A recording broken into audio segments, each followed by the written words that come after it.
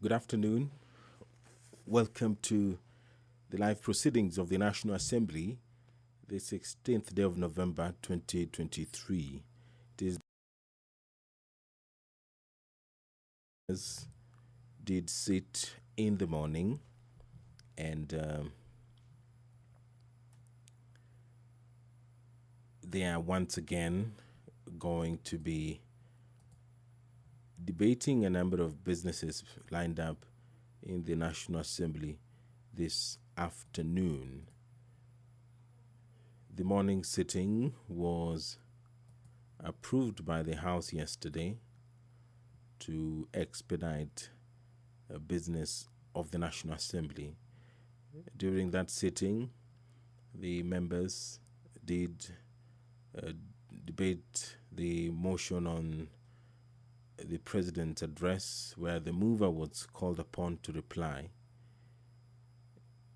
The President did submit 3 documents to the National Assembly or Parliament in general. One, the 10th annual report on the measures taken and progress achieved in the realization of national values and principles of governance.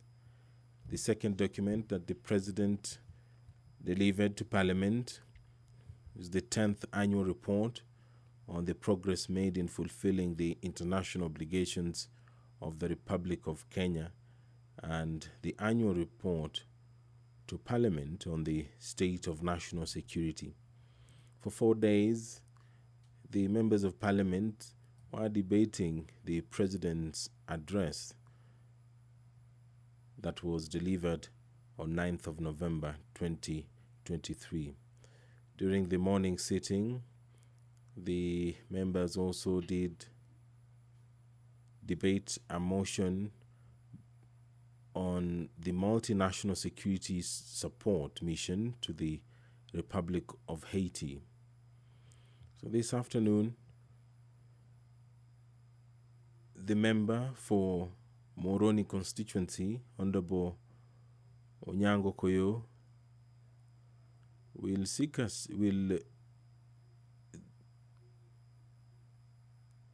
it is notified that pursuant to the provisions of Standing Order 44, Part 2C, the following statement will be responded to. The statement had been sought by the Honorable Member for Moroni constituency, and it's on planned importation of meal, white and brown sugar duty-free into the country. The committee that was handling that is the Departmental Committee on Agriculture and Livestock, and so that statement, which was sought by the Honorable Member for Moroni constituency, will be responded to this afternoon. The Member of Parliament for Central Imenti, on behalf of residents of Mr. Gerald Muli Kiilu, will present a petition before the National Assembly this afternoon, and it's on dismissal from employment of Mr. Gerald Muli Kiilu by Absa Bank, formerly Barclays Bank Prestige Center. That petition will be subjected to the Public Petitions Committee. And this afternoon, the members of Parliament will be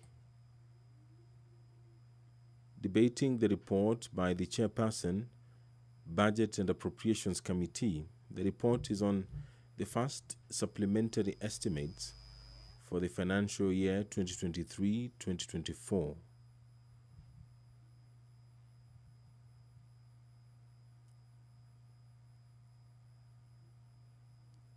There is some activity at the door, signaling the arrival of the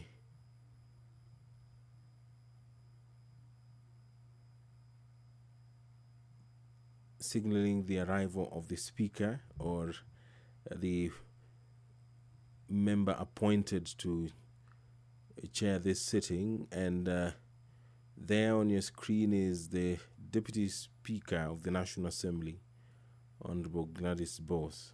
She will be presiding over the business of the National Assembly this afternoon. This broadcast is brought to you by the Parliamentary Broadcasting Unit in conjunction with the Kenya Broadcasting Corporation. Let me now hand you over for the live proceedings of the National Assembly. Honorable members, let us pray. Almighty God, who in your wisdom and goodness have appointed the offices of leaders and parliaments for the welfare of society and the just government of the people, we beseech you to behold with your abundant favor as your servants whom you have been pleased to call to the performance of important trusts in this republic. Let your blessings descend upon us here assembled, and grant that we treat and consider all matters that shall come under deliberation in so just and faithful a manner as to promote your honor and glory, and to advance the peace, prosperity, and welfare of our country and of those whose interests you have committed to our charge. Amen.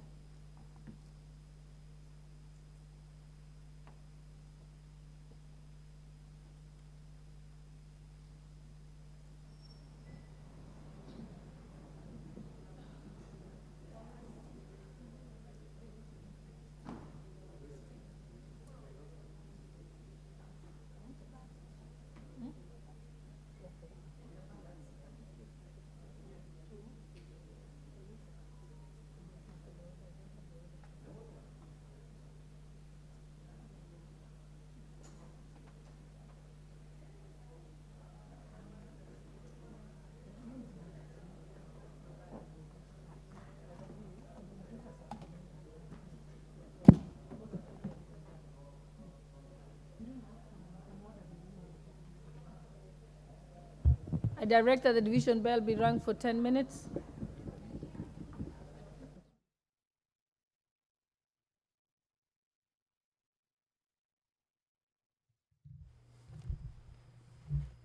Good afternoon. If you're just joining us, you are looking at live pictures from the National Assembly chambers, where we are waiting for quorum to be achieved. And this afternoon, the Committee of Supply, the first allotted day, will be discussing the supplementary estimates, one of recurrent and development expenditure for the year ending 30th June 2024. It is quite a huge document, and their quorum has been achieved.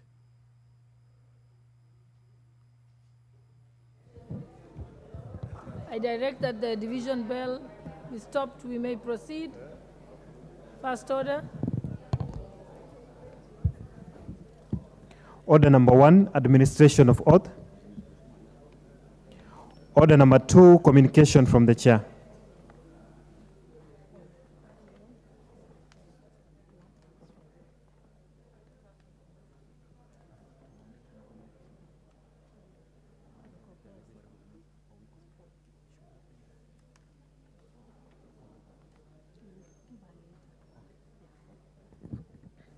Order number 3, messages.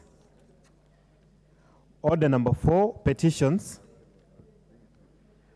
Order number 5, papers.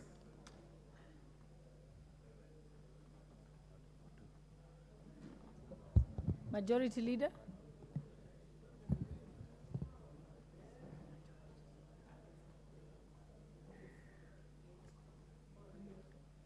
Majority Leader.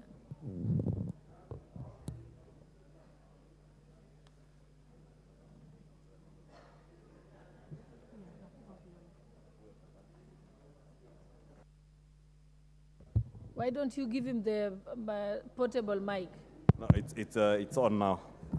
Thank you, Honorable Speaker. But just have the portable mic on standby, since it keeps going on and off. Thank you, Honorable Speaker. Probably it's time also the Parliamentary Service Commission considered an upgrade of these systems. So they keep going off. Honorable Speaker, I beg to lay the following papers on the table of the House today, Thursday, 16th November 2023, afternoon sitting. One, the draft parliamentary service, Center for Parliamentary Studies and Training, regulations of 2023. Two, reports of the Auditor General and financial statements for the year ended 30th June 2023 and the certificates therein in respect of the following organizations. One, Kenya Industry and Entrepreneurship Project, State Department for Industrialization. Two, Mombasa, Nairobi, Addis Ababa Road Corridor Development Project, Kenya National Highways Authority. Three, Timboroa Eldoret Road Rehabilitation Project, Kenya National Highways Authority. Four, Port Reitz Moi International Airport Project, Kenya National Highways Authority. Five, Global Fund to ensure provision of quality care and prevention services for all people in Kenya with TB, leprosy and lung diseases program, the National Treasury. And lastly, six, the Kenya Power and Lighting Company Limited, PLC. Thank you, Honorable Speaker.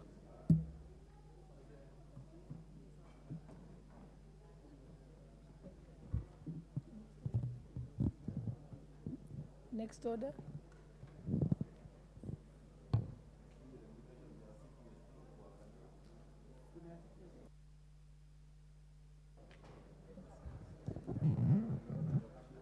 Chairperson, Public Debt and Privatization Committee.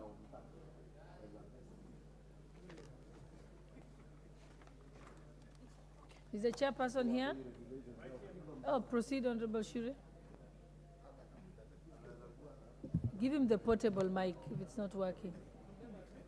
Yes, okay. Get the portable It's mic. on now. I think we're good to. But just have the portable mic because we'll go off again. Thank you, Honorable Speaker. Honorable Speaker, I beg to lay the following paper on the table of the House. Today, Thursday, 16th November 2023, report of the Public Debt and Privatization Committee on its consideration of the consolidated fund services under the Supplementary Estimates 1 for the financial year 23-24. I thank you, Honorable Speaker.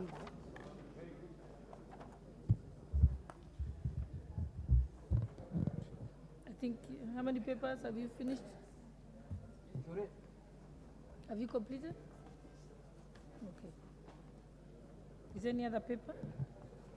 Next order. Order number 6, notices of motion.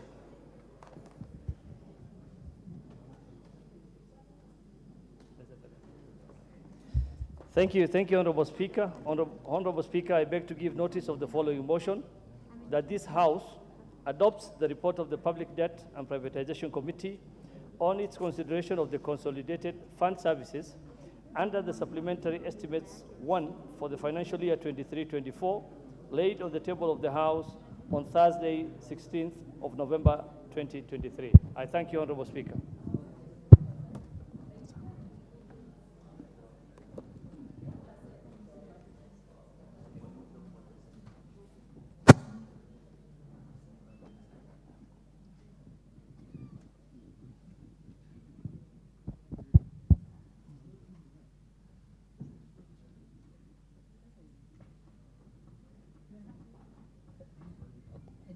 I don't have a copy of the order paper. Could you give me a copy of the order paper?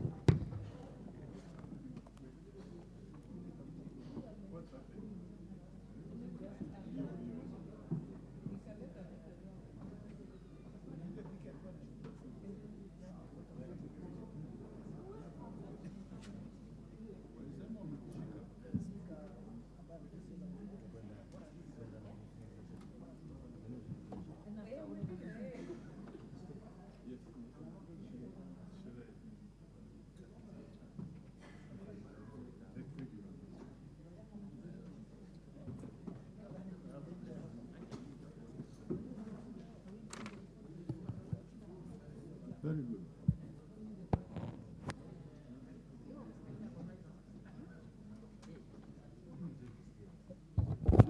Let's proceed. Order number 7, questions and statements.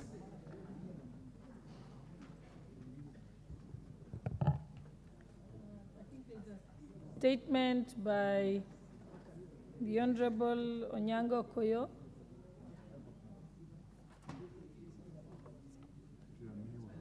He's not present. I think there is Honorable Gasairo.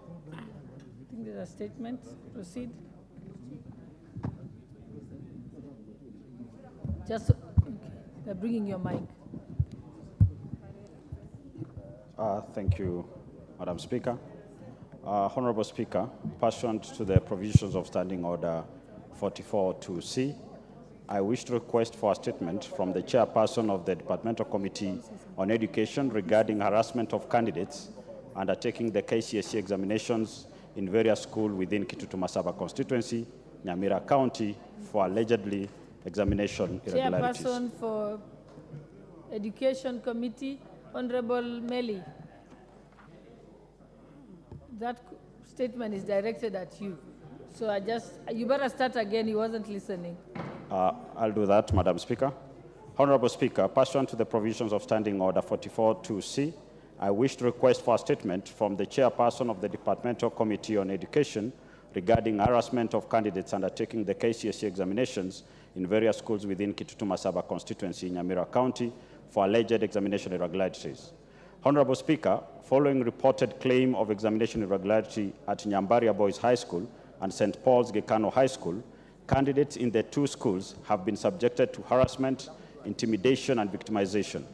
Whereas the Kenya National Examination Council is obliged to ensure proper supervision of national examinations in order to guarantee its integrity, the unprofessional and intimidating manner in which supervision of the ongoing 2023 KCSE is being done completely deviates from the acceptable standards. This has subjected candidates to psychological torture, a situation which might affect their desired output in the exams.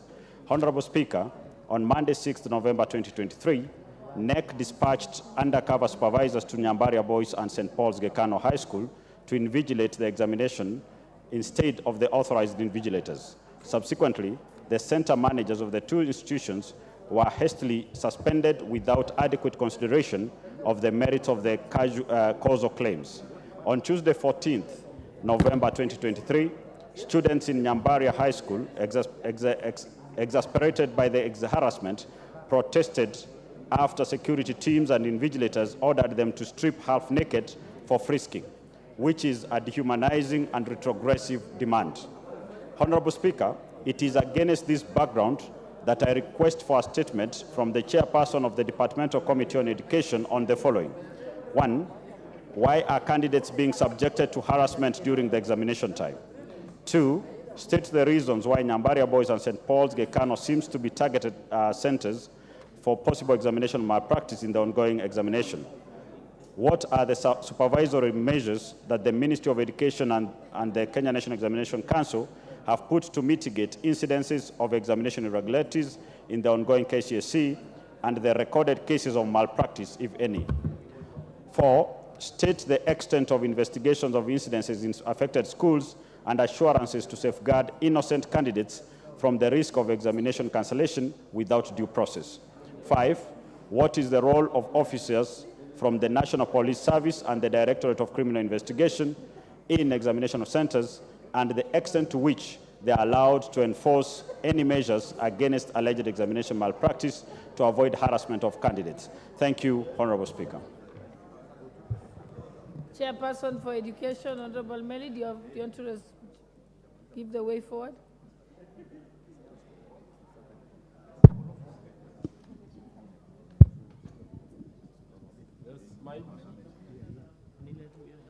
Thank you. Thank you, Madam Speaker. Madam Speaker, I'll bring a response in the next 2 weeks. I know the matter is important and exams are going on. We will consult with the CS and then I'll bring a statement back. Thank you, Madam Speaker.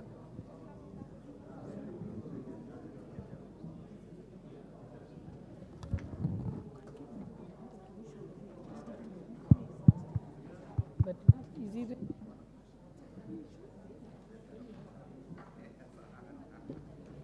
Honorable members, I wish to introduce to you a delegation from the Parliament of Uganda who are seated in the Speaker's Gallery.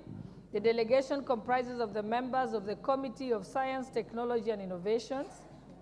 They are the Honorable Remego Achio, MP and Chairperson of the Committee on Science, Technology and Innovation. The Honorable Dr. Asilimwe Florence Akiki, MP, Vice Chairperson.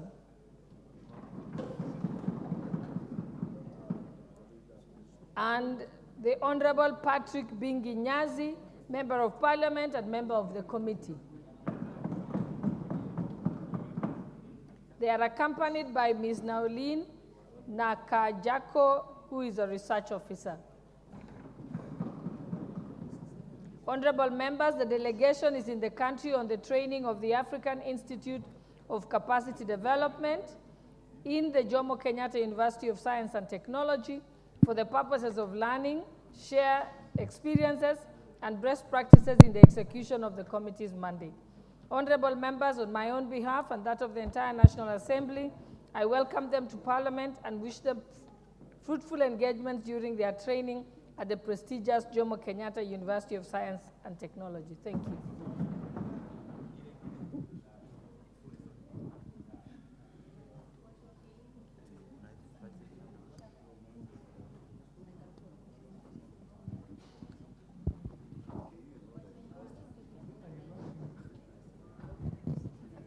Before we go to the Honorable Chairperson for Agriculture.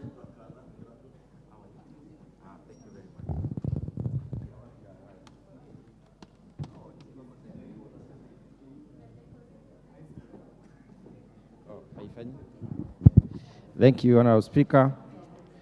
Honorable Speaker, on the 24th of October this year, the Honorable Member for Moroni, Honorable Nyango Koyo, requested for a statement from from my office, my committee, and I wish to report to the House that, Honorable Speaker, I have gotten the response from the ministry, and I will proceed to give that response. Honorable Speaker, pursuant to Standing Order number 44-2C, the Honorable Onyango Koyo MP requested for a statement on the 24th of October 2023 regarding the planned importation of meal, white or brown sugar, sugar duty-free into the country. The Cabinet Secretary, Minister of Agriculture and Livestock Development responded as follows to the issues raised in the statement. The first issue was to provide a report on the volume of duty-free sugar that has been imported into the country since the beginning of the year 2023, and details of companies that imported duty-free sugar into the country within the stated period, including the directors of the named companies. Honorable Speaker, the CS went ahead to say that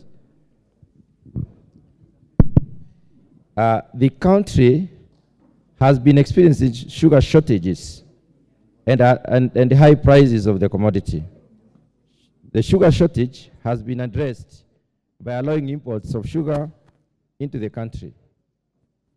A total of 163,827 metric tons of duty-free sugar landed into the country between January and September 2023. The second issue that the honorable member wanted responded to was to provide details of companies that have been authorized to import the newly gazetted 250,000 metric tons of duty-free sugar into the country, including the directors of these companies. And the response on our Speaker is that the government issued import licenses to various companies to import the 250,000 metric tons of sugar. The third issue was to explain the measures that the relevant ministries have put in place to ensure that importation of duty-free sugar into the country does not slow down revival of the sugar industry, of the country's sugar industry. Honorable Speaker, the government has adopted a policy of subsidizing production through provision of subsidized fertilizers and other farm inputs to sugar growers. Other programs initiated through the deliberate policy on promotion of local production include the following. Number one, availing good quality planting material through setting up nurseries which will provide planting materials for bulking. The second one is development of regulations for establishment and management of sugarcane buying centers. And the third one is implementation of the Presidential Task Force recommendations on regional zoning to enable millers plan better for cane development and facilitate enforcement of cane supply contracts. Number D, the Cabinet has approved the leasing of state-owned mills to private investors under management contracts.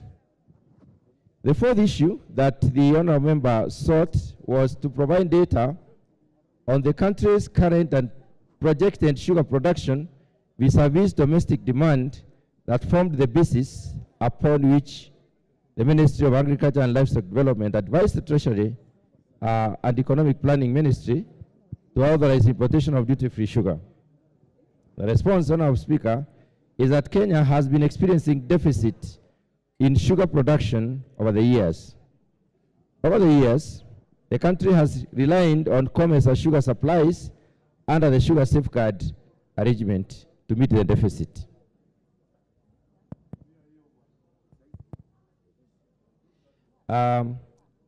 The annual national consumption of sugar is estimated at 1,140,000 metric tons. This comprises of about 980,000 metric tons of mill brown or white sugar and an estimated 160,000 metric tons of white sugar, which is white refined sugar. Currently, the sugar industry is facing an acute cane shortage across all zones, with the exception of the Transmara catchment area. Some factories have been milling immature cane with low percentage of cane of 8 compared to the industry standards of 13.5, as low as 8. For the period January to September 2023, the projected production was 450,000 metric tons. The actual amount of sugar produced during this period was actually 373,000 metric tons. Honourable Speaker, there are several observations that the ministry would like us to note. Number one, that local sugar production has drastically reduced, attributed to lack of adequate mature cane. Factories within the western and Nyando regions have closed down to allow sugarcane in the field to mature. The second notable issue, Honourable Speaker, is that sugar prices have risen to unprecedented levels. The prices are beyond the reach of ordinary citizens. Regionally, the prices have also gone up due to limited production and export by major producers. These factors have resulted in delay in the shipment of approved sugar imports. The third issue is that the depreciation of the Kenya shilling against the dollar and the introduction of an excise duty of 5 shillings per kilo on imported sugar have pushed up the prices of sugar, and these added costs are transferred to the consumer. And the final issue is that the sugar supplies from the COMESA and EAC regions are very low. Some COMESA countries have opted to supply sugar to premium European markets, which are also experiencing a supply crunch. In view of the foregoing, Honourable Speaker, and given the depressed supplies from the COMESA region and the prevailing sugar shortage in the country, the government decided to allow imports of brown table sugar from outside the COMESA region. The region, in order to make the commodity available to consumers at reasonable prices. The final issue that the honourable member wanted clarified is to explain the measures that the government has put in place to ensure that contraband and contaminated sugar does not infiltrate into the market during the period of importation of sugar. And the response is that, first of all, there is regulation of sugar importation. This is done by implementing the crops or sugar / imports, exports and byproducts regulations 2020. All sugar imports are vetted, subjected through a pre-import evaluation procedure as detailed here below. The first thing is that the application for registration and issuance of import or export permits is received through the Agriculture and Food Authority and Integrated Management Information System, the system of that particular authority.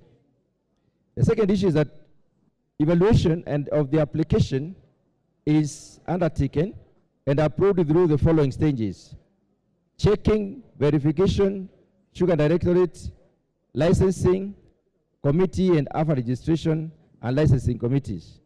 The evaluation is based on submission of the following requirements: the profile of the applicant company, certificate of incorporation of or certificate of registration of the company, business permit, PIN certificate, CR12, latest audited accounts, identity cards or passports for company directors, tax compliance certificate, and director's certificate of good conduct. Honorable Speaker, the second issue is that pre-shipment approvals to comply with the following conditions: import sugar, import the sugar within the stipulated days from the date of approval. The second issue is that the sugar imported must be fit for human consumption. The third issue is that the sugar must comply with the Kenya standards from brown to milled white sugar specification, which is KS EAS 16 4:200 and KS EAS 74/9/2010. And finally, seek release orders from the Sugar Directorate for each consignment at the port of entry during the clearance. The third issue is that in ensuring quality is that Kenyan Bureau of Standards tests and analyzes imported sugar into the country to ensure quality. And finally, inspectors and compliance certificates, compliance officers have been posted to all entry points to inspect and issue release orders for all sugar shipments. The inspectors work in collaboration with other government agencies and the National Police to prevent contaminated sugar from entering Kenya. Offenders are therefore prosecuted.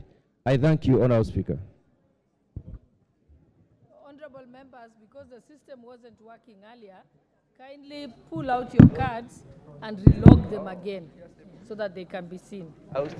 And honorable members, I seek your indulgence that we reorder the order paper and move to order number 12. So next order, order 12, read it.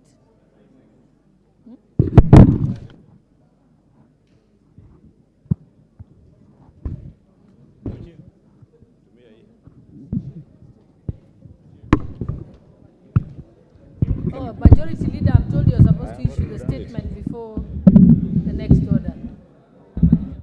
Let's allow them to give you, fix the mic for you. You're safer using the portable mic.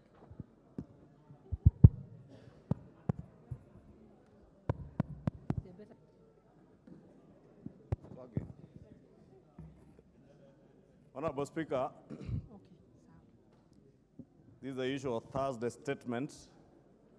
On behalf of the House Business Committee, Honorable Speaker, pursuant to Standing Order 44-2A, I want to give the following statement. One, Honorable Speaker, allow me to commend members and committees for their active participation, which has seen the consideration and conclusion of a number of key items of business in the House, which the House Business Committee truly appreciates. As members will recall, yesterday the House adopted a motion resolving to hold morning sittings on Thursdays, on the Thursdays of 16th, 23rd, and 30th of November 2023 for purposes of considering priority business ahead of the December recess. I therefore urge committees to expedite any pending business to enable its conclusion by the House within the sitting days remaining as we head closer to the recess period. Honorable Speaker, with regards to business scheduled for Tuesday next week, the House is expected to consider the following bills at various stages, some of which are listed in today's order paper. One, the first and second reading and Committee of the Whole House on the Supplementary Appropriations Bill 2023, and two, the second reading of the Conflict of Interest Bill 2023. Additionally, debate will also be undertaken on the following motions, some of which are listed in the order paper today, should they not be concluded in the course of this sitting. One, report of the 1970 UNESCO Convention on the means of prohibiting and preventing the illicit import, export, and transfer of ownership of cultural property. 2, report on the loans contracted by the national government between May 2022 and April 2023. 3, report of the Kenya delegation to the 4th General Assembly of the Eastern Africa Parliamentary Alliance on Food Security and Nutrition, EAPA-FSN, held in Kigali, Rwanda. 4, report of the Auditor General on 23 non-compliant state corporations.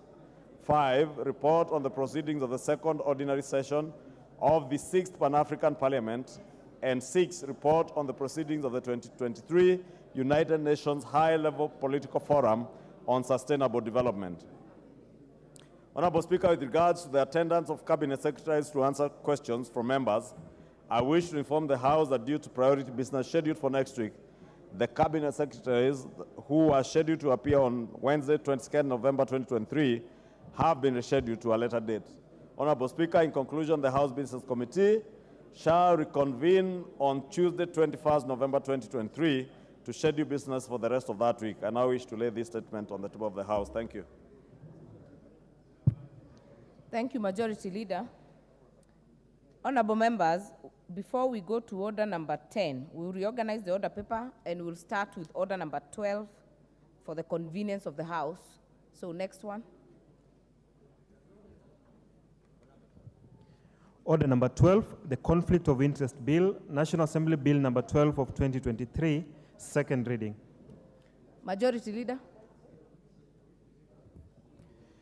Thank you, Honorable Speaker. Honorable Speaker, I beg to move that the Conflict of Interest Bill, National Assembly Bill number 12 of 2023, be now read a second time. Honorable Speaker, allow me first to begin by thanking the Chair of the Jaila Committee, the Honorable Murugara, and all the other 14 members of this committee who took a lot of their time, including during the time of the short recess. And I want to believe even at the time when we had the long recess, they had work ongoing, especially on public participation, in considering this bill and for the report they tabled before the House, Honorable Speaker. Honorable Speaker, as I thank the committee, Honorable Speaker, it's good to note that Article 73(2)(c) of our Constitution of 2010 provides that the guiding principles of leadership and integrity, one of the guiding principles, as stipulated in that article, is the declaration of personal interest that may conflict with public duties. Further, Honorable Speaker, Article 75(1)(a) and (b) of the Constitution requires a state officer to behave whether in public and in his official or her official capacity, in private life, or in association with other persons, in a manner that avoids any conflict of interest between personal interests or between a public officer's personal interests and their official duties, or in any way compromising any public or official interest in favor of a personal interest. Honorable Speaker, conflict of interest indeed has been identified as one of the primary and key drivers of corruption in our country and the world over. And that is why, Honorable Speaker, this bill comes in at a critical time when we are discussing the Mambo ni Matatu phenomenon, as announced by President William Ruto, on what he has described as wakora, wafisadi, that is crooks, and the corrupt. Honorable Speaker, in dealing with the corrupt, whether you want to deal with them using the Mambo ni Matatu, or whether you want to deal with them in terms of engaging in public discourse on how we wage the fight against corruption, we cannot do so without the requisite legal framework that enables us, even ourselves as public officers, not to have any conflict of interest as we carry out our mandate. Honorable Speaker, an analysis of all the existing policy, legal, institutional, and the legal framework indicates that various statutes and policy documents containing provisions of the management of conflict of interest that exist in our laws and various policies are in a way conflicting, and a proper framework does not exist. Similarly, Honorable Speaker, the administration of conflict of interest is anchored in a multiplicity of institutions, be it the Ethics and Anti-Corruption Commission, be it the NCIC and other constitutional commissions, or investigative agencies that deal with matters that touch on conflicts of interest. And therefore, this multiplicity is one of institutions that are dealing with matters, conflict of interest, is a matter that we also need to address. And that is part of the issues that this bill seeks to address, Honorable Speaker. Honorable Speaker, as I mentioned, these provisions, however, are implemented independently, leading to weak and very uncoordinated application. And you find, Honorable Speaker, that the multiplicity of the provisions that exist, the fact that they are harbored or carried out by various agencies, they do so independently. EACC will do their work independently, DCI will do their work independently, so will the work of the DPP or other agencies, Honorable Speaker, including our constitutional commissions. And therefore, this has led into a system where everybody is doing things independently, and therefore we end up with a very weak and uncoordinated application of whatever policies or laws that we want to implement. This bill, Honorable Speaker, seeks to cure that and proposes to have a harmonized and coordinated legal and institutional framework for management of conflict of interest in Kenya, Honorable Speaker. Honorable Speaker, members, if members look at the objects of the bill, right at the back of the bill, you will see part of what the objective of this proposed legislation seeks to do is to promote objectivity and impartiality in official decision-making, ensuring that the integrity of decision makers is not compromised by private interests, enhancing public confidence in the delivery of public services, providing a framework for the regulation and management of real, apparent, or perceived, or even potential conflict of interest between public interest and private interest, and finally, to provide an institutional framework, as I mentioned, for the management of conflict of interest. Honorable Speaker, as I've mentioned, there is need to provide an institutional framework on how we manage conflict of interest, Honorable Speaker. As I said, conflict of interest is one of the key drivers of corruption and abuse of office, one of also the key drivers when it comes to matters touching on state capture, Honorable Speaker, that we know has driven corruption in this country and even in the other countries around the world, Honorable Speaker. And what other progressive democracies have done, Honorable Speaker, is to ensure that there is absolutely no conflict of interest between your personal interest or your private business and other interests while you are serving as a public officer. And Honorable Speaker, what we are doing now is just bringing our legal and institutional framework to that level where other developed democracies in the world have gotten their status to. A situation where it is clear to any public officer what their private interests are and what are public interests, Honorable Speaker, so that we do not have situations where private interests supersede public interest, Honorable Speaker, especially in the discharge of duties by public officers who are serving in public office. And Honorable Speaker, you know, in this country, we have spoken, I think, since we attained our independence close to 60 years ago.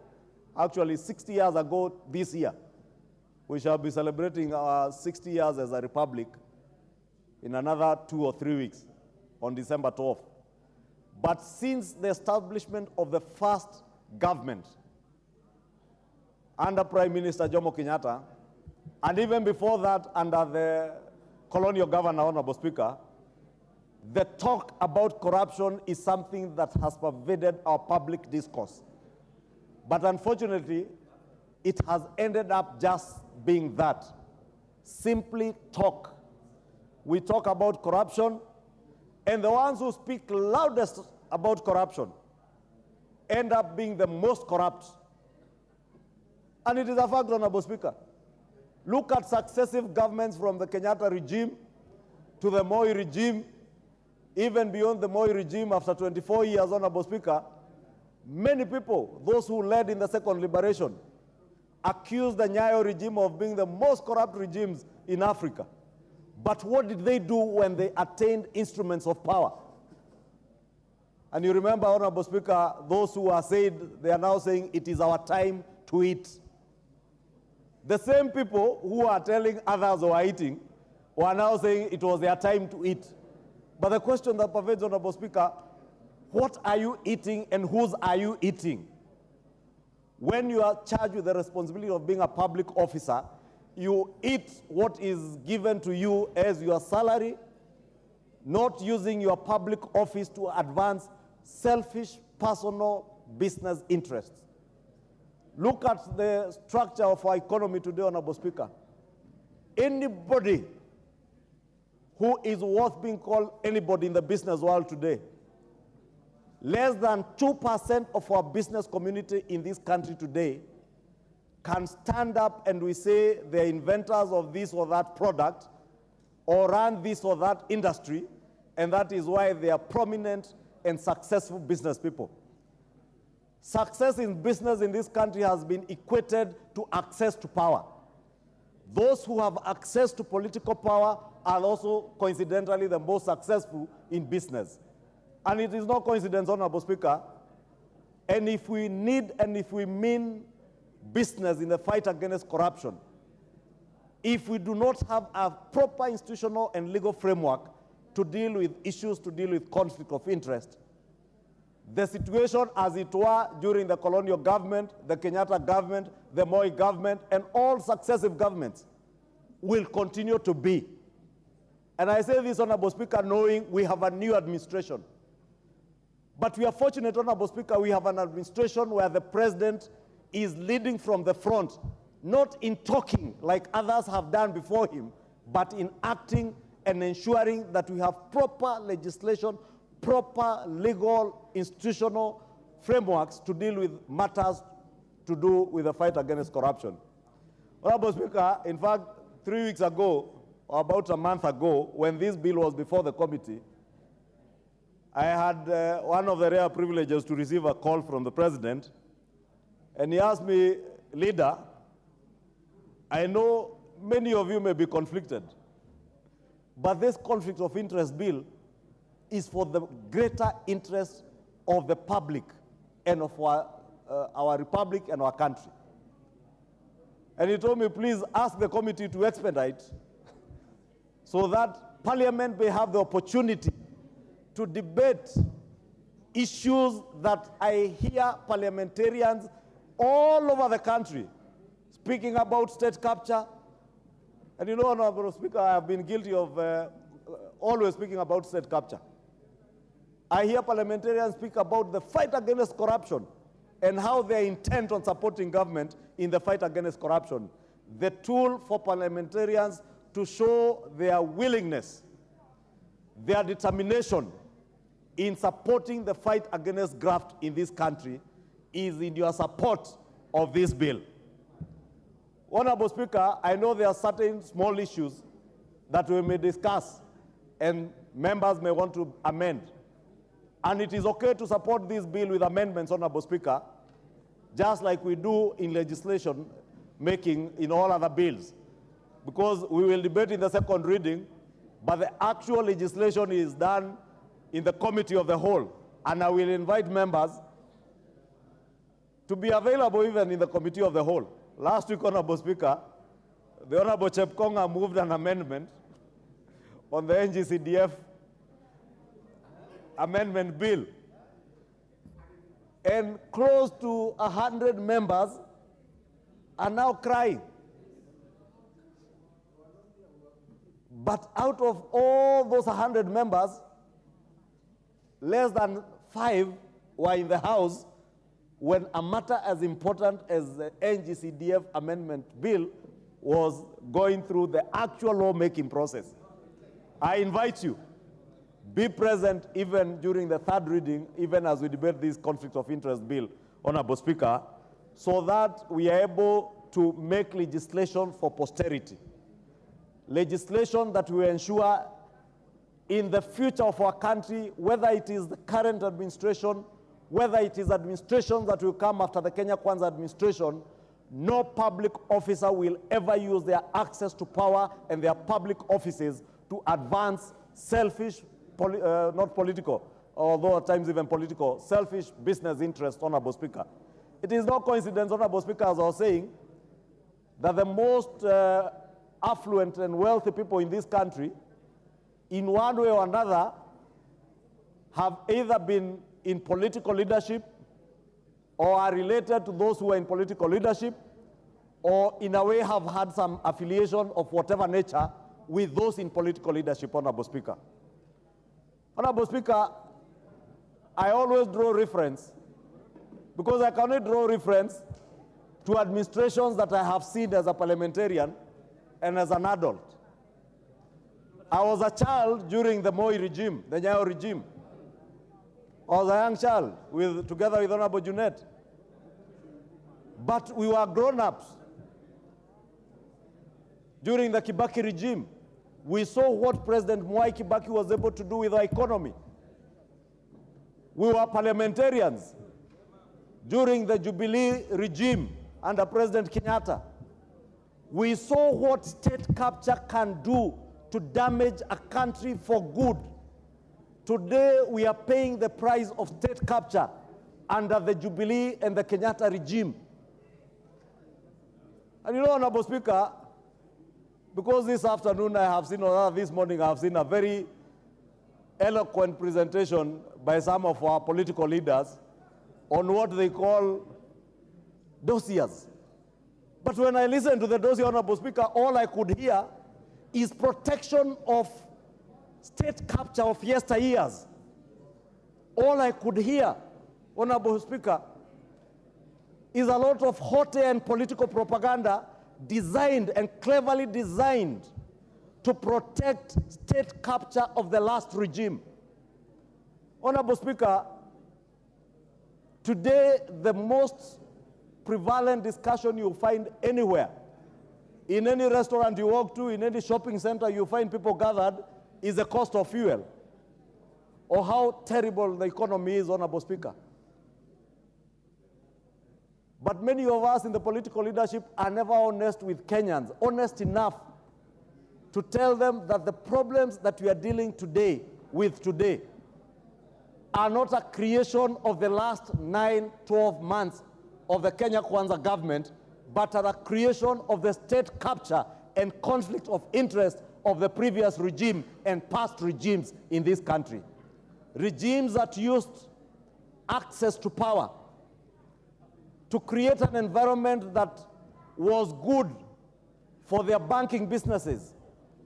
Regimes that used consumer subsidies in the pretext of safeguarding consumers, but at the expense, great expense of our economy, and in advancing the private interests of those who are oil marketers and in the oil marketing business, Honorable Speaker. And they are known in this country. Honorable Speaker, the way to deal with these issues is not to shout about corruption, is not to shout about state capture. Honorable Speaker, I will sit throughout this debate to see how many of us here today will rise to advance state capture, will rise to support conflict of interest of public officers in public offices. Honorable Speaker, I say this with due respect to all of us because we are also state officers. And it's good many of us, Honorable Speaker, are very diligent.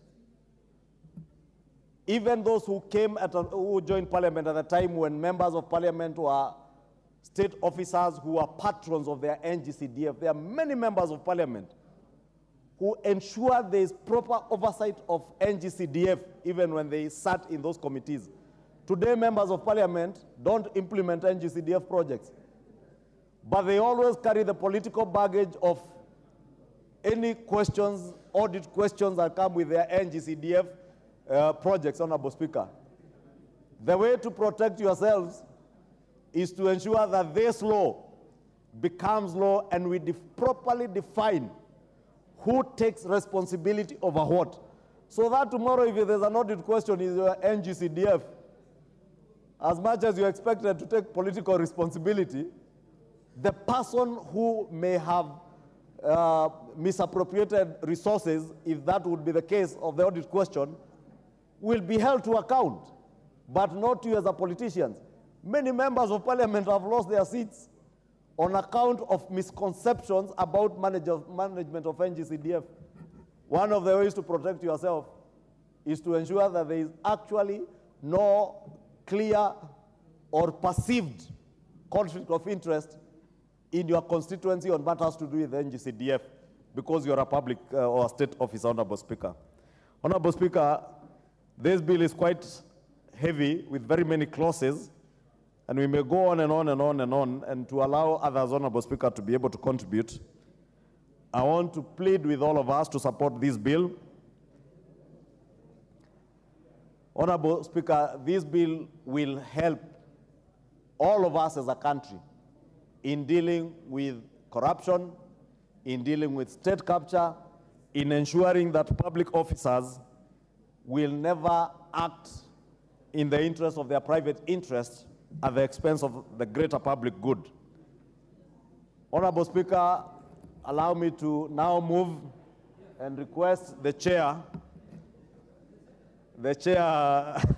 of the Jailer Committee, who Honorable Junet will understand. I know he would have wanted to second this, but the chair of the Jailer Committee, having tabled the report, wish to request him to second the Honorable Murugara, Sir George Murugara.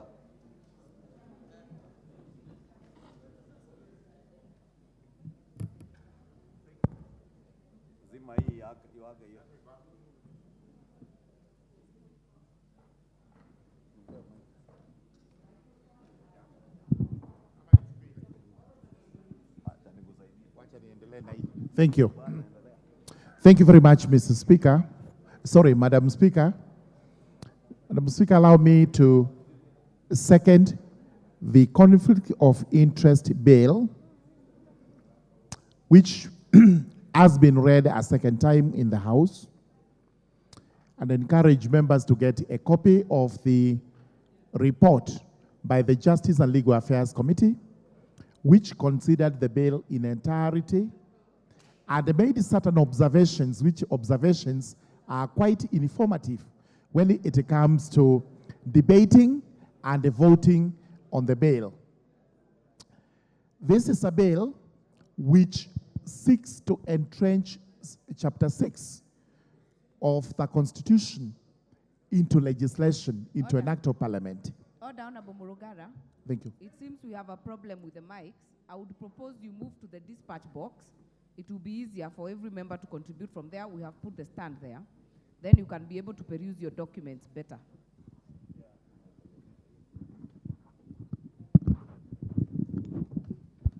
Thank you very much. Thank you very much. This is not loud enough. Madam Speaker.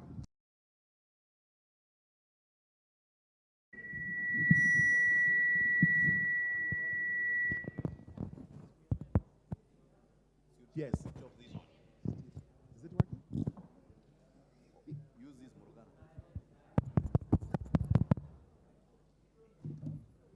Sorry about these technical issues. I think something has gone awfully wrong.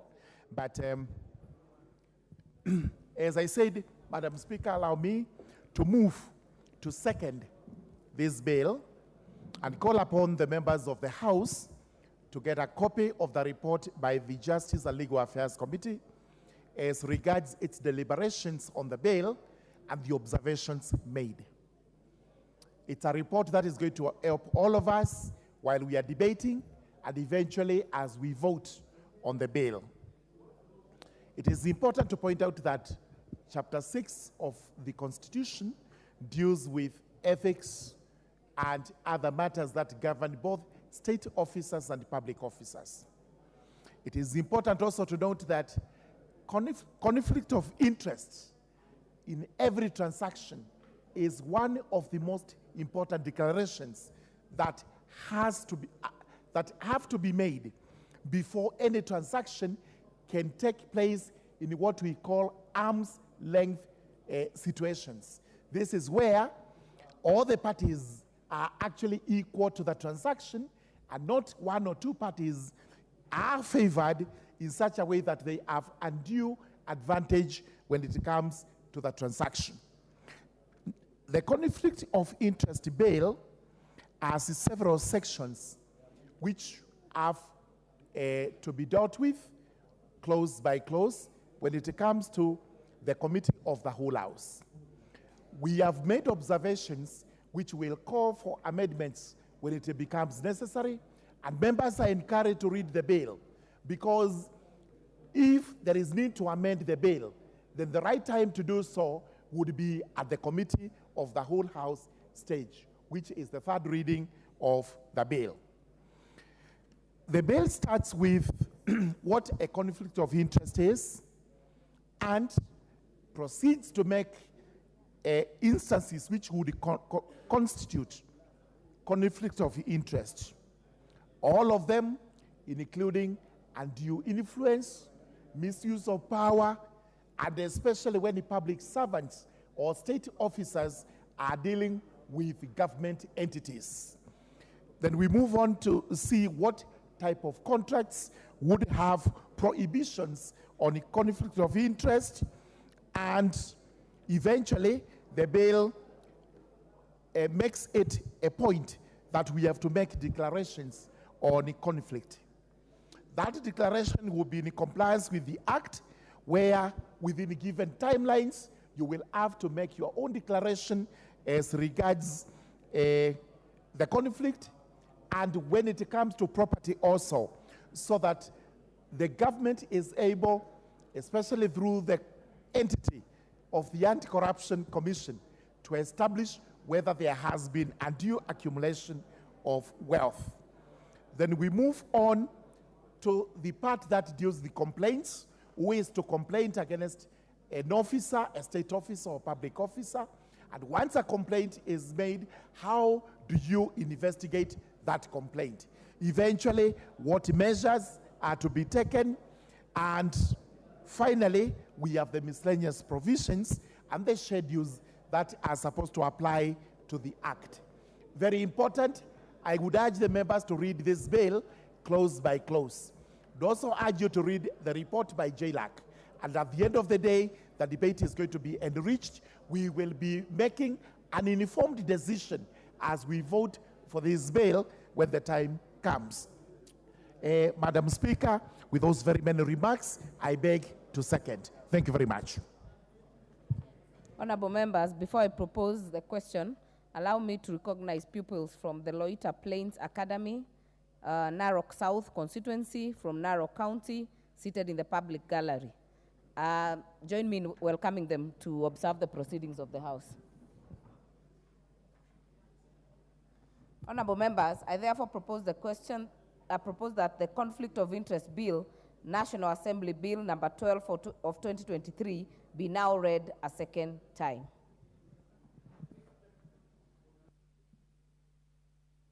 Honorable Junet. Thank you, Madam Speaker, for giving me an opportunity to contribute to this bill. Madam Speaker, I support the bill. Madam Speaker, let's be honest to each other. And I've listened to the mover who did eloquently move the bill, Madam Speaker. Madam Speaker, this House, and I've said this previously in other bills when we were passing the health bills, Madam Speaker, we pass many bills that are very good, but they are never implemented, Madam Speaker. Madam Speaker, this issue of conflict of interest that is being addressed in this bill is addressed in this House through the standing orders. When you're in a committee, there's a clause in the standing orders that says you must declare your interest if you're an interested party in a matter that's before a committee. Madam Speaker, this country has suffered since independence because of conflict of interest. But I strongly believe that this bill is before this House today just to make the donors and the IMF happy, Madam Speaker. It's not about addressing the real issues that this country is going through. That is my view, and that's what I think is driving this agenda, Madam Speaker. Madam Speaker, the issue, so long as civil servants, state officers are doing businesses, Madam Speaker, conflict of interest will never end in this country, Madam Speaker. And people will use all kinds of excuses and manners to hide themselves so that they are not found guilty of the same statute that we are going to pass here, Madam Speaker. Madam Speaker, if we are passing this bill just for the sake of it, as I have said, to make the donors happy, then let us be told that this is for that purpose. But if we seriously want to address the issues the mover has raised, Madam Speaker, then when we pass this bill, we must see action that follows after this bill has been passed, Madam Speaker. Madam Speaker, I wanted the majority to listen to me that, you know, we cannot have a regime in this country that is governing through lamentations and excuses, Madam Speaker. The previous people have done this, the previous people have done that. If they have done so much wrong, reverse it and take action where necessary, Madam Speaker, within the law. Madam Speaker, this is 1.5 years now of this regime, and we normally have elections so that better people can come to power so that they can address the issues that have been done wrongly by the previous regime, Madam Speaker. But we are stuck somewhere, just looking at the side mirror, and you know in a car, the front mirror is bigger than the side mirror, Madam Speaker. You keep on telling us, reminding us, oh, it is the previous regime, oh, it is the previous group that did this. Why can't you reverse it? Why can't you address it? And why can't you use the law to address those matters, Madam Speaker? Madam Speaker, conflict of interest is the one thing that has killed this country. But don't just point fingers on other people. See the log also in your eye. There is a lot of conflict of interest that's happening as of now. We know that, Madam Speaker.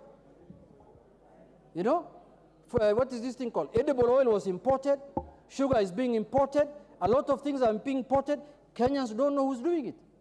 Kenyans need to be told in the spirit of transparency. Who are these people who are doing those businesses even now, Madam Speaker? They're not being brought by foreigners or by people who are not known, Madam Speaker.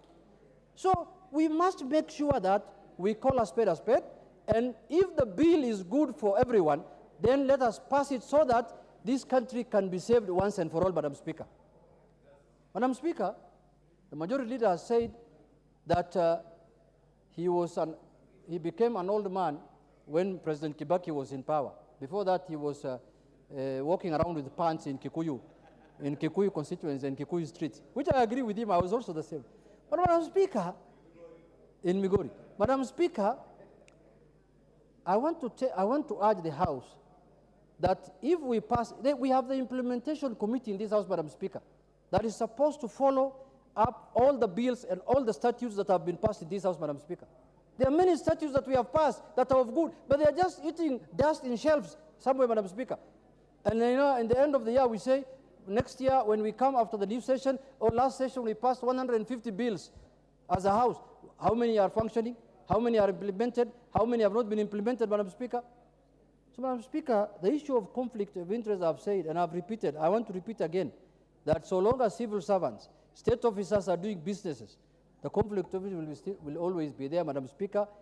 But if we want to address that thing genuinely,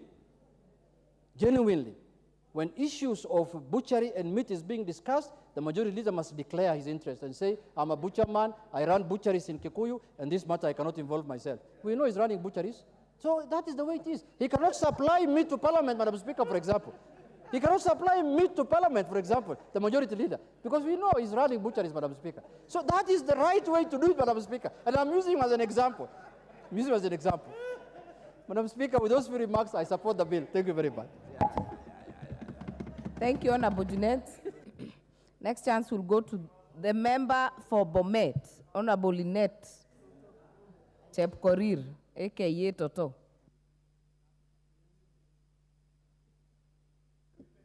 Okay, not on this. The next chance will go to the member for Tinderet, Honorable Julius Meli. Thank you, Madam Speaker. Madam Speaker, I rise to support this bill.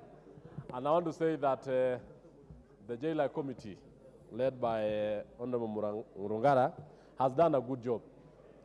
Conflict of interest bill, Madam Speaker, is actually trying to address the issue of government officers having using their positions, Madam Speaker, to their advantage, noting that a lot of problems that this country has faced arises out of when officials within government have a lot of interest, especially in provision of services, in provision of supplies, and also in ensuring that the concerned state departments and the concerned state officials who have particular interests in that particular organization are not allowed to participate. Madam Speaker, there has been an issue, especially on the issue of milk in this country, where certain laws were brought to this House in 2021 and 2020, that the laws were tailored, and even the regulations are tailored to benefit certain sectors of the economy where the influencers of those particular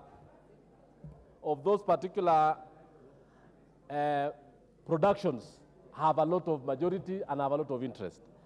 I also want to say this, Madam Speaker, when you look at even in the sugar industry, Madam Speaker, you'll realize that regulations in the sugar industry and even in the coffee industry at times are normally tailored to benefit certain benefactors who have a lot.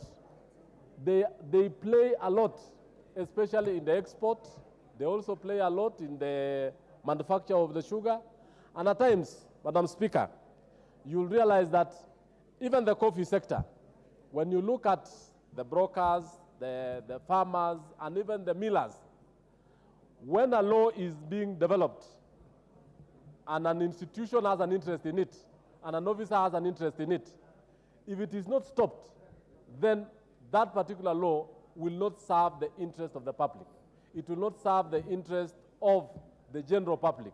That's why what JLAC has done is actually to ensure that any public officer, any person who has interest in any facility is actually not allowed to participate in that particular business.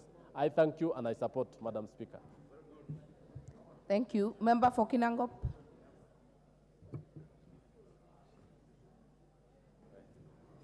Thank you, Madam Speaker, for the opportunity to speak on this bill.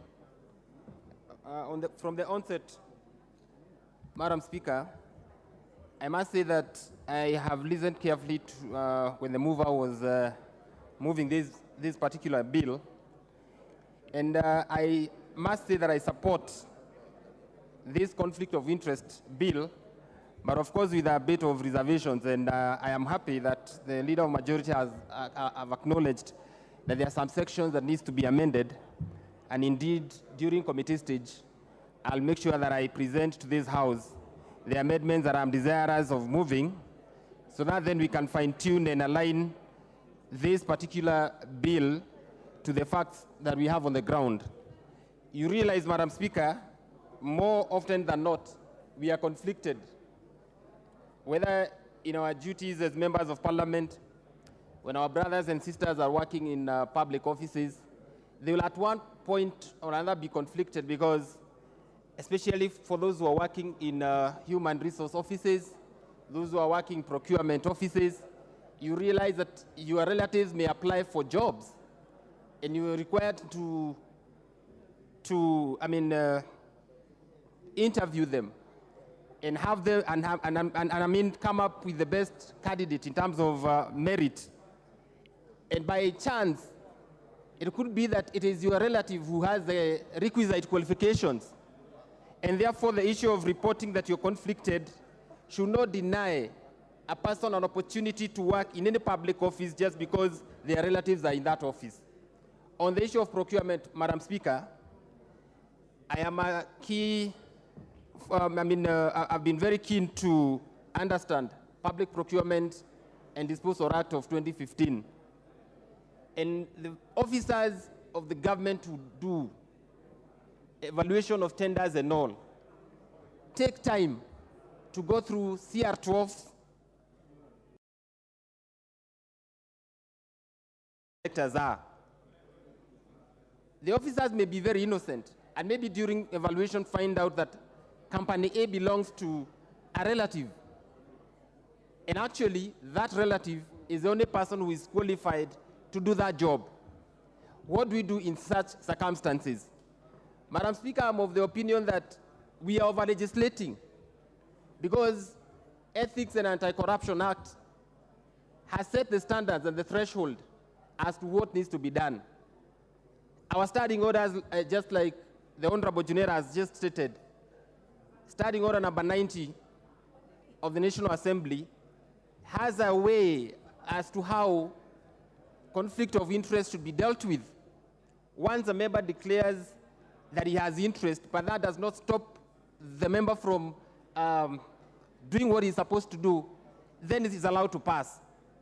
We do not want to pass a law that is going to give ethics and anti-corruption a lot of fodder than it is required.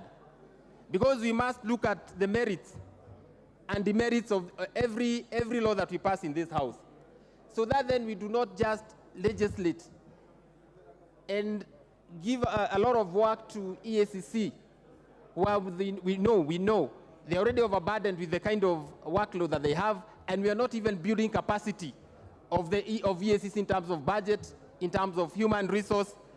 And I think, Madam Speaker, it has come a time that we interrogate the kind of statutes that we're passing here, so that then we do not over-legislate.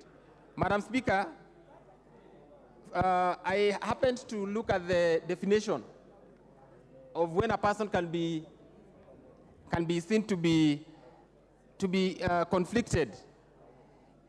And a relative, from the definition of a relative, if I may read, Madam Speaker, a relative means a person who is related to a public officer by birth, marriage, common law, partnership, adoption, or affinity, and includes a public officer's father, mother, son, daughter, brother, sister, uncle, auntie, great uncle, first cousin, nephew, niece, husband, wife, grandfather, grandmother. The list is endless. I think this is too dangerous for this House to pass without taking into account the subject matter. Madam Speaker, this is a bill that we need to revisit before we pass and make it almost impossible for any of our relatives or relatives of people working in public offices to engage with the government in any way. I want to pose a question to this House. What happens, like the example that was given out here by the Honorable Junet, for a butchery owner who happens to be the leader of majority, and he happens to be the only person with the right quality of meat that needs to be sold anywhere in this country. And now he cannot sell because he is the leader of majority. Yet we are not looking at the threshold. As much as that conflict, yes, is a public officer, he has the requisite skills, he has the requisite goods and services that are required to be consumed. And therefore, Madam Speaker, this bill, we must look at it with deeper lens, we must scrutinize it, we must bring about all the amendments that we need to bring before we pass it, because it will be effort in futility. We'll be shooting ourselves on the feet, and I dare say this. We'll be shooting ourselves on the feet if we dare pass this bill the way it is. I support the bill, but with reservations, because I'm going to bring about amendments that come at a stage. Thank you, Madam Speaker. Thank you. Honorable Dende Nyoro, is your indication on this one or order number 10? Have you indicated to speak to this or the next? Yeah. Thank you very much, Honorable Speaker. Honorable Speaker, I agree with all the other speakers that there has to be a clear demarcation between private enterprise and public service, Honorable Speaker. And, Honorable Speaker, part of the reasons why countries like ours, we are not able to unlock the potential of the citizens is because we take the easy route. And the easy route, Honorable Speaker, is usually where people interact with public resources.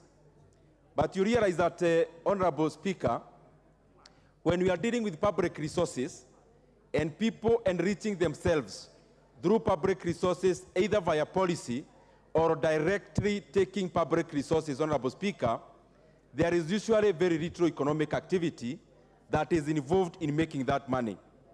And Honorable Speaker, therefore, as I rise to support any kind of bill that minimizes or even decimates corruption in our country, Honorable Speaker. And Honorable Speaker, I want to make one analogy and say that the reason why in countries like Kenya and Africa, why young and possibly enterprising people find it easier to join politics other than enterprise, which is, Honorable Speaker, a juxtaposition of what happens elsewhere, is basically because of extracting political rent. The reason why you find, for example, when you go to Wall Street, to the US, most of the young people, they graduate from universities, they either go to Wall Street or Silicon Valley, is because there is private enterprise that drives. But in Africa and other emerging economies, Honorable Speaker, and especially that which the state is still evolving, majority of those people, instead of creating value in private sector, they actually go to public sector, Honorable Speaker. And that is precisely because it is easier to extract political rent when you are dealing with a public office, something that efficiency in the private sector cannot give room. Honorable Speaker, sometimes we read on newspapers and we see cases, Honorable Speaker. And when we see a case, for example, an individual who has taken away with, let's say, 2 billion Kenya shillings, one way, Honorable Speaker, this, Honorable Speaker, creates no economic value. Because if you compare the same, an individual taking away with 2 billion Kenya shillings, and you compare the same with a private company making 2 billion Kenya shillings in net profit, Honorable Speaker, even to cite some of the listed companies, you find that a company that makes a net profit of 2 billion has got a lot of multiplier effect in the economy and involves many other people in terms of employment and, of course, other value in terms of backward and forward integration. And therefore, Honorable Speaker, we must make laws that make it impossible or minimizes conflict of interest, Honorable Speaker, when it comes to public service, so that we demarcate clearly and have people who have the interest of serving serving in public sector, and those who are interested in making money, which is not a bad thing, actually making money where money should be found. And therefore, Honorable Speaker, it is important that we continue strengthening our laws to make sure that we zero in on the demarcation of what I have talked about. But, Honorable Speaker, I may have a slight problem on the definition of the conflict of interest, and especially on who the relative is. Because, Honorable Speaker, you know, even in companies, there is limited liability. And limited liability, Honorable Speaker, should also be in a person as a person. For example, citing my brother here, Honorable Moreu, he's a lawyer, but he could be having a brother who is a business person, Honorable Speaker. And you could find that Honorable Moreu is actually closer to a friend who they are not related to in terms of kin selection than a brother who they are related in terms of kin selection. And therefore, it will not be proper that then I load over Honorable Moreu the activities of his brother, for example. And then even going further, that even on Honorable Moreu's wife, and I'm using Honorable Moreu as an example, that is a relation. I don't think that is a very good path to tread on, Honorable Speaker, because then we put a lot of liability on an individual who otherwise have nothing to do with the activity of the other people who they are related in terms of kin selection. But I also have to say, Honorable Speaker, even as we talk about that, because conflict of interest is not just about making money, it is also about employment. Honorable Speaker, this happens as states evolve. Because when we look at nascent states, the only sociability that happens around a nascent state is that of kin selection. As the economies grow as a nation grows, as a state evolves, Honorable Speaker, then the circle of sociability grows. And Honorable Speaker, then what I'm trying to say is that conflict of interest is not just about tethering, because that is what is popular in Kenya. It is also about nepotism. It is also about opportunities within where we serve. So that when you are given an opportunity to serve in a state like ours, which is based on merit, the selection should basically always be in terms of merit. And not just selection in terms of who to employ, but also who to do business with. Honorable Speaker, with those many remarks, I will be taking part in the amendments so that even as we strengthen the laws to demarcate clearly between public and private, then we do not give also law enforcement agencies an impossible job. Because in one way or the other, people are related. So I don't know what will be happening. Because like here in Parliament, I usually see Honorable John Paul. When you look at Honorable John Paul and you look at Honorable Kwenya for Kinagop, they look alike. So I don't know whether we'll be doing DNA or what will be the demarcation, Honorable Speaker, to determine who should actually deal with who. So let's not give our law enforcement agencies an impossible job. But also lastly, we must also depart from this idea that only an elected person is a public servant. Honorable Speaker, there is usually that confusion in Kenya. I see in many respects, where when you see, for example, a member of parliament or a governor or anyone elected, we seem to understand that the circle of public service is that small. But Honorable Speaker, the people who actually call the shots in public service are not the elected leaders. They are the appointed servants or public servants. And reading this bill, Honorable Speaker, it is putting much more weight on an elected person, whereas even here, for example, as a member of parliament, I am not an accounting officer anywhere. Even in CDF, I actually only play the oversight role. And therefore, we must not then continue criminalizing a person who has come out to serve, and then you want to block all their spheres in terms of blocking every other thing they do. And I'm not trying to say that politicians should do business. All I'm trying to say is that politician who is a business person should thrive in doing a business. But also, a public servant who is appointed, for example, a CS, a PS, a CEO, these people, Honorable Speaker, they are actually the ones who call the shots. Even these MPs go to queue in their offices, either especially looking for opportunities to serve in terms of projects, in terms of the people that we serve.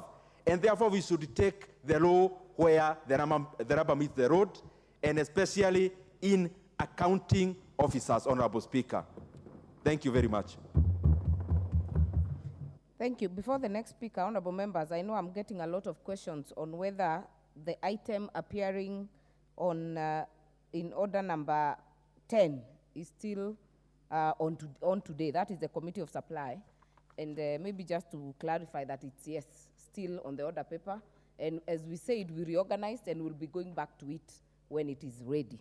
The next chance will go to the member for Ugenya, Honorable David Ocheng. No, thank you so much, Madam Speaker. Madam Speaker, this bill, Madam Speaker, is so timely.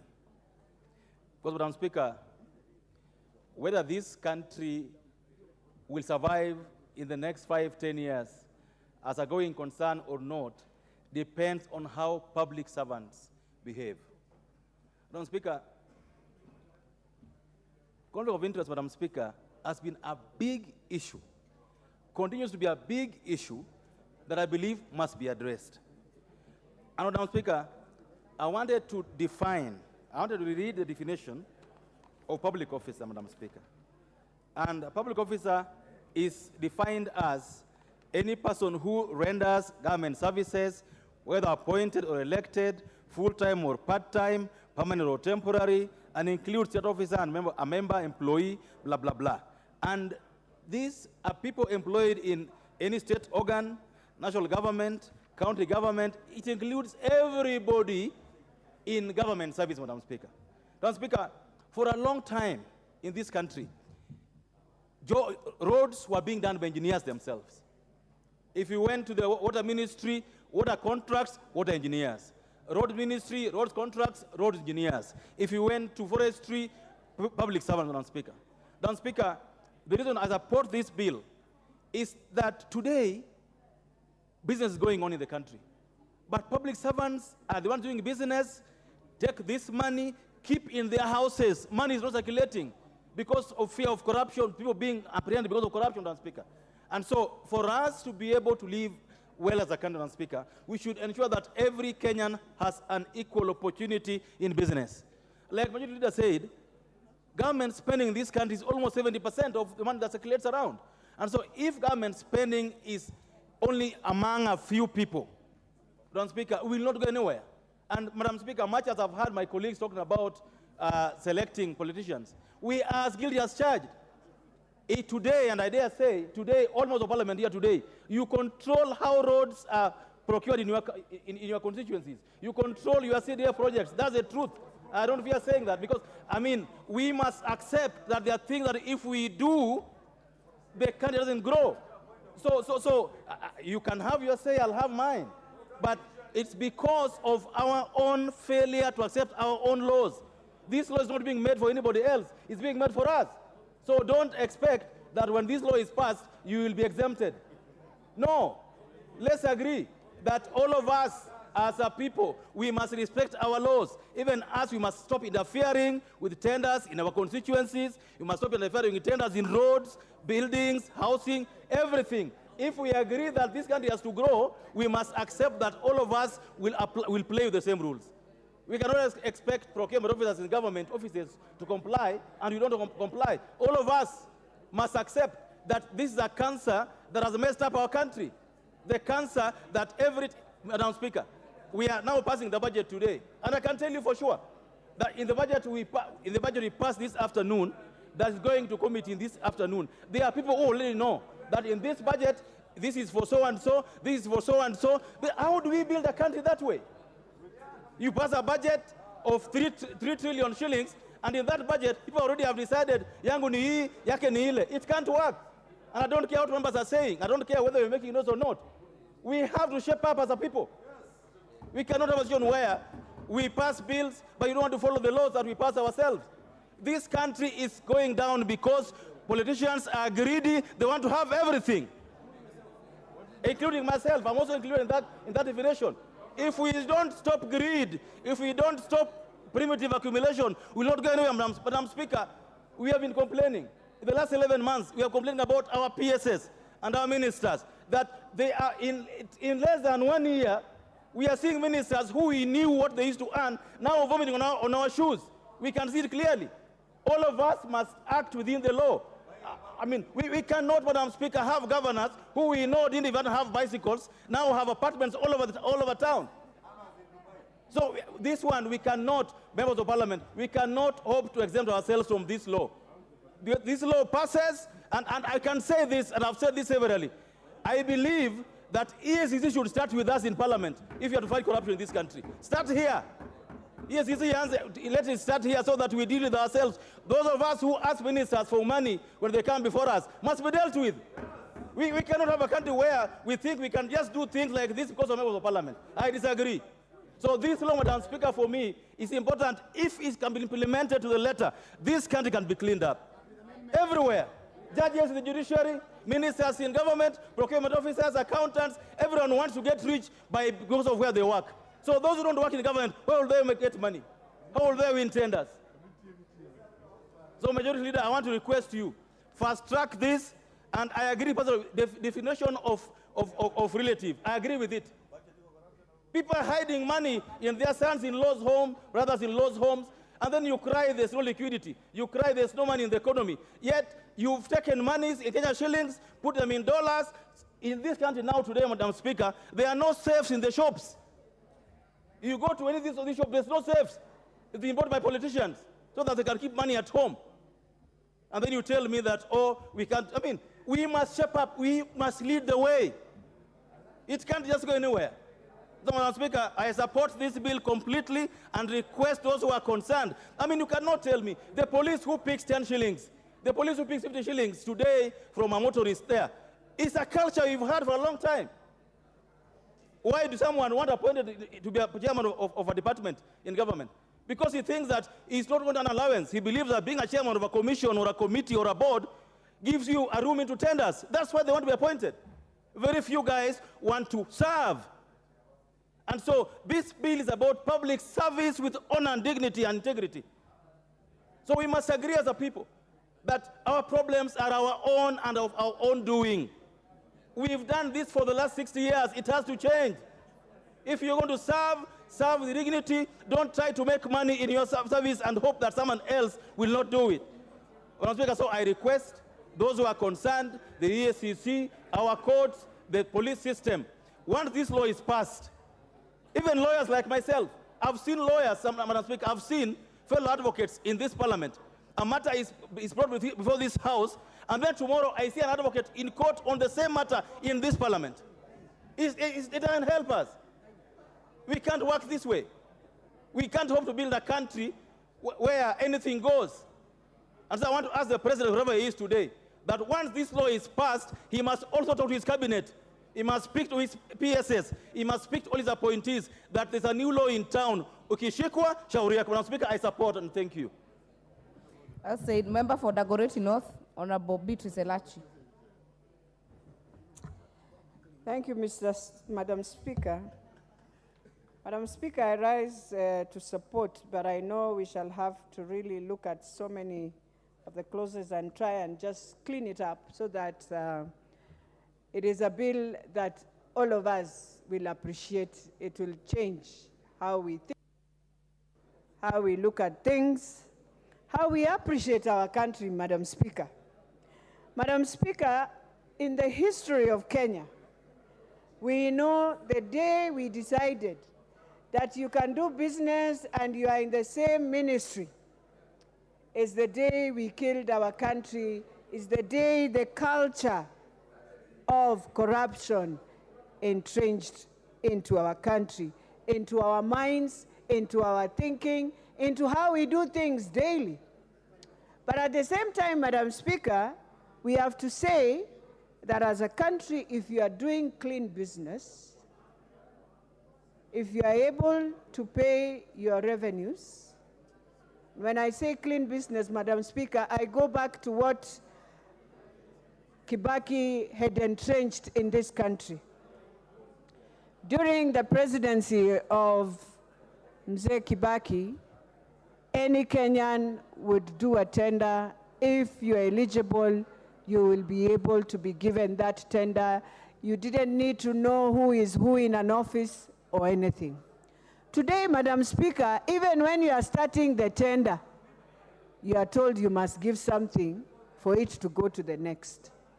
And so we have inculcated a behavior that is going to really, even the future of our children is really, really dangerous.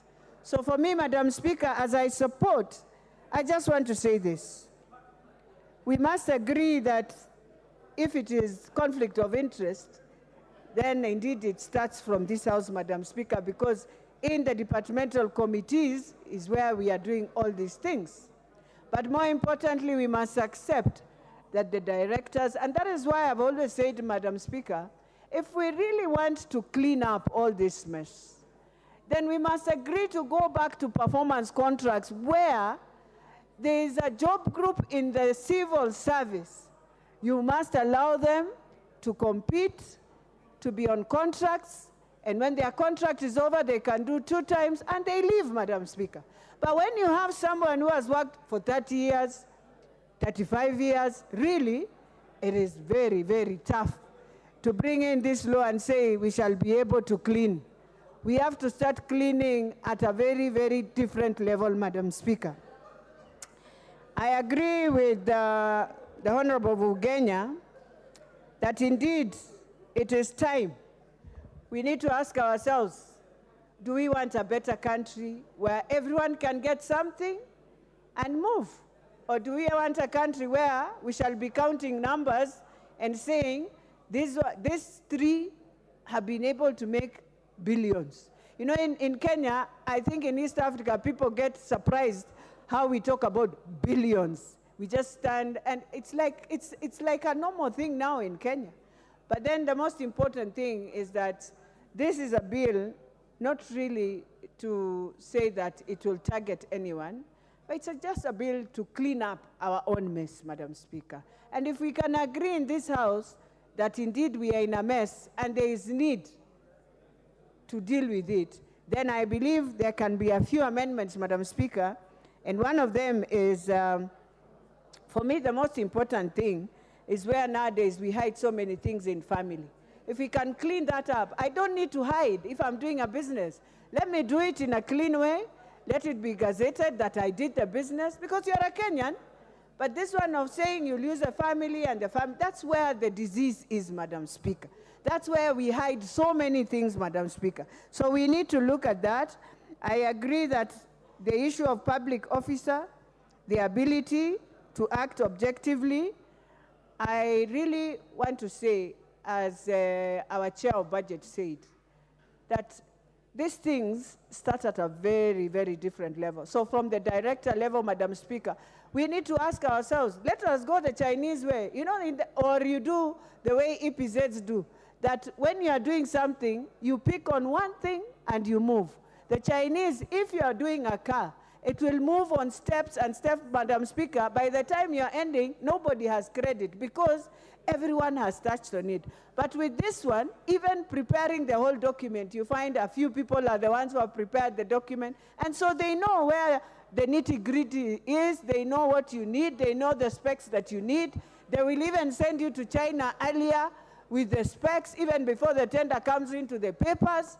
So even by the time it is coming, the tender is known is for so and so. So that is where the problem is, Madam Speaker. So, and also, can we do it the Safaricom way then? Put online, when I'm doing a tender, I don't need to know who is there. All I need to do, my first document goes through. If that is correct, it goes. It gives me the second stage. I put my documents, the third stage, until the last stage of my tender. I won't know, I won't do anything. It depends on how I have put my documents.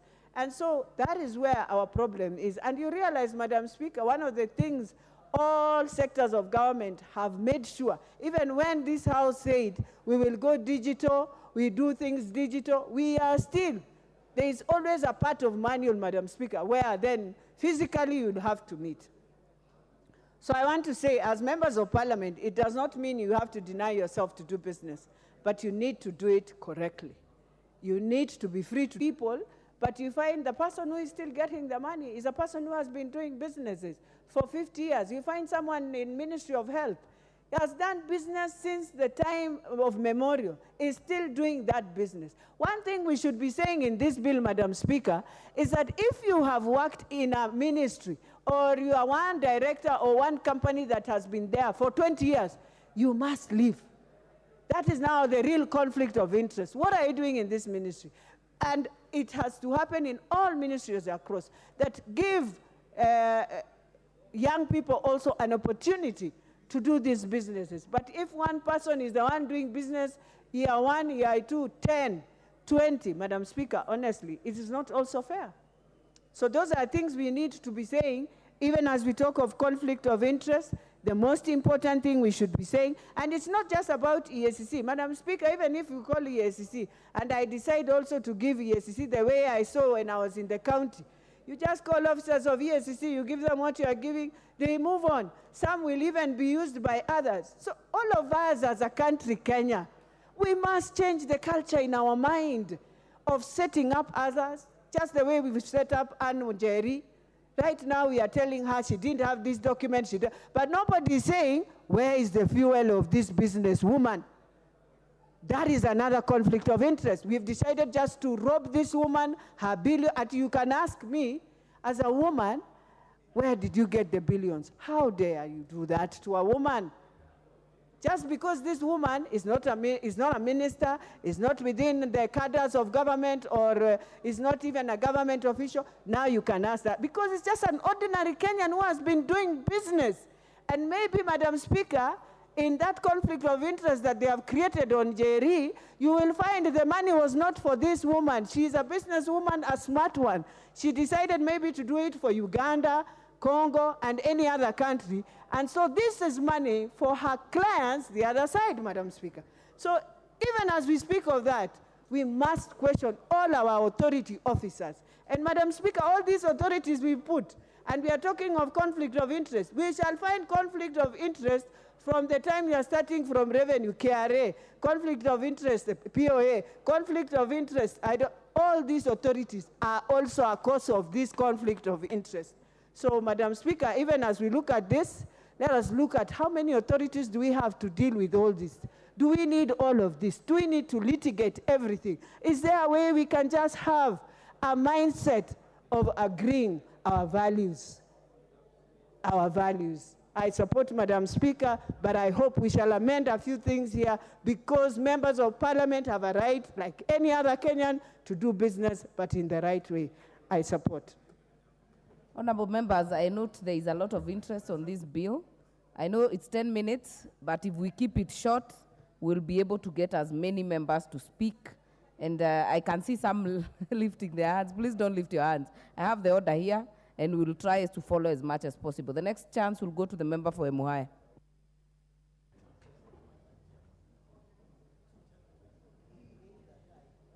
Thank you, Honorable Speaker, for this chance.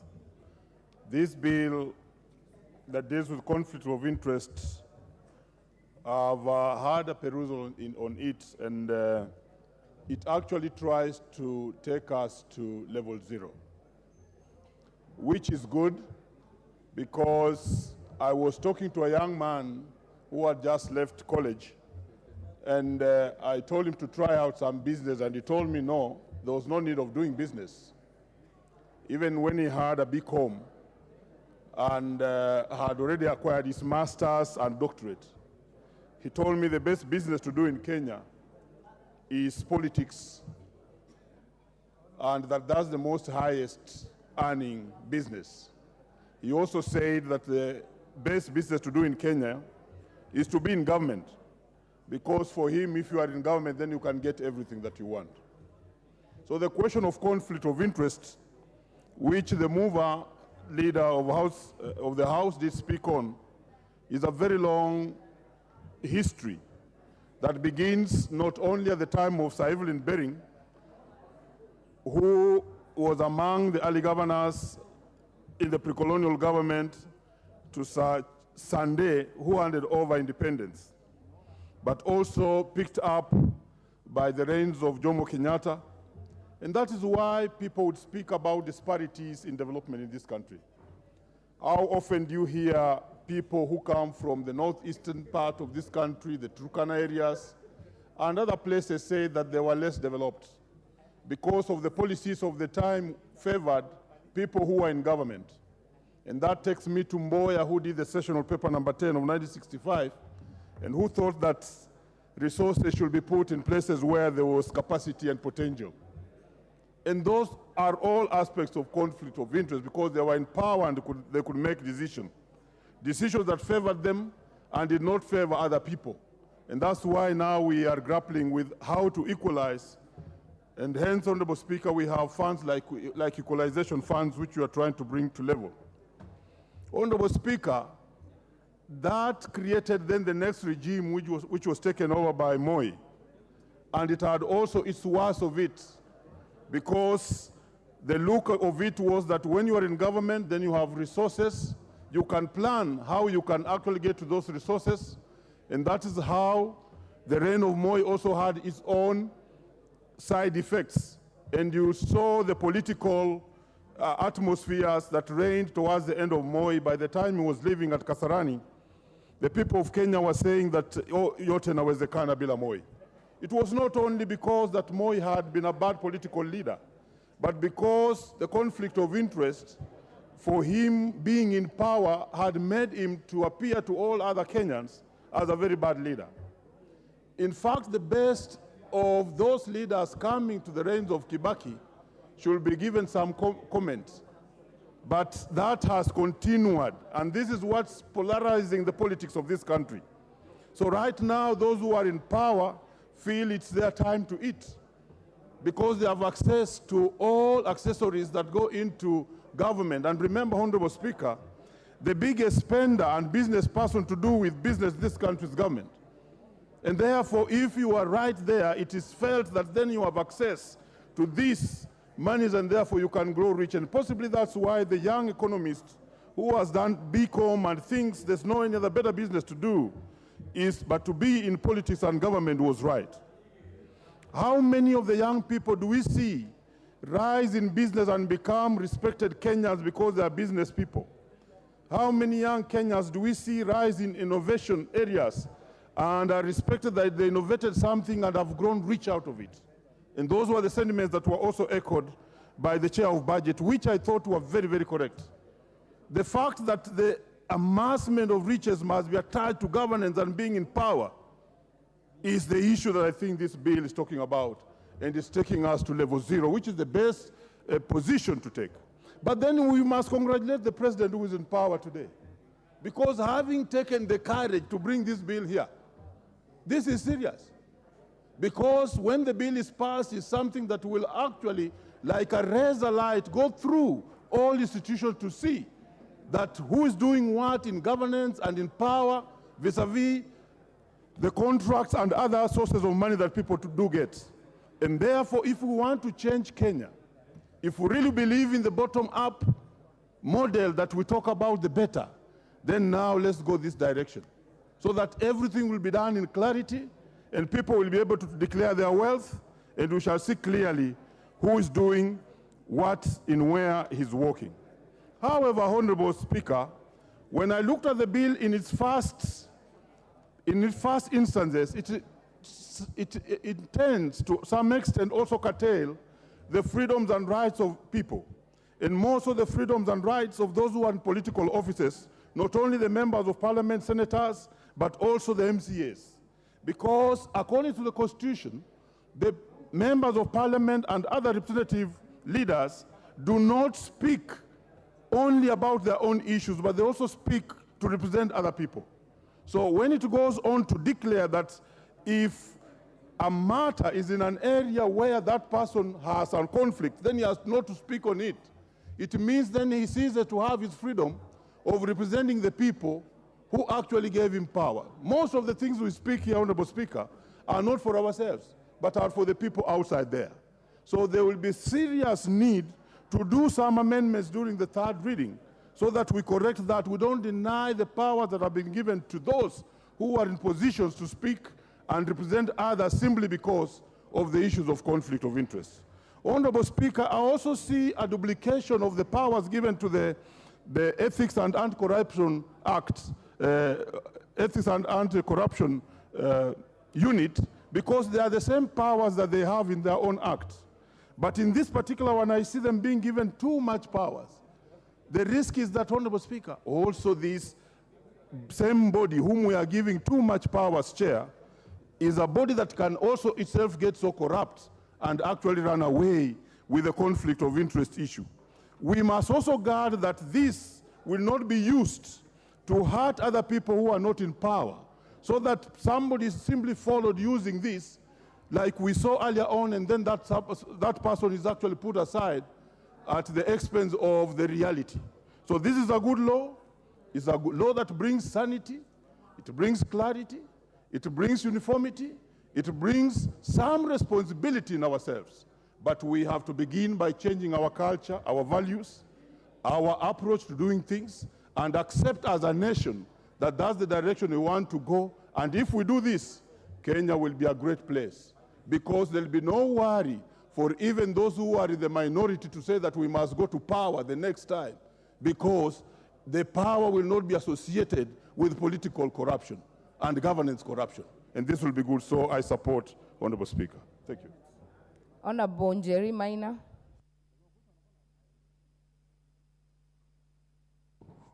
Thank you, Honorable Speaker. Honorable Speaker, as a member of JLAC Committee, and noting that public officers owe a fiduciary duty to the citizen and to the public, and that duty must be exercised to the utmost highest attainable level.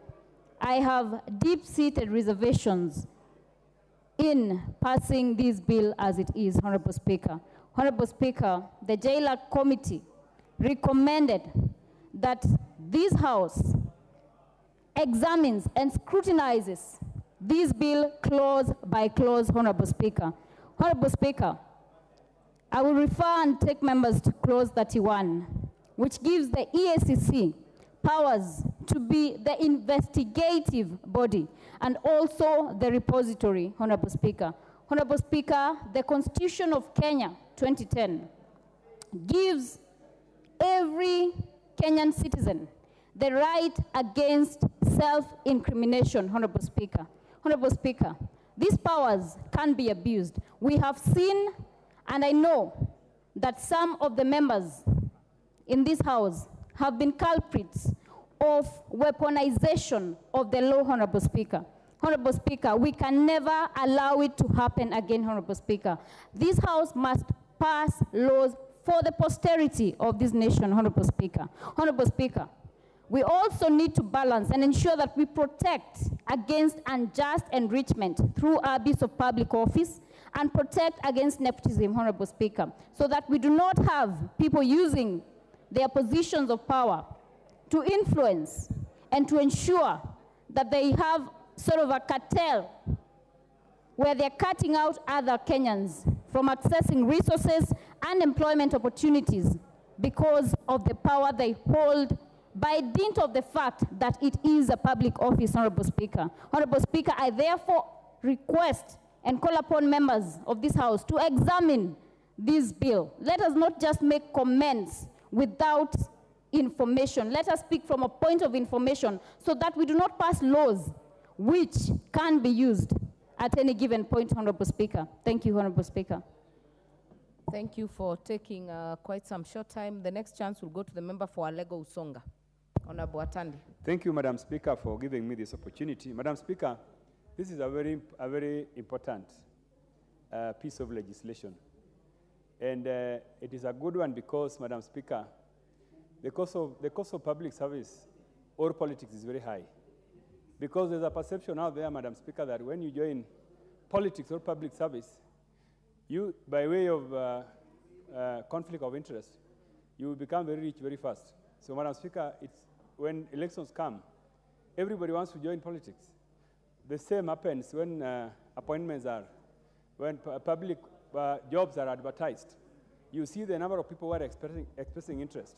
Even people who hold very good jobs in private sector, they want to leave private sector and come and do small jobs in public sector because there are opportunities to make money. So, Madam Speaker, I really support this piece of legislation, and I hope that it can be used, to tame the appetite for public service. Secondly, Madam Speaker, about the implementation of this law, I know that most colleagues have said that the law could be abused by the agencies such as EACC and DCI. That is a fact.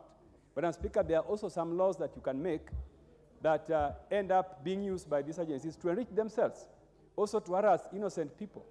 If the EACC and DCI are given powers to summon public officers, they can do so, in a way that, undermines the objective of a legislation. So, Madam Speaker, that is the only comment I wanted to make. But I also want to add, Madam Speaker, that conflict of interest happens in many instances. For instance, Madam Speaker, public officers own businesses that trade with government. Like, for instance, Madam Speaker, there are public officers who own hotels. Now, when you own an hotel and a public officer, and you send government officers to go and do meetings in those hotels, Madam Speaker, that's public interest. This is notorious. Even here, Madam Speaker, this parliament, there are specific hotels where we go for seminars. If you go to Mombasa, if parliament goes to Mombasa, you find that they're only going to one hotel.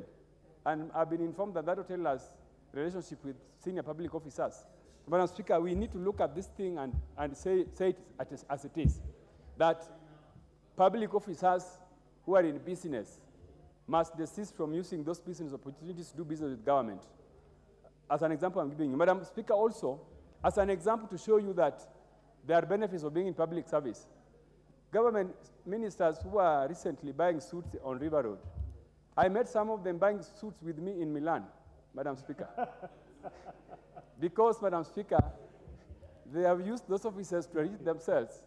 And now they are even dressing in, designer suits, Madam Speaker. Something which they could not do before they joined those officers. So, Madam Speaker, the truth of the matter is that we must allow this law to be implemented. And Madam Speaker, I was joking that this law is good, but it could be bad for my friends on the left side of the house. On the right side of the house, we really have nothing, to mesoea. Madam Speaker, I support. Thank you. I'll give the... I don't know whether Honorable Yusuf was protesting your statement, being your neighbor, but I'll give him this chance to contribute. Thank you, Madam Speaker, and I join in supporting this particular bill. I think it is a very critical bill, very timely bill, because it comes at a time when we want our country to move forward. And I think we cannot fix the deeply rooted problem of corruption in our society without addressing the elephant in the room. Our rotten public service, the ruling elite, the political elites who are sitting in this house and who are now finding excuses and reasons not to support this particular bill. Because, Madam Speaker, Kenya is unfortunately having a terrible reputation internationally. We are putting our act together. We want to be a respected, developed country. Our leadership is trying to raise our profile globally, but unless we are able to deal with the negative aspects of corruption, and particularly the issue of conflict of interest, that is widespread, to the point that, in fact, when I came back home from abroad after many years, when I raised this issue, people thought I had dropped from another planet because they didn't think there was anything wrong with it. They thought it is quite normal to do business in the organization that you work in, to develop, to ask for contracts through the channels of public service and through the political circles. So, Madam Speaker, I think we should really push this particular bill so that we can deal a terrible blow to the runaway cancer that is eating into our national fabric. Corruption is a crippling disease. It doesn't only affect us in our daily lives just as a vice, but it is costly economically. It costs our economy billions of shillings every year in terms of monetary value. And in fact, it is also affecting how we do business. There are a lot of people who would like to invest in our country, investors who will come to Kenya. But when you compare us to neighboring countries like Tanzania or Ethiopia, we are always rated. They say Kenya is a beautiful country. It has got great opportunities for investment, but the level of corruption, the deepness of the corruption, and the conflict of interest is such that it is not a good country to do business in. And those people go to Rwanda, they go to Tanzania. And the other day, if you had the governor of the National Bank speaking about our economic situation, his answer was that Tanzania and Uganda were getting more foreign direct investment because the environment for doing business in those countries was better than us.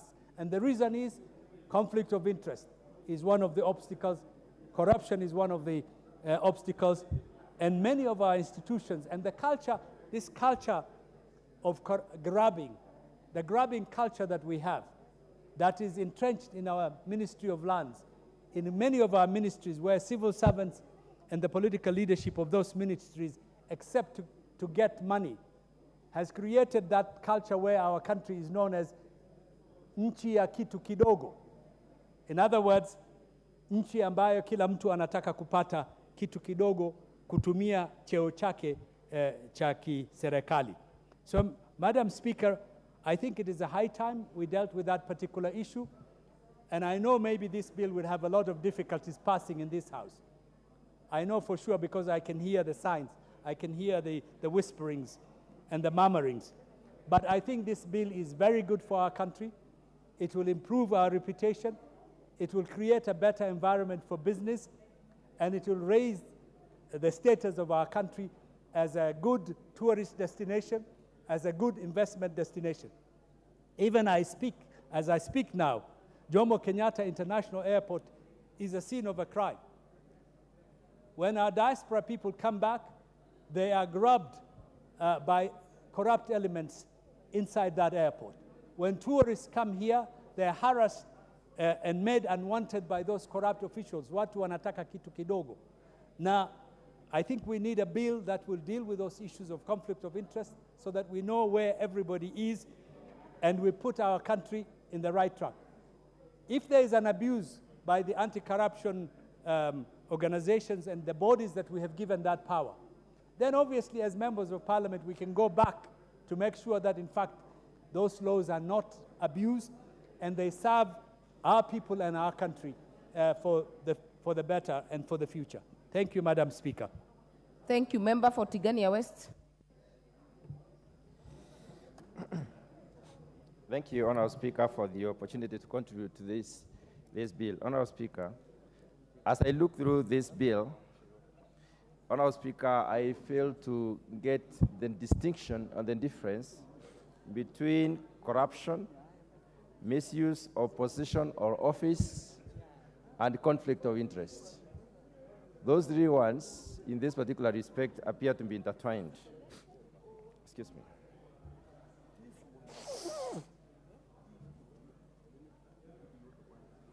Honourable Speaker, the bill talks about management of conflict of interest, which implies that there is conflict of interest. And therefore, what we need to do in this particular bill is to organize ourselves how to manage it. Conflict of interest has existed in many ways. And I will take a few minutes to look at some of them. When one is in conflict of interest, it means one does not follow the norms. It means one will foster the poaching of or acquisition through unfair means. You can poach for a friend, one can poach for a relative, one can poach for an associate, and so on. But as I look at this bill, Honourable Speaker, especially part 3, where we are talking about conflict of interest, the one friend is missing. I do not know whether we should associate consider a friend to be an associate or any other person, because it does not clearly do that. Many things happen because people are friends, and friends push others to do things that are not right. Conflict of interest, Honourable Speaker, according to this bill, has been defined as poaching for a friend, a relative, or an associate. It has also been distinctively given as impairment to deliver a function or a service.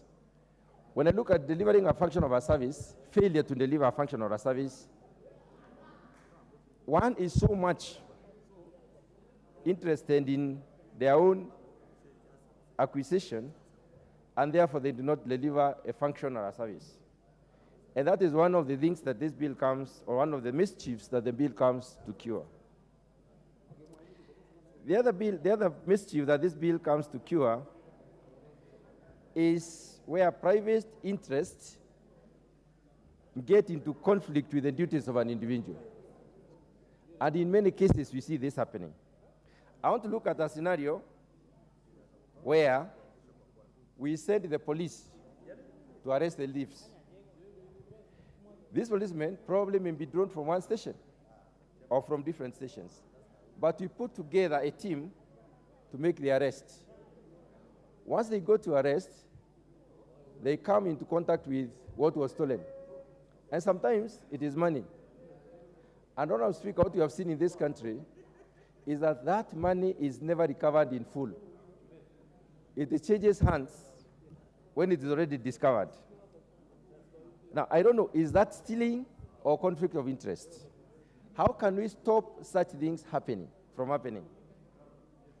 On the other hand, Honorable Speaker, and I know most of the members here have experienced this, when we have a committee or a board conducting interviews to try and give opportunity to Kenyans, opportunities that are very scarce, many Kenyans are qualified in this particular respect. And that particular board or committee or formation takes leave to discuss how they are going to distribute those positions. Honorable Speaker, we have seen this happening even in this House.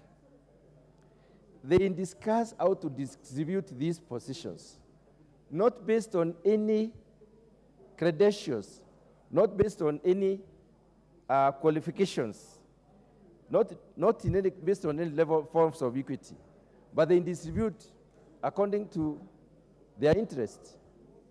To what extent does this bill cure that mischief? Because it is happening, it happens almost every day.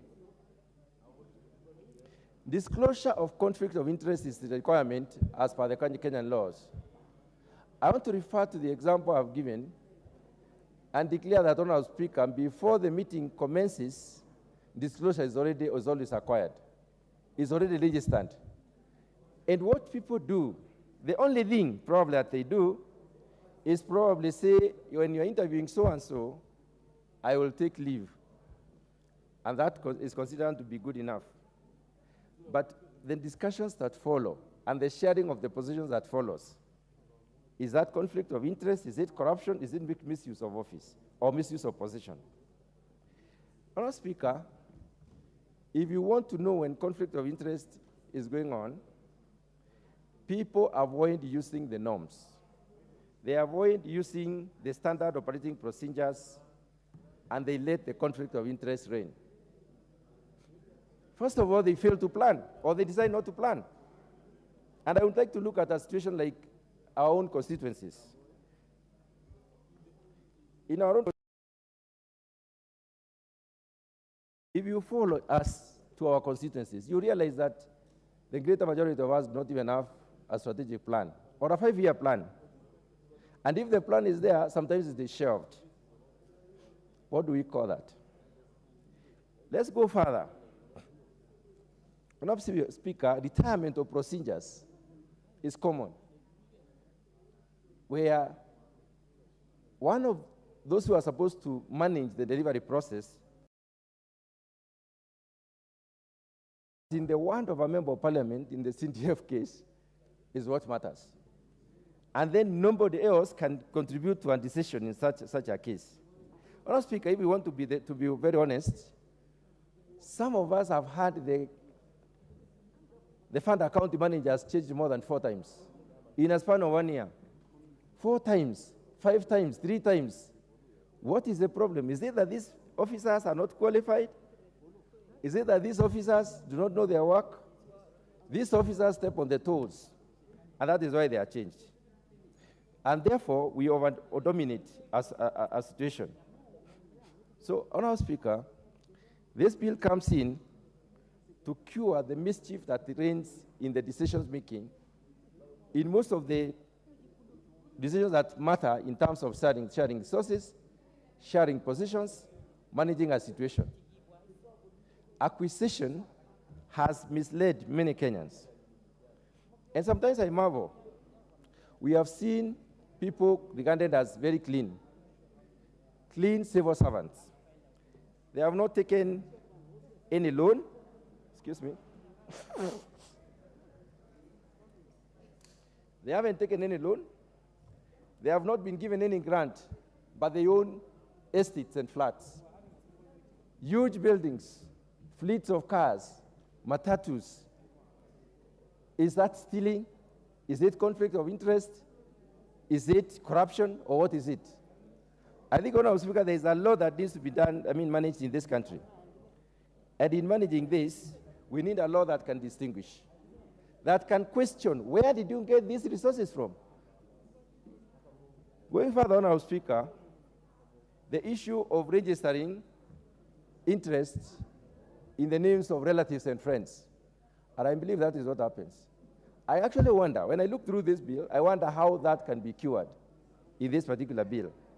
So as we talk to the Kenyans, as we talk among ourselves, as we try to make this law, let's ask ourselves very serious questions, like how do we make sure that we remain within the norms? How do we make sure that we do not budget for things that are not in existence? How do we make sure that we deliver what is required to be delivered in the right way and the best way possible? Honorable Speaker, I support this bill. Member for Butere. Thank you, Madam Speaker. Madam Speaker, I rise to contribute and support the bill. Madam Speaker, this country has had a lot of instances where people have complained. Others have gone to the extent of even going to court to protest because we have resources, e.g. government allocation or jobs that are given based on nepotism or based on corruption. Madam Speaker, the bill on interest, on conflict of interest is going to address many issues. Among them, Madam Speaker, is the issue of equitable distribution of resources, which has become a nightmare in our country even to date. Madam Speaker, you just heard my colleague, Honorable Chieng, claim openly to this House that even the supplementary bill, which was tabled in this House, we have people who have put projects in that supplementary budget, knowing very well that it has some conflict of interest. Madam Speaker, I want to bring to your attention that unless this bill passes and unless this becomes law, it will be very hard for Kenyans to get what they have a right for. Madam Speaker, as we look for the benefits in this bill, I also want to outline some of the issues which we need to amend. Madam Speaker, like clause 8, where it talks of the word perceived, we saw the Teacher Service Commission coming out very strongly requesting for the deletion of the word perceived. Madam Speaker, if that word continues to be used, then the implementing organs might use that word in a way to discriminate public officers, especially teachers. Madam Speaker, we also need to weigh in on the privacy of state officers, because you find the bill is emphasizing on scrutinizing the way public officers live and stay, Madam Speaker. Madam Speaker, for example, to which extent are you going to investigate my wife or someone's husband? If this bill is not amended, then we will have Kenyans fearing to be spouses of public officers. Because the moment you are a spouse of a public officer, your privacy is interfered with. Madam Speaker, you also look at the issue of to which magnitude will the implementing authorities request for information. Madam Speaker, we have seen scenarios where implementing authorities have used these laws, especially to attain certain political interests, or even to perpetuate corruption. So, Madam Speaker, I support the bill, but I'm urging my colleagues to amend some clauses which might or will bring a lot of problems to Kenyans, Madam Speaker. But otherwise, I support the bill, and I rest my case. Thank you. Thank you, Honorable Tindi. And for your information, you can also bring the amendments as a member of this House. Honorable Jackson Kosgei.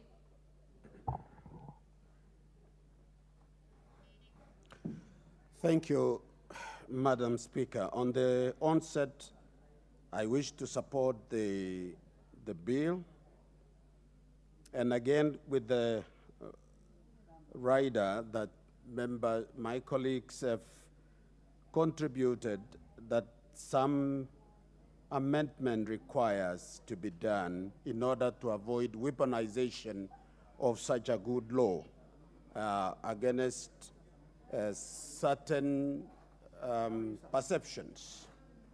So, Madam Speaker, it has been said that conflict of interest takes place when our judgments, our decisions, and our actions are influenced by our compromise, rather by the position we hold in relationship with the people who are closer to us when we decide on priorities.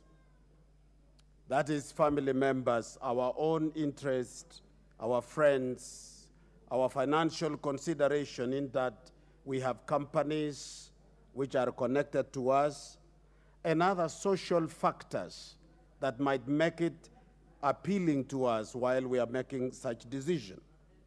Balancing and managing conflicts of interest in the public sector therefore calls for a very careful consideration of both legal and consideration of moral and ethical expectation on the same. Madam Speaker, we have witnessed situations where merits have been ignored by the privilege of authority and deny people who deserve positions and because of where they come from, because of what they don't have, and because of lack of connections. So this bill is necessary, but I think as we progress in the next stages, some amendment must be done so that we don't deny in people who may be connected to public officers, yet they qualify, they deserve the jobs, they are citizens, and that we should not at any time entertain what is called bureaucratic discrimination by virtue of being perceived that you are related to A and B. Therefore, Madam Speaker, one such thing that can help more than even the law is for a national pride to be inculcated in our lives as the people and citizens of this country, to be proud to be a Kenyan, and be able to look at Kenya wider and beyond your own community and close friends, while considering and making judgment or decisions that will affect other people's lives. Otherwise, I support Madam Speaker. Thank you. Thank you. The Deputy Majority Leader, Honorable Owen. Honorable Speaker, I want to thank you for the opportunity, and I would like to make my contribution as follows. One, this law we are debating here today is actually a feather on the war against corruption in this country. It is a law which will strengthen institutions. It is a law that will ensure that people are not conflicted as they exercise the authorities that are given in public offices. Honorable Speaker, this is a law that is going to right many of the wrongs that have been happening in this country by virtue of the fact that people have positions and they misuse those positions to benefit family, relatives, and friends. Honorable Speaker, when you look at this law, it is a law that will give an equal opportunity to all Kenyans, because if you have more people, Honorable Speaker, there are times where a community like my community, where I come from, there aren't very many people from my community who are in big offices or in government positions. They get disadvantaged because when it comes to recruitment of people in those departments, in those officers, the officers who are occupying the higher seats look at their relatives and put them in there. My people, where I come from, the Mijikenda, the Giriama, don't have people in high places. And therefore, every time a recruitment is done by government, by parastatals, they appear nowhere. Even where those parastatals are in their backyard, Honorable Speaker. We have very many parastatals in the coast, very many of them. But when the MD or the person in the highest position comes from a certain region, when it comes to recruiting, they overlook the local people and bring people from other areas just because they want to give their people positions. And qualified people from the region don't get that opportunity. Honorable Speaker, I allowed this law because this law will give my people an opportunity, qualified people from a community, to have an opportunity to also serve this country and generate income for the community. Honorable Speaker, again, this law, you know, Honorable Speaker, we have had very many government officers today form their own companies. You are a chief officer, you are a head of parastatal, you are a PS. What you do is when you get into that position, you tell your wife, your son, your children, and all that to form companies. And then all the tenders, all opportunities for government contracts go to those companies that are formed and owned by those people. Honorable Speaker, what that means is therefore any other person will not be able to do business with government except those relatives, those friends, the wife, the husband, the aunt, and all those people are the ones doing business with that organization. Honorable Speaker, this law comes in to cure that malady, that problem that has been created by many of the officers. Honorable Speaker, it is very true that the primary driver of corruption and poor decision-making is at conflict of interest, Honorable Speaker. A lot of wrong decisions are made because someone wants to favor a relative, because someone is conflicted.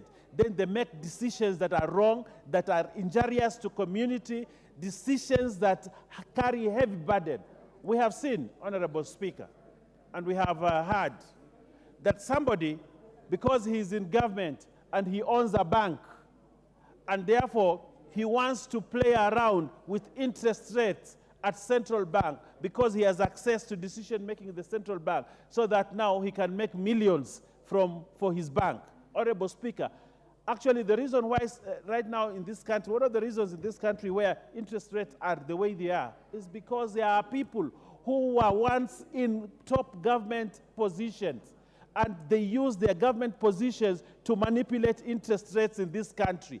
And they earned billions of shillings, but the country went the way it is going. Honorable Speaker, this law speaks to such problems that we have had with people who want to make policy because they want to favor themselves, they want to favor our relatives as we move ahead. Honorable Speaker, as I conclude, abuse of office by government officers.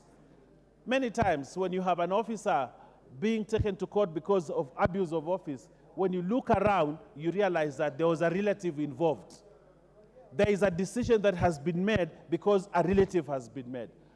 If we enact this law, Honorable Speaker, I can assure you we will have better decision-making by government officials. We will have decisions that are made for the general good of the public and not just for a few people. Honorable Speaker, of course, this law requires amendment, and that is why this House... Honorable Meli, what is your point of order? Thank you, Madam Speaker. Madam Speaker, checking the mood of the House, I'm standing on Standing Order 95. I request that the mover be called to reply.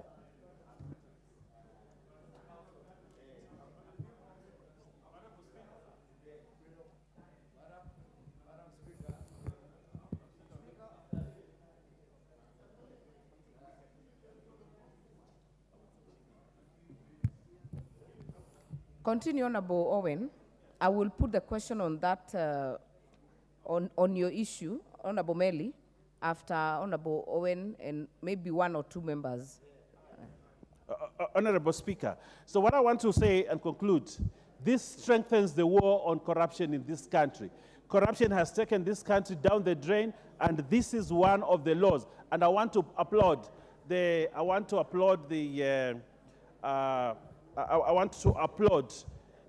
leader of majority that has brought this law. You know, there have been many doubts whether this government is going to fight corruption. I can tell you this government has all the willingness and ability to fight corruption, and this is one of the opportunities to do that. Honorable Speaker, as I conclude, I would like to donate three of my minutes to my gracious lawyer. Out of order, Honorable. When you have no capacity to donate any minutes to any member. The next chance will go to the member for Masinga, Honorable Joshua Mwalio. Thank you very much, Madam Speaker. I was worried on the Honorable Mary's 95 request. I want to thank you for giving me this opportunity to be able to say just a few words about the Conflict of Interest Bill 2023. While it is a good bill and it is supposed to kill and also eliminate corruption, you know, it is the interest of every businessman and every contractor to be able to do business with the government, because government is the biggest employer. The private sector, although it tries, but the kind of the government that, the kind of budget that is in the government for doing business is a lot. So all that needs to be done is to have a clear demarcation on where the conflict of interest is, so that we don't eliminate everybody from doing business with the government, calling ourselves public servants or public employees or whatever. So it is very important to know that this can also apply to the members of parliament, because if it is passed as it is, we can also be told that we are not going to oversee our NGCDF or even CARA, because somebody will look at in a different manner, that the members of parliament might also be having a hand in the oversight and also in the CARA. So it is very important for this bill to be amended so that it doesn't classify everybody just in the same way as a public servant. The other thing is that it is also important to note that my brother's son is not my son. My brother's sister, my sister is not my daughter. So for them to be able to do business, and then I am accused that where I am a CEO or where I am working in that department, they have won a tender there, it is not right, because they are also entitled to earn a living if they are qualified. And if they are able to win a tender, then be it. Let them do the tender and also be able to earn a living if they are able to deliver what is supposed to be delivered in that institution.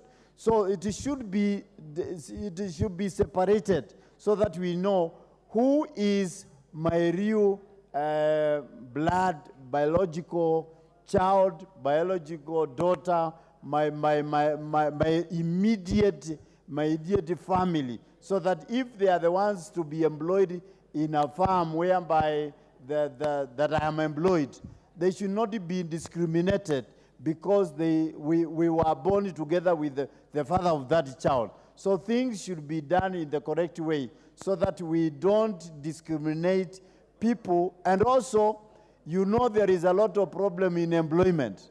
So if you are employed and there is a chance and your brother's son has all the qualifications and he has no job, you cannot recommend that person to be employed there. So things should be done in the right way so that we can also have our children, even our relatives, employed. Because you cannot go and look for a neighbor's child if yours is educated and is sitting home. So things should be done in the correct way so that we can have as many people employed as possible, even from your own families. I rest my case. Thank you. The next chance will go to member for Gatanga, Honorable Wakili Mureu. Thank you, Madam Speaker, for this opportunity. I rise to support this motion, this bill, but with a number of amendments. Madam Speaker, it is clear that the bill is coming to cure what we call the Kenyan cancer. And the Kenyan cancer is corruption, nepotism, and conflict of interest. And that is what has been in the shackles of this country and has been impeding development. Madam Speaker, therefore, the spirit of this law is right, but the wording the wordings of the bill is wrong. The spirit is right because it's addressing the actual issues which are affecting our people, which is making sure that this country is getting out of the shackles of corruption, nepotism, and conflict of interest, but the wording requires amendment. And I'll give just a few instances, Madam Speaker. Number one, Madam Speaker, you find that clause 31 of the bill says that requires that all public officers to submit their wealth declarations to the EACC. Madam Speaker, by the virtue of the creation of the EACC Act, is an investigative body which investigates corruption. Madam Speaker, there is no way you can take your evidence and give it to an investigator. That is against the spirit of a Bill of Rights. You cannot do what you call self-incrimination. And in America, it is called the Fifth Amendment. You have a right to keep quiet. You have a right not to give any evidence. You have a right to shut up and let the investigator dig whatever evidence they have, as opposed to giving out this information to a whole investigator. Secondly, the same investigator, Madam Speaker, has a history of being used by different regimes as a puppet. Weaponization, whereby if in instance you are not required, maybe as a civil servant, a CEO, you're not required to serve in a certain position, the EACC is sent to you. And they are told, oh, we want to investigate you 1, 2, 3, 4. But if you happen to resign, those investigations, Madam Speaker, comes to a dead end. And therefore, it is the wrong body to be the repository of this kind of information. The other issue, Madam Speaker, is about clause 19, where it calls for the participation of public officers from participating in business. Madam Speaker, number one, that is a constitutional because it's against Article 27, Article 40, Article 43. Madam Speaker, some of us, we left a recreative private practice. We have a plethora of clients.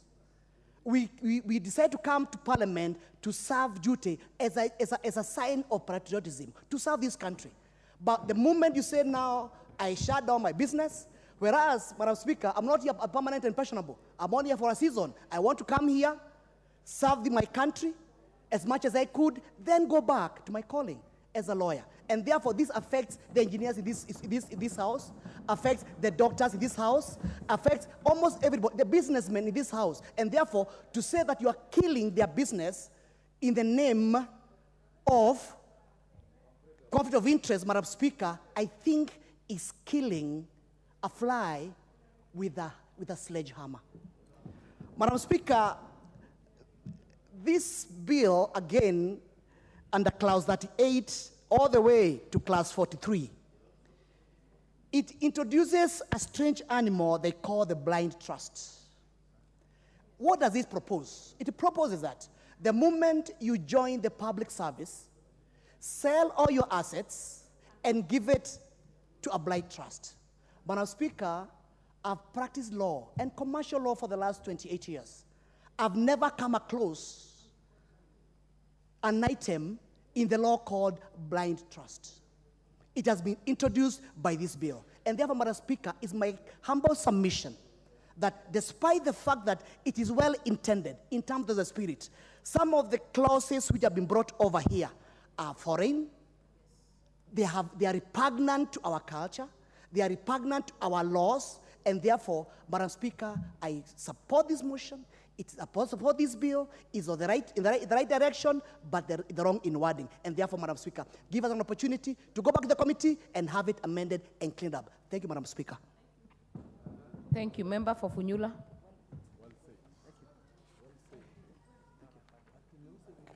Thank you, Honorable Speaker, for the opportunity to make a point or two concerning the Conflict of Interest Bill of 2023. Honorable Speaker, the issue of conflict of interest has been a matter that has been debated in this country for many, many years. And all attempts to rein on undue influence peddling has always elicited a lot of controversy, and this was is not any different at all. Honorable Speaker, indeed, again, the issue of conflict of interest is such a fluid concept that keeps on changing every single day. It's not practically possible to legislate in precision what constitutes conflict of interest. While the motive could be good, the intentions could be good, but probably the way it has been presented makes it look as if there is a selected punishment. There's a target group that whoever drafted this bill is aiming to nail down for some known or unknown indiscretion that has happened in this country.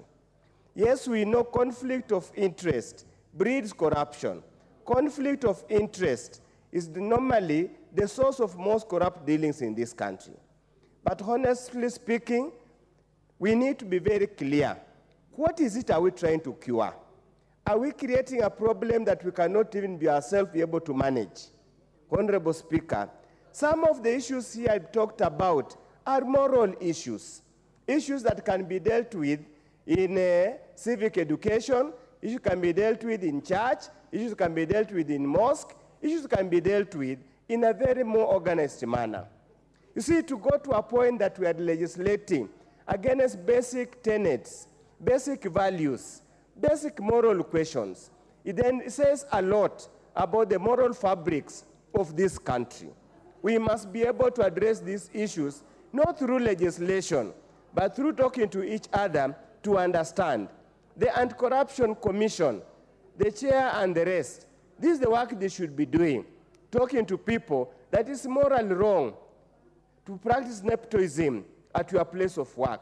It's unfair to deny somebody else a chance and give to somebody else who is less deserving just because there has been influence peddling. It should be very clear that, for example, like where I come from, eating funerals is the order of the day. Refusing to serve somebody now food because it does not belong to your clan, that should actually be a case that needs to be dealt with at a moral point of view. Yes, it amounts to conflict of interest because you have conferred benefits to somebody else and denied the same benefit to somebody else. It's a matter that might not necessarily lead legislation, but matters that we need to talk at or at the very innocent stage of our children. Honorable Speaker, I have perused through this bill, and to be honest, this bill portends danger. This bill is going to be extremely impossible to implement. Honorable Speaker, a large number of Kenyans are employed in public service. A large number of Kenyans are employed in public service. A large number of Kenyans are either MCAs, they're MPs, they're senators, or the city constitutional commissions. You can imagine the boomerang effect of the definition of a relative. It means 3/4 or even half of the people of adult age in this country will not be able to do any business with the government, will not be able to do any business with any public entity, including marriage, common law partnership, son, mother, father, mother, son, daughter, brother, sister, uncle, what. The entire lineage, the entire clan, my entire clan, for example, will never be able to do business with the government because my father-in-law, my mother-in-law, my stepbrother, my stepfather, step-sister-in-law, literally everybody whom I'm connected to, either through blood or through night activities, will never do any business with the government. Honorable Speaker, again, there are some things that do not even make sense. There's a definition called windfall gain. Is it a criminal offense to make money as a civil servant? Is it a criminal offense to make money as a public officer? Is it a criminal offense? Why do we not criminalize enterprise? Honorable Speaker, again, I don't want to belabor the point, but we need to sincerely, again, Honorable Speaker, if you look at clause 26, it says that an appointed public officer shall not solicit for contribution from public unless the president has by notice in the Kenya Gazette declared a national disaster and allowed a public collection for the purpose of national disaster. And then it goes to say, use official social media platform or his place of work as avenue for soliciting or collecting funds. Now, Honorable Speaker, this is how the practical bit of this bill comes in. I have a sick patient. I'm unable to raise money, and I'm an MP. Does it mean my sick patient will die? Because I cannot ask my friend here to give me his contribution.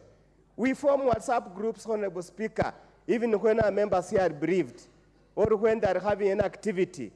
Does it therefore mean we are going to kill this spirit completely? Because that means I cannot solicit funds. So, Honorable Speaker, I'm afraid, again, that if you become a former officer, a former public officer, you are debarred for a whole 2 years having any business dealing with an entity you worked in.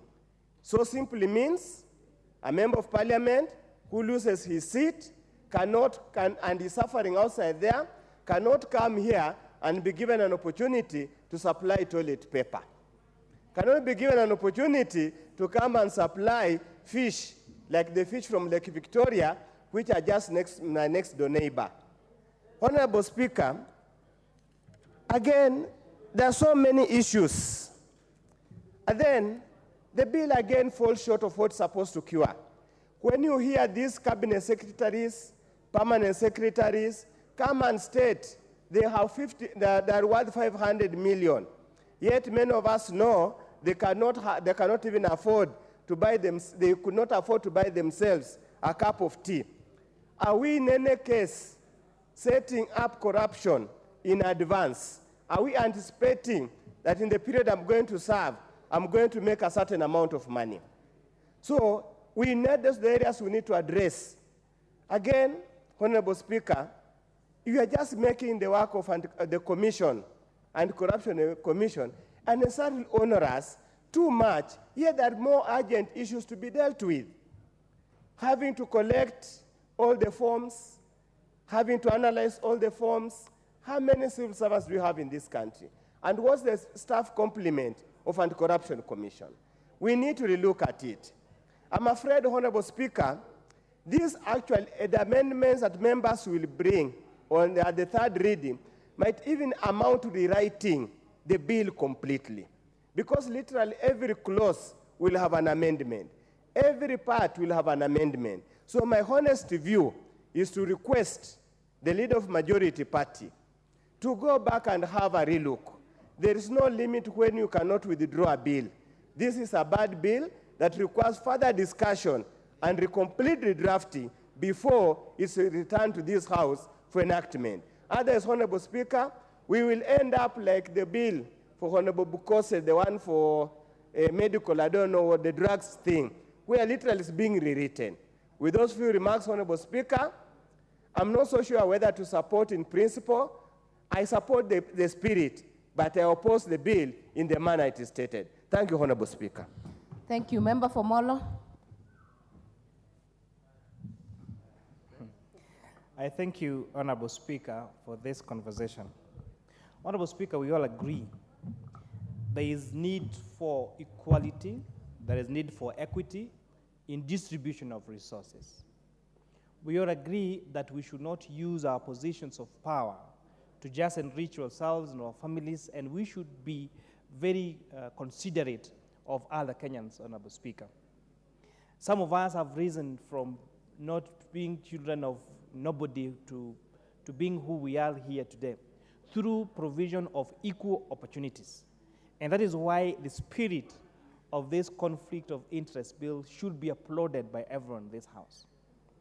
However, and just to give an example, Honorable Speaker, I met a young man the day before, it's actually it was yesterday. I went to the same high school with him, and he's telling me he's an entrepreneur. And he has all these years, for the last 5 years, been just checking on the Kenya Gazette and filling those tender documents.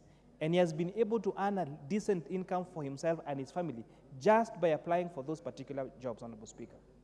So what would have happened to Wilson had those jobs been taken all away by those government officials in the influence? Because that could have been possible. So that Wilson would never have found an income to lead his family, Honorable Speaker. But having said that, Honorable Speaker, the definitions that our honorable colleagues have very well conversed about of relatives, of sons, of stepdaughters. No, the fact that you are related to me should not disadvantage you from doing anything, from doing any business, Honorable Speaker. Some communities, I think like our friends from the Luopi nation and the Luya nation, I think almost everybody is your cousin. You tell, this is my brother, this is my sister, this is my cousin, and I'm told even pastories where a member of your clan is your relative.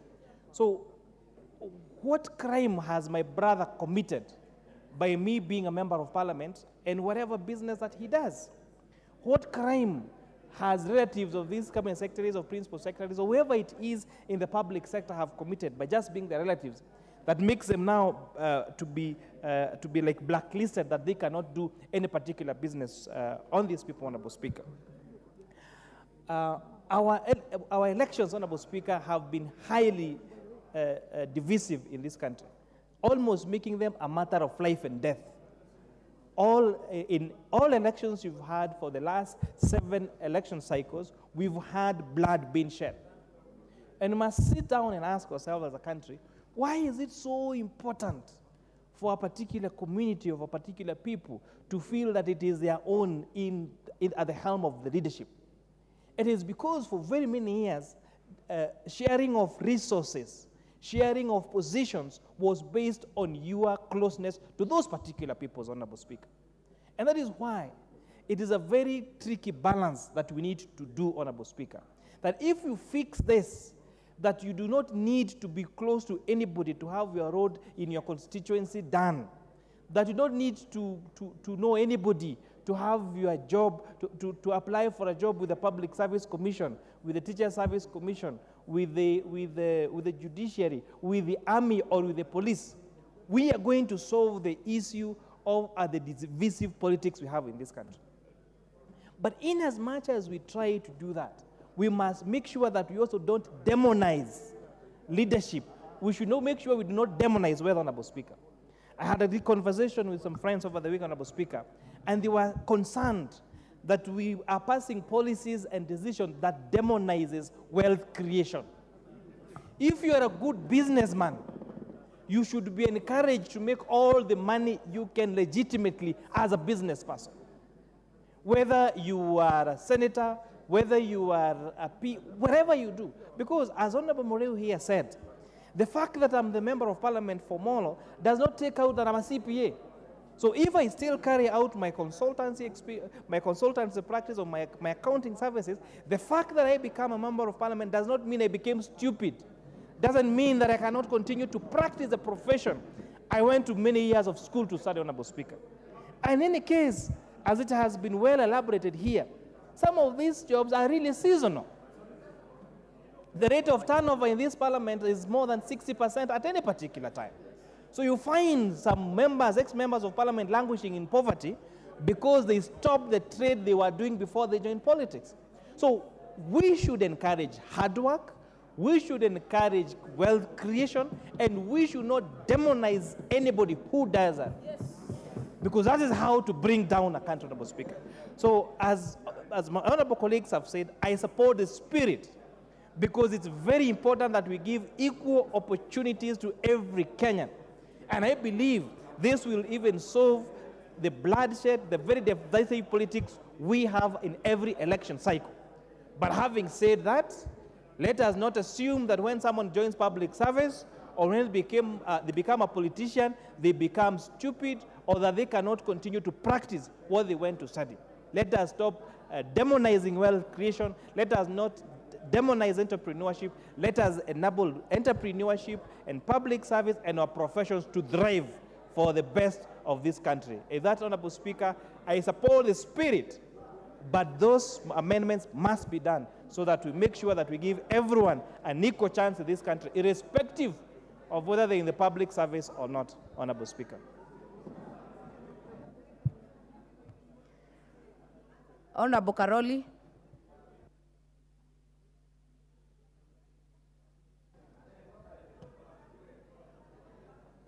Thank you very much, Madam Speaker.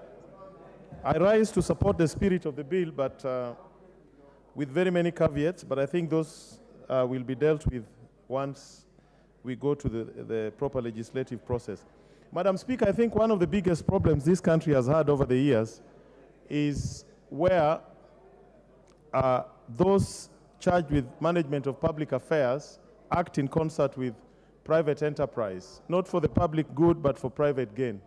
I think we have experienced this from 1963 to date, and it has had very serious political and socioeconomic consequences, where decision-making power in government, as well as enunciation of policies and laws, are geared towards entrenching certain private interests and not the public interest. So when you look at the spirit of this bill, it is quite spot on, but the wording and the drafting is a bit too loose, and I think we need to do some work on that. But I think the problem of corruption is now beyond legislation. If you look around the world, most of the countries that are least corrupt have the fewest number of laws dealing with corruption. The most corrupt countries have the highest number of laws dealing with corruption. So I think the problem in Kenya is not lack of laws. It is something much deeper than that. And I would urge that when we debate this issue, we should explore whether it is now time to introduce in our curriculum something I call nationhood science, where we capture the minds and hearts of our young people and educate them from kindergarten all the way to university against this vice called corruption. I think we no longer need laws to deal with the problem of corruption in Kenya. What we need are strong ethos, as those embodied in Article 10 of our Constitution and Chapter 6, and how to instill these values and principles in the minds and hearts of the young Kenyans from the time they start learning to the time they get into the job market or assume responsibilities of nation building.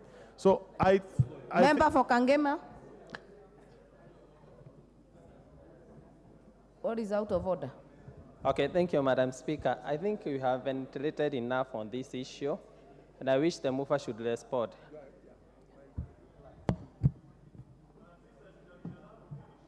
Order, members. Honorable Karoli, a member has risen in his place under Standing Order 95 for the mover to be called to reply. So I will put the question that the mover be called to reply. As many as are of that opinion say aye. Aye. As many as are of a contrary opinion say nay. The ayes have it. Mover. Thank you, Honorable Speaker. Honorable Speaker, allow me first to thank all the members who have contributed.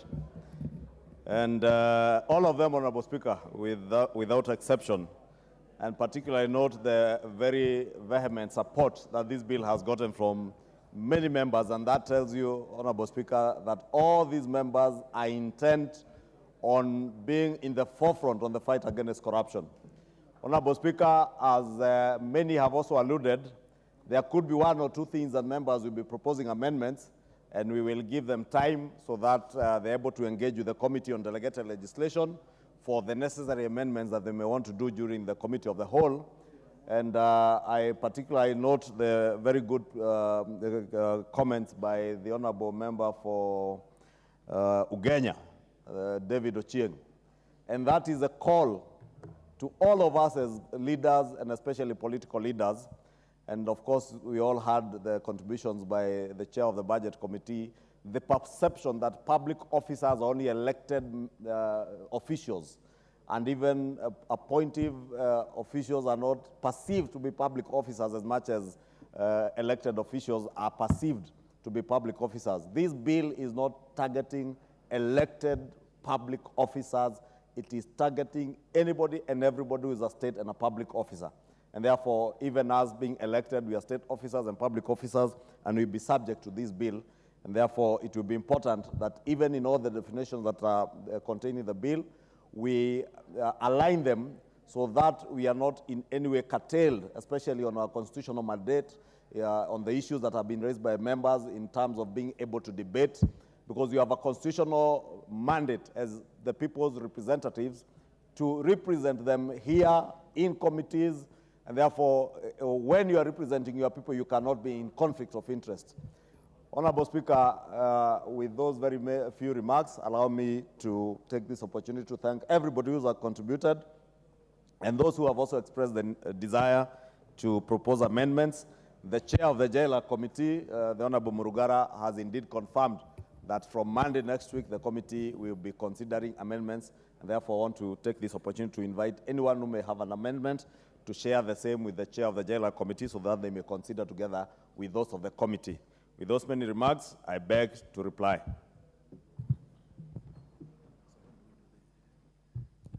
Order members, I see we have the requisite numbers, so allow me to put the question that the Conflict of Interest Bill, National Assembly Bill number 12 of 2023, be read a second time. As many as are of that opinion say aye. Aye. As many as are of a contrary opinion say nay. Nay. The ayes have it. A bill for an act of parliament to provide for the management and regulation of conflict of interest and for connected purposes. Yes, Honorable Owen Bayer. But before we go to Honorable Owen Bayer, just to alert members, we have a supplementary order paper that will be guiding the business after this one. Kindly liaise with the table office to access a copy of the same. Honorable Owen Bayer.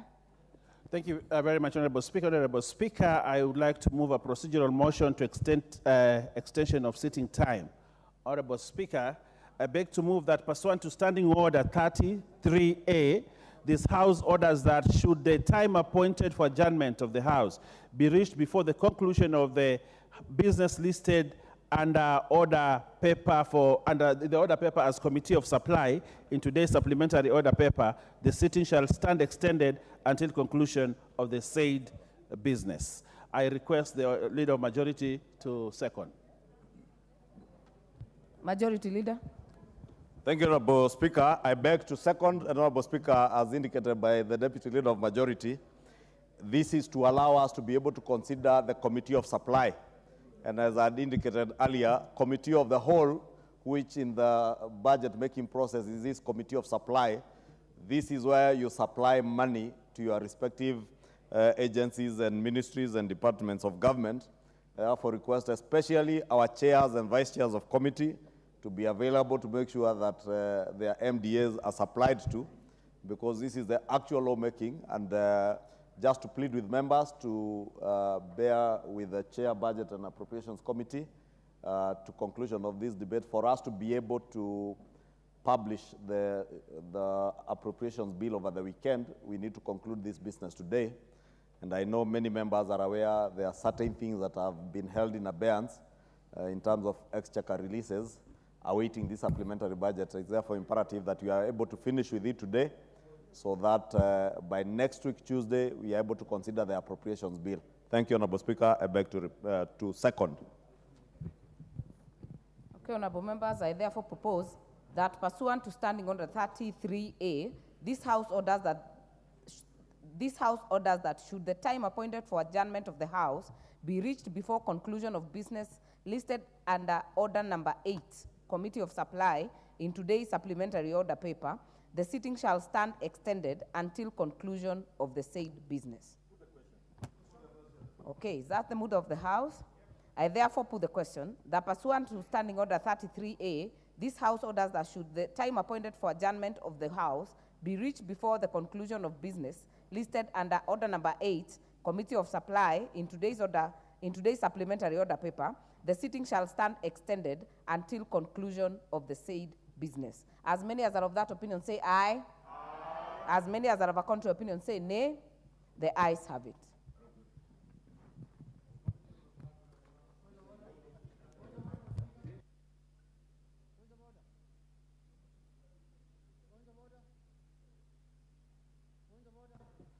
What is out of order, Honorable Junet?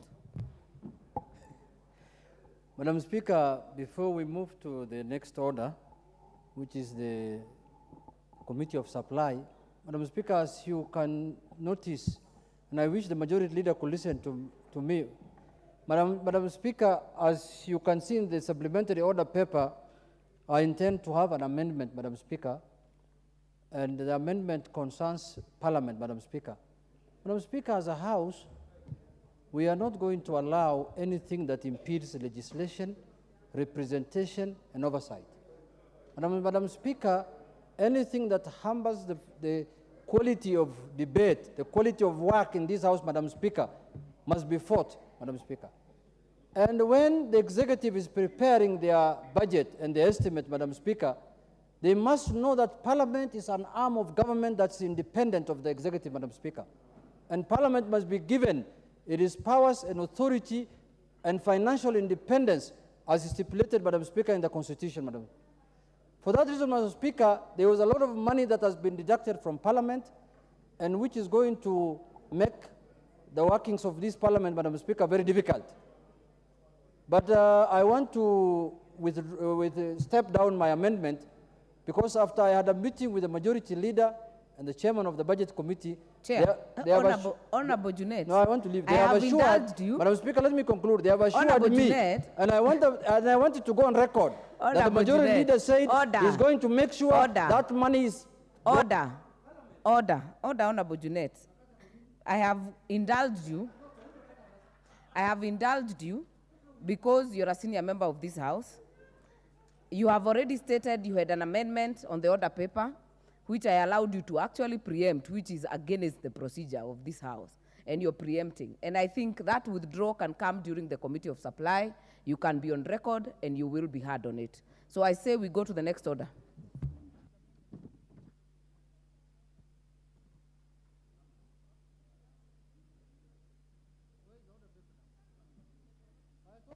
Next order.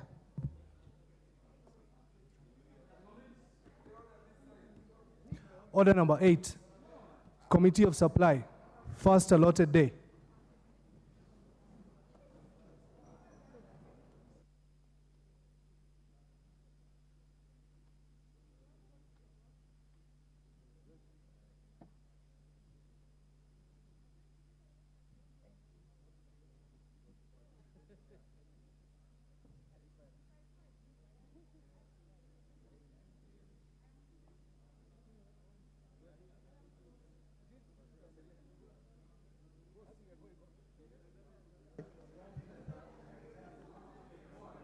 Oh, members, resume your seats. You may resume your seats, honorable members.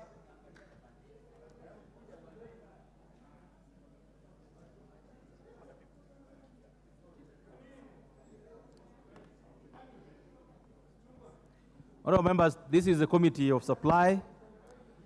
It is the committee where we then allow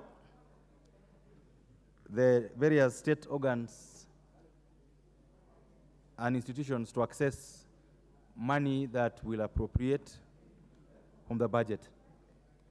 So without much ado, I think we'll hit the road running on this particular assignment.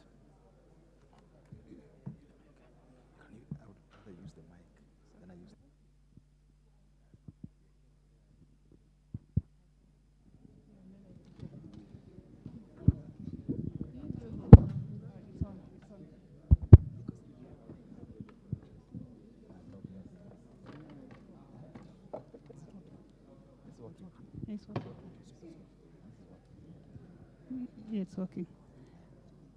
The executive vote number 1011, Office of the President. Honourable members, we are going to go through all the votes, all the three arms of government, and so we're starting with the executive. The first vote is the vote of the Office of the President, and so I propose that further, and members, remember that we are dealing with supplementary. It means that we already had appropriated in the original budget. So I therefore propose that further to the Appropriations Act 2023, the sum allocated to meet the expenditure, recurrent and development for the year ending 30th June 2024, order,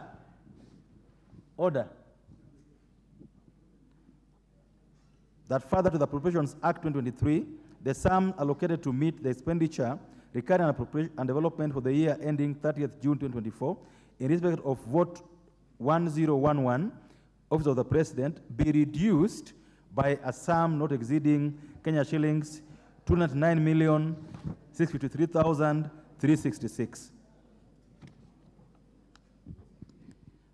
Programs being revised under the vote,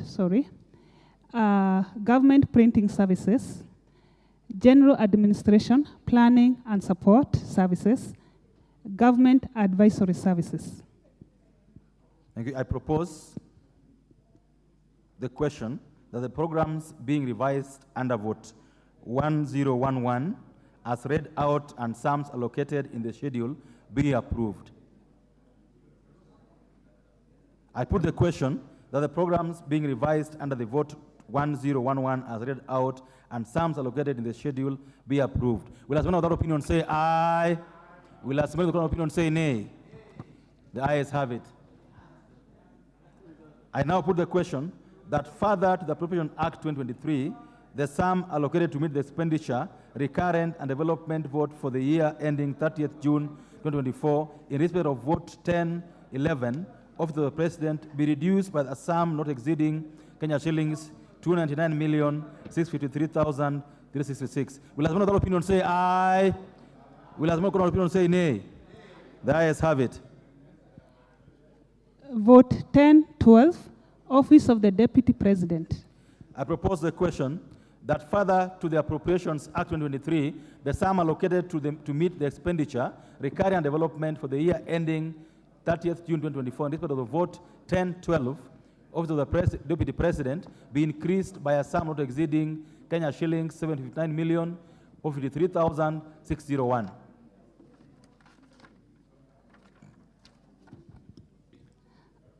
The programs being revised under the vote,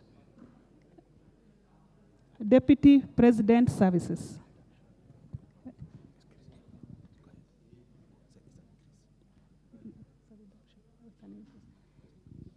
Programs being revised under the vote, Deputy President Services. Oh, members, I propose the question that the programs being revised under vote 1012, as read out and sums allocated in the schedule, be approved. I put the question that the programs being revised under vote 1012, as read out and sums allocated in the schedule, be approved. Will another opinion say aye? Will another opinion say nay? Ayes have it. I now put the question that further to the Appropriation Act 2023, the sum allocated to meet the expenditure, that is recurrent and development for the year ending 30th June 2024, in respect of vote 1012 of the Deputy President, be increased by a sum not exceeding Kenya shillings 79,453,601.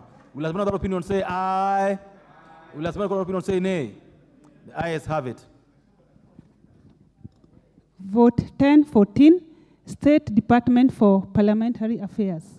But I put the question, I propose the question that further to the Appropriations Act 2023, the sum allocated to meet the expenditure, recurrent development for the year ending 30th June 2024, in respect of vote 1014, that is the State Department for Parliamentary Affairs, be reduced by a sum not exceeding Kenya shillings 276,466,275.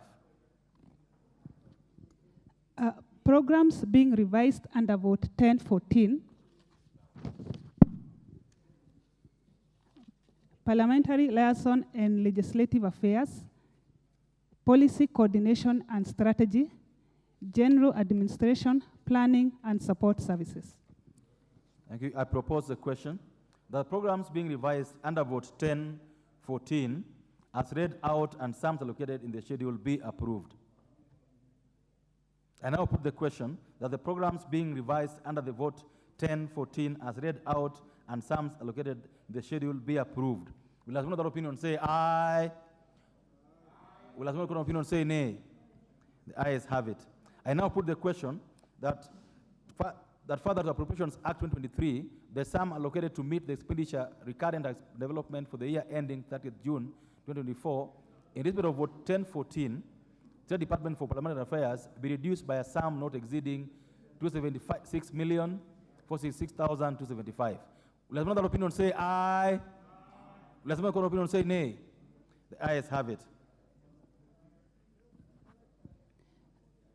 Vote 1015, State Department for Performance and Delivery Management.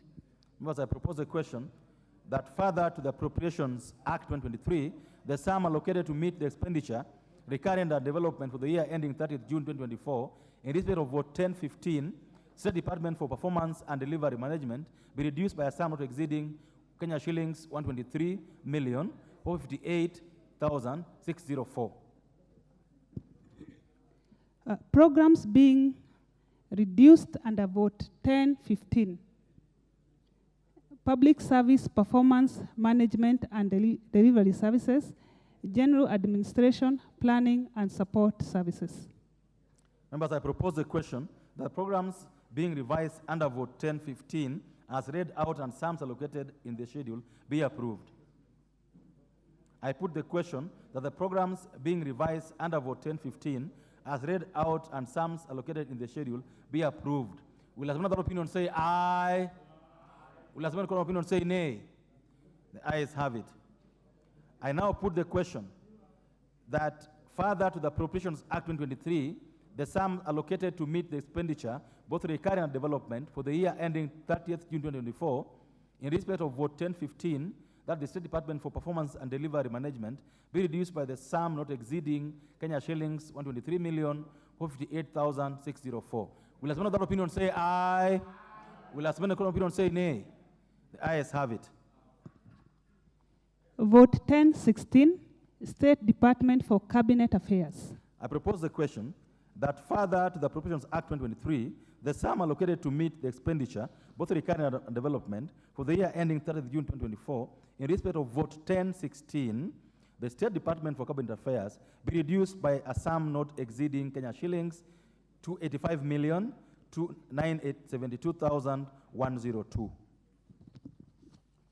Program being revised under vote 1016, Cabinet Affairs Services. I propose the question that the programs being revised under vote 1016 as read out and sums allocated in the schedule be approved. I now put the question that the programs being revised under the vote 1016 as read out and sums allocated in the schedule be approved. Will another opinion say aye? Will as many opinion say nay? The ayes have it.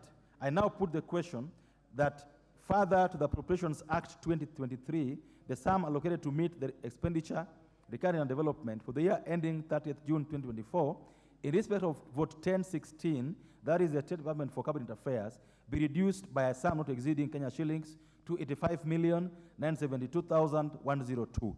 Will as many of that opinion say aye? Will as many opinion say nay? Ayes have it.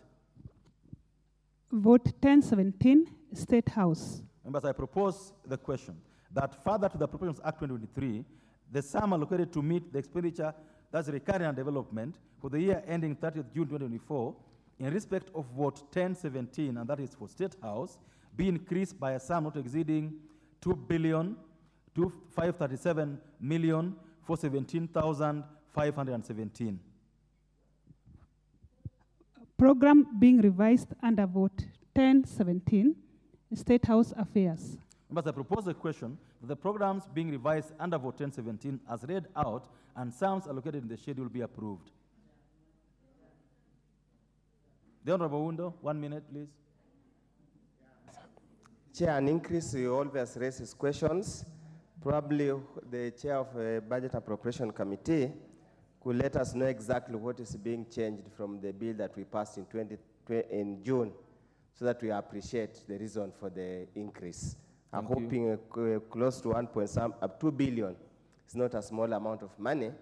Probably the chair could enlighten members of this house, members of public, so that they know. Thank you, Chair. The Honorable Lodge.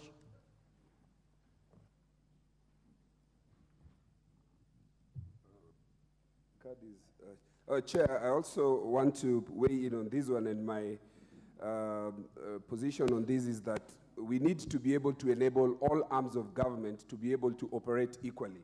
The percentage increase here compared to the decrease that is being meted on parliamentary affairs does not lend itself to what you call equality of arms. All arms of government equally represents the people, and therefore we need a justification on why there is an inordinate amount of increase in State House and a decrease on parliamentary affairs. I think we need to reject this one. Thank you. The Honorable Mago. Thank you, Chair. I also share in the sentiments of my other colleagues.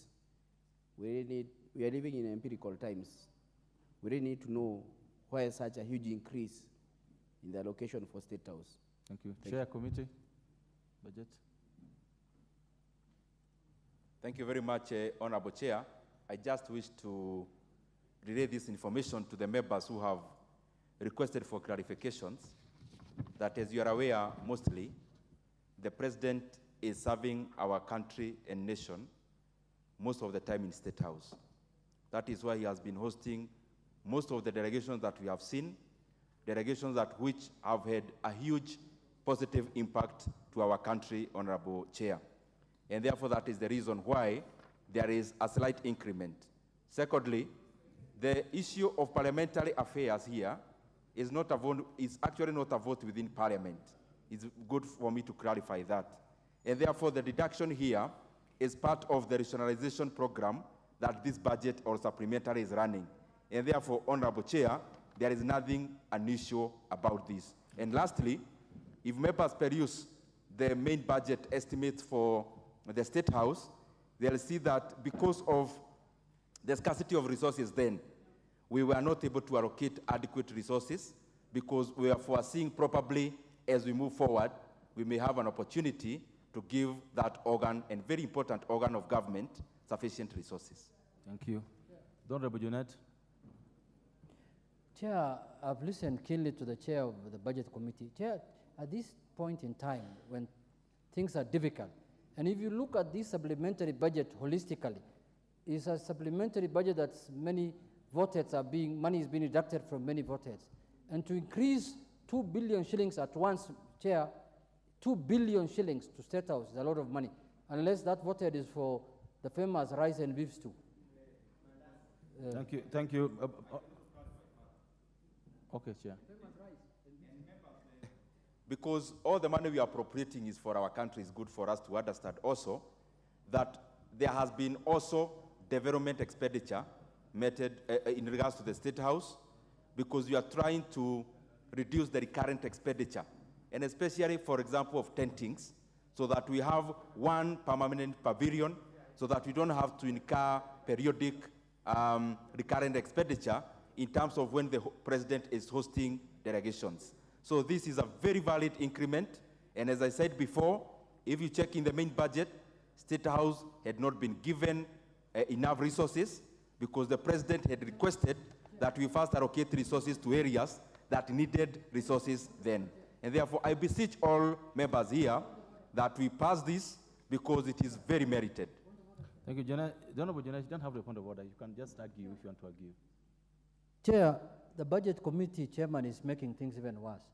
Chair, we cannot budget for 2 billion shillings to do pavilion. We have just finished a campaign the other day, and there is no need of hosting delegations anymore. This is the time to tighten our belts. You can see even Parliament is losing a lot of money. You can see all arms of government is losing a lot of money. And we're discussing here pavilions, delegations, beef stew and rice. No, we cannot accept that. This must be removed. I think there's also a roster.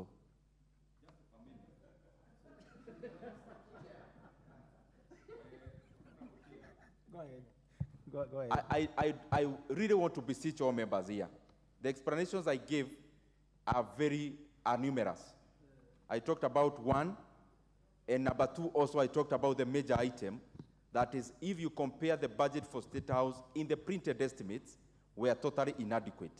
And that was on the request of the President himself, that even before we found his office, there were other pressing needs, like the education sector, and therefore we deliberately underfunded that program, knowing there will be an opportunity, probably, to beef it up, but having taken care of the pressing needs of the country by that time. Thank you so much, Chair. The Honorable Junet, I've just told you, even a less of is there. I now put the question that the programs being, I put the question,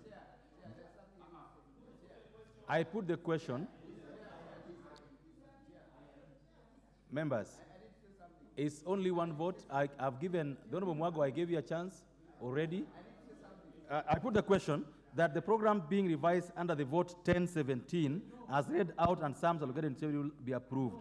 Will that opinion say aye? Aye. Will that opinion say nay? Nay. The ayes have it. I now put the question that further to the Appropriations Act 2023, the sum allocated to meet the expenditure recurring and development for the year ending 30th June 2024 in respect of vote 1017 for State House be increased by a sum not exceeding Kenya shillings 2,537,417,517. Will another opinion say aye? Will another opinion say nay? The ayes have it. Vote 1023, State Department for Correctional Services.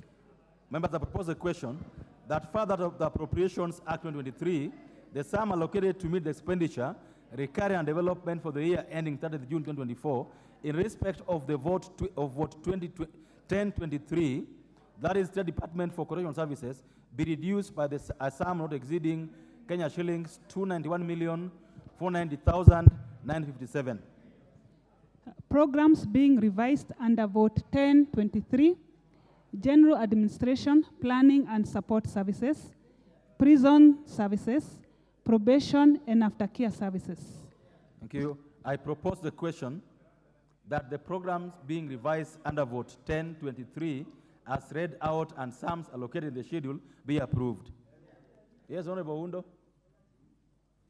Chair, again, I would want a reassurance from either the chair of the committee or the chair of Public Accounts Committee that the reduction of prison services by close to 300 million will not affect the welfare of the prisoners and other persons serving different sentences under the correctional and postal services. Thank you. I just want that an assurance.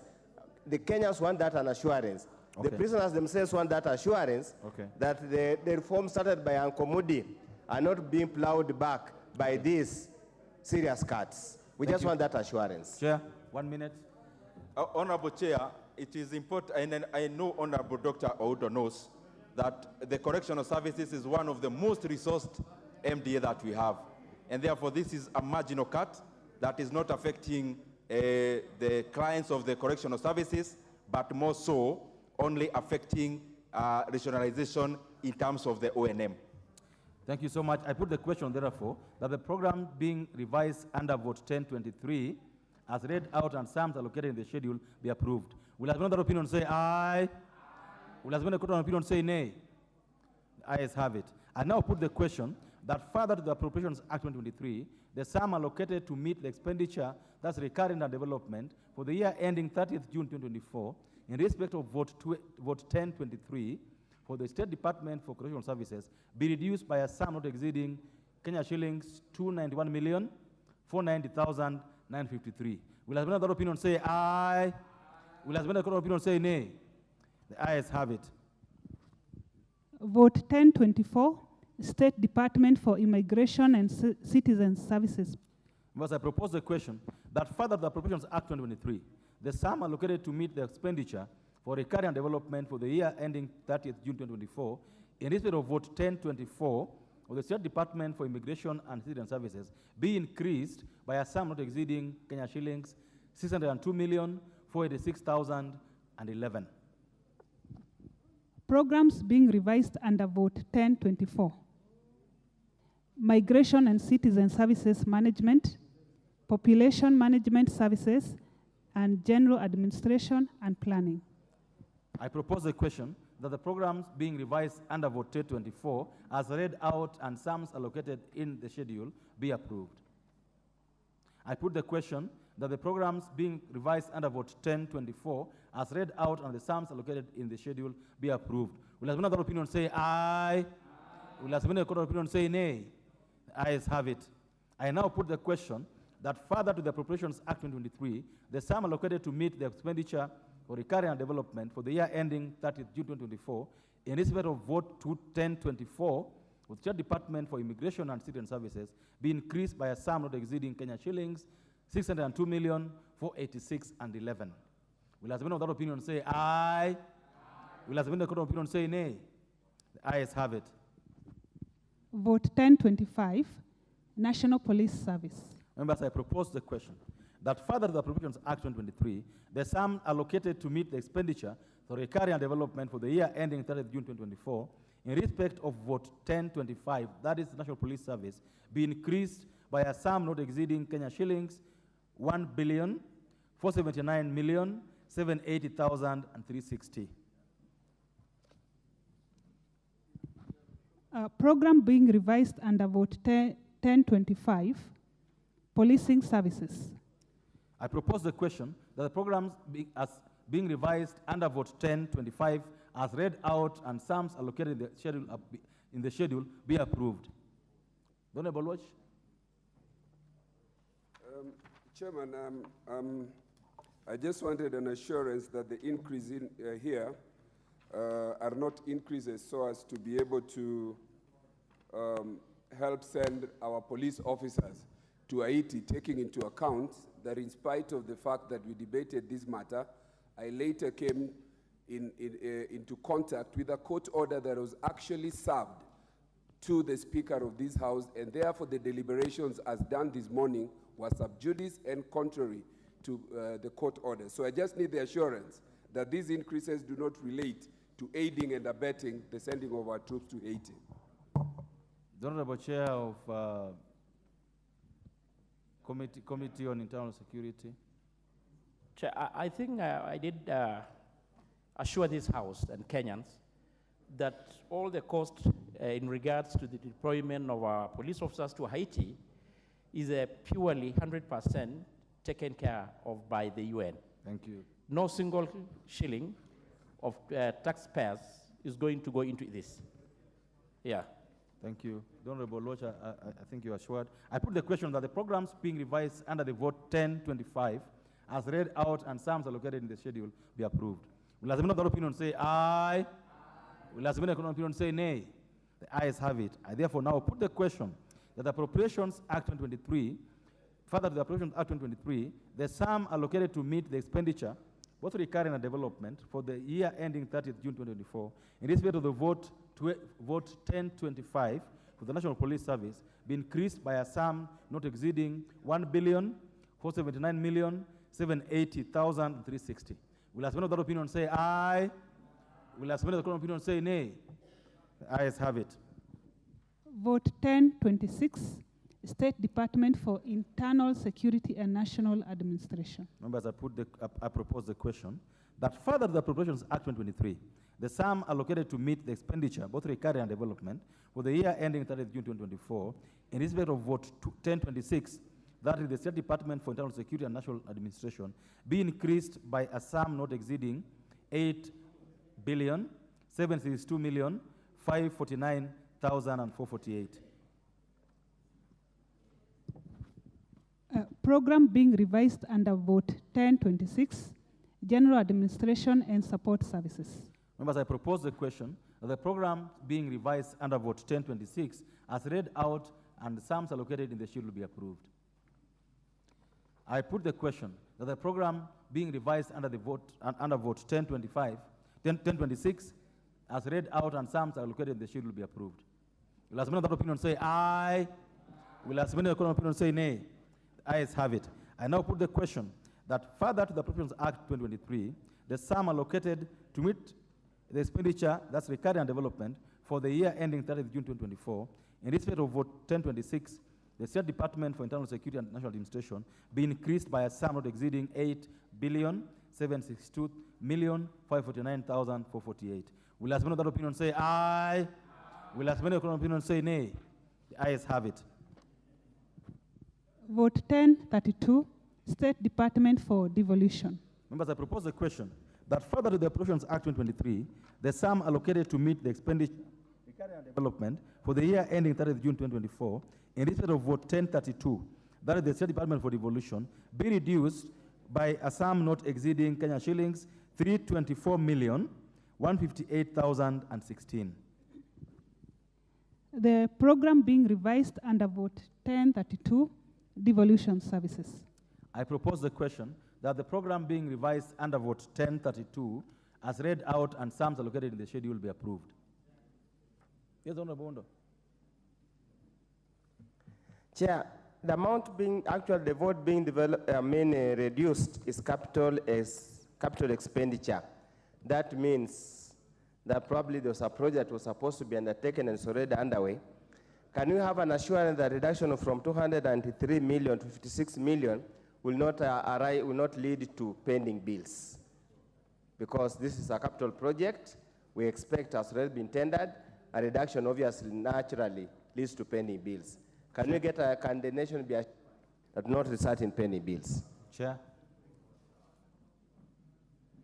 Honorable Chair, I want to assure Honorable Dr. Urdo that the money is there and the entire rationalization, just to answer for any other vote also, the Treasury was targeting the monies or projects that are yet to be committed, and therefore it will not lead to pending bills.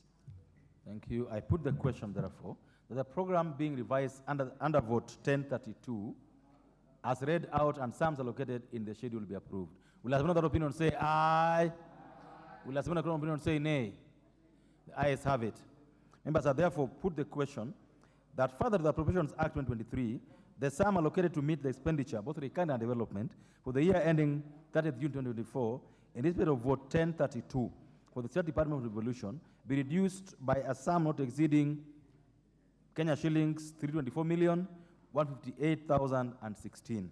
Will as many of that opinion say aye? Will as many of that opinion say nay? The ayes have it. Vote 1036, State Department for Assaults and Regional Development. Members, I propose the question that further to the Appropriations Act 2023, the sum allocated to meet the expenditure, both recurring and development, for the year ending 30th June 2024, in respect of vote 1036 for the State Department for Assaults and Regional Development, be increased by a sum not exceeding 8,160,926,489. Programs being revised under vote 1036, Accelerated Assault Development, General Administration Planning and Support Services, Integrated Regional Development.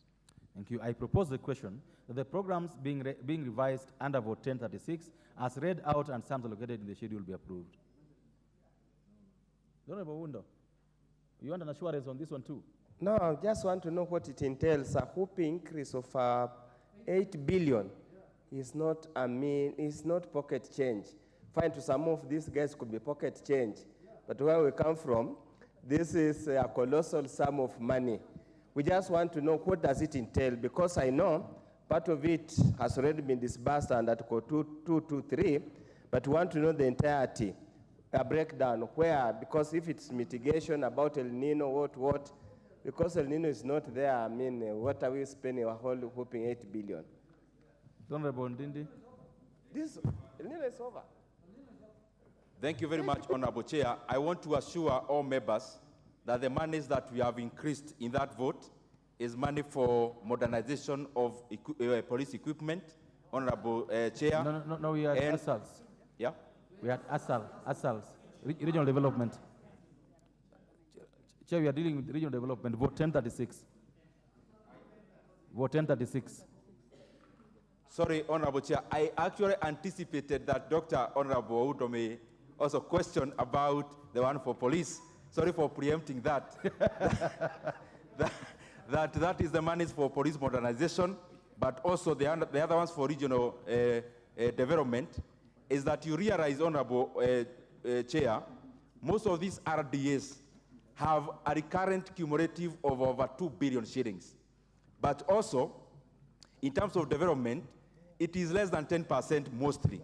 And therefore, what we felt as the committee is that we need also to allocate them enough roles, and enough roles comes with resources, most of which is cutting across. Some is water, others are commercial services. For example, citing a company like Ewasonyiro South, which is having a very good and robust plan in terms of the leather industry. And therefore, Honorable Oudo and all the members, it is cross-cutting in many respects of our economy. Thank you. The Honorable Oundo. Just for record purpose, I hope this money is going to be equitably and fairly distributed throughout the Republic of Kenya. That's my point of concern.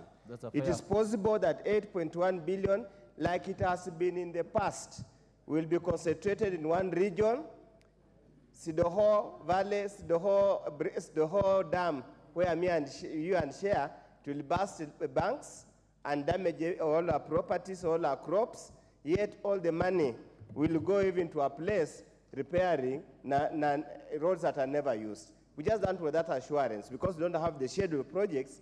If we can just give or go on record that the 8.1 billion will be fed all over the entire Republic of Kenya, even though we might not be shareholders. Thank you.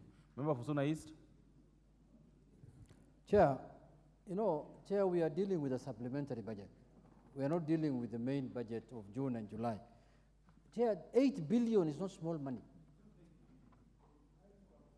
So can the chair come clearer on what is this, what it entails, this increment? You can't just say it was on Euro South, it was Euro North. Those are dead things that we know that never functioned for the last 10 years. Unless you will talk about Lake Basin, then I can hear. Honorable Chair, go ahead. Talk about Lake Basin now. Honorable Chair, I agree. I gave a partial answer to that because I forgot to say that in this amount, there is actually a donor-funded project in terms of food security of over actually 5 billion shillings. Over 5 billion shillings. A World Bank project where we put in money and then World Bank reimburses the exchequer when it is expended. And therefore, some of these monies, over 5 billion, is going there. But in terms of RDAs, there is no single RDA that has not gotten something, however small, in terms of the issues around floods, which will be very critical. But more importantly, there are some who have very good plans that are fitting into better program. Thank you. Better here meaning the bottom-up transformation model that we have. Thank you. I therefore, members, I therefore put the question that the program being revised under vote 1036 as read out and sums allocated in the schedule will be approved. Will another opinion say aye? Will another opinion say nay? The ayes have it.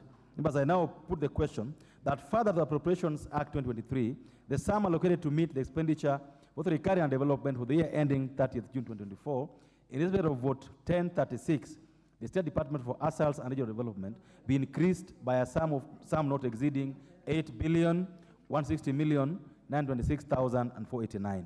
Will another opinion say aye? Will another opinion say nay? The ayes have it. Vote 1041, Ministry of Defense. Members, I propose the question that further the Appropriations Act 2023, the sum allocated to meet the expenditure of the recurring and development for the year ending 30th June 2024, in respect of vote 1041, that is the Ministry of Defense, be increased by a sum not exceeding 8,492,301,616. Programs being revised under vote 1041 Defense, General Administration, Planning and Support Services, and National Space Management. Thank you. I propose the question, members, that the programs being revised under vote 1041 as read out and sums allocated in the schedule be approved.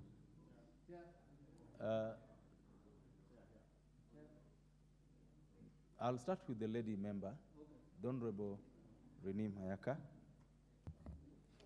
Thank you, Chair. Chair, for me, I'm also quite concerned because the amount indicated is quite a sum of money. And if you see the allocation that has been put in the table with further explanation, it just says defense. So maybe we need a bit more substantiation in terms of what does this cover exactly for our understanding.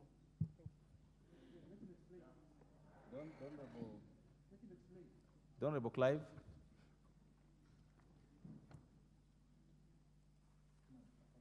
Chair, I'm also very concerned that the Ministry of Defense is asking for an increase of 8.492 billion. Maybe would like a clarification because some few months back, the Defense Committee came here and sought permission to send our troops to the Congo and said they are going to spend 2 billion. We are very sure that so far they've spent more than that, and their expected funding from the UN didn't come through. Is this amounts meant to go towards the funding of the soldiers in the DRC? And if so, how much is that? And further to that, the soldiers were to be there for 6 months. Why are they still there? And therefore forcing taxpayers to dig deeper into their already empty pockets to finance this mission. Thank you. Manager Whip. Chair, this is a colossal sum of money. How much is colossal? 8 billion again. Chair, you see, people are saying that we are doing austerity.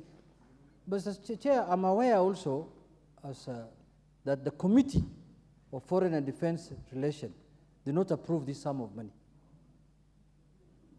in their report, Chair, because they realized this is a lot of money, and it is the Budget Committee through the executive order of his chair that has put this money in this thing, Mr. Chair. Chair, he needs to explain further. Thank you. Thank you. The chairman should tell us, this is a lot of money. Chair, this is a lot of money. Aye. The Honorable Chair for Defense, the Honorable Less Defense Chair.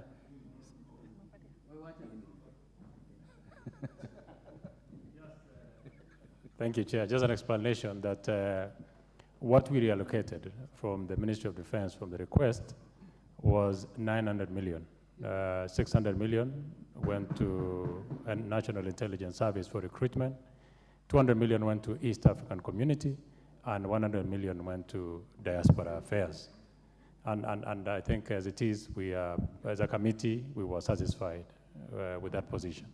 And that is exactly what we submitted before the Budget Committee. The Honorable Chair.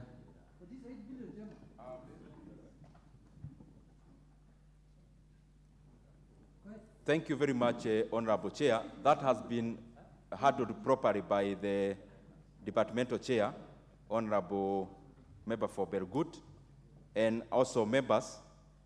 As you realize, whatever austerity measures we could be having as a nation that is not secure, there is no amount of austerity that can keep it secure from the enemies. And that is why you find that proportionately what we've done in internal security, we're also trying to boost our defense, which needs to be capacitated to deal with the current threats. Chair, where is the money going? Because the question being asked by 3 members is... This money is part of it, Honorable Chair. As you know, there was a recent recruitment, which also we needed to provide PE for them, or personal emoluments. And also, Honorable Chair, also a sizable amount is going to modernization of also defense equipment. No, it's a point of just clarification, maybe not order. Go ahead. Chair, point of clarification. Chair, you know, we've been around here for a long time with you. And the security sector in the budgeting system is known for padding the budget.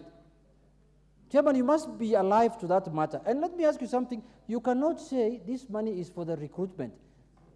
By the time the recruitment is being done, that recruitment is budgeted for. You cannot recruit people without money. Where are you going to feed them? If you miss the money here, what will you do? You will chase them away.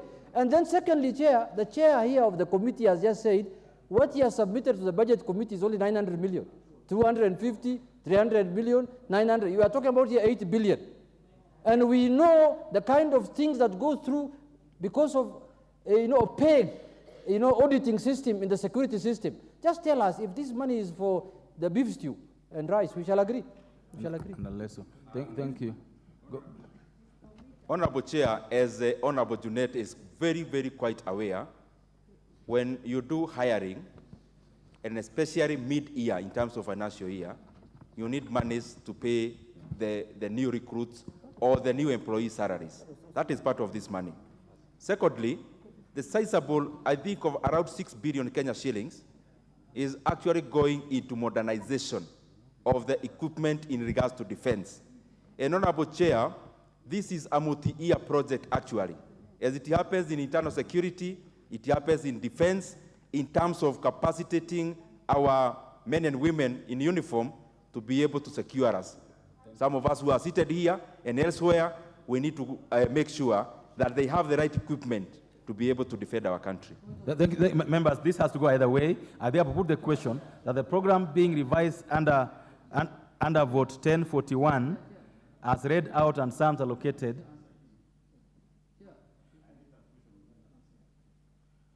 The questions as regards budget have been answered sufficiently, at least to my satisfaction. So, yes, Honorable Junet, what's... Chair, you see, the statement that has been given by the chair budget here is not satisfactory. Chair, for the reasons that he's saying, we are doing this supplementary budget for purposes of austerity. If you can see, all ministries, all departments, all agencies have been, their budget has been cut. Other than places where, there are fishy things, you can see things with your own naked eyes. Okay. Chair, like this one. Chair. And the recruitment of... Honorable Junet, you're doing very well. It was beef stew. You are now move fish again. There's no fish in this thing. So this will go either way. Okay, 1 minute. 1 minute. Please. It was very unfortunate for a very high-ranking member like Junet to make such very statement. And he knows that to secure this country, security is very expensive all over. In fact, if actually we will have been fair, we should even have appropriated and allocated more resources to the security organs. And you know that. Haiti, I think we have dispensed that one. Don't remember you've been heard. We are doing supplementary budget today. That's going to be our agenda. So I better put the Honorable Clive. The question you asked is a very good question. I think it is a very good place in the committee during the normal sessions of the Committee of Defense and Foreign Relations as to how our forces are doing in DRC, how long they have taken there, whether they have been brought back or not, should be asked at a good time. I think that's been answered by the Chair of Budget. The Chair of Budget has said to my satisfaction that the money is going to modernization. I heard him say that clearly. I therefore put the question that the program being revised under vote 1041, as read out and some according in the schedule, be approved. Will another opinion say aye? Will another opinion say nay? No. The ayes have it. I therefore put the question that further to the Appropriations Act 2023, the sum allocated to meet the expenditure, recurring and development for the year ending 30th June 2024, in respect of vote 1041, Ministry of Defense, be increased by a sum not exceeding Kenya shillings 8,492,301,616. Will as another opinion say aye? Will as another opinion say nay? Ayes have it.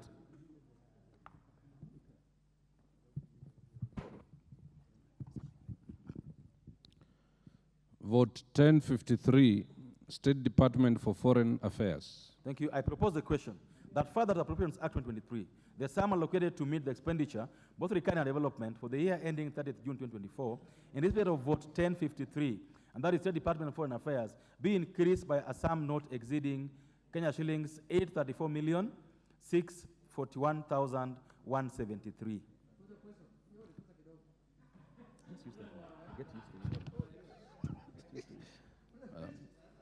The programs being revised under this vote are general administration, planning and support services, foreign relations and diplomacy, economic and commercial diplomacy, foreign policy research, capacity development, and technical cooperation. Members, I propose the question that the programs being revised under vote 1053 as read out and the sums allocated in the schedule be approved. Yes, Honorable Janet. Chair, I want to bring to the attention of the chairman of the Budget Committee that there is adding 800, let's say the budget is adding 834 million only. But whether he's aware that people who are serving in the diplomatic services are suffering outside the country, especially when we visit there as members of parliament, is when we come into contact with their plight. Some of them have not paid rent for many years. Houses are being closed. They are not getting their allowances. Why can't you give them more money than this modernization thing that is beef stew? Chair Budget, are you aware? Are you aware of the suffering?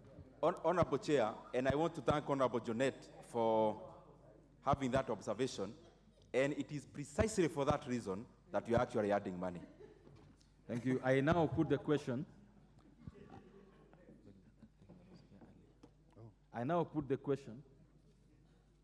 That the program being revised under vote 1053 as read out and sums allocated in the schedule be approved. Will another opinion say aye? Will another opinion say nay? Ayes have it.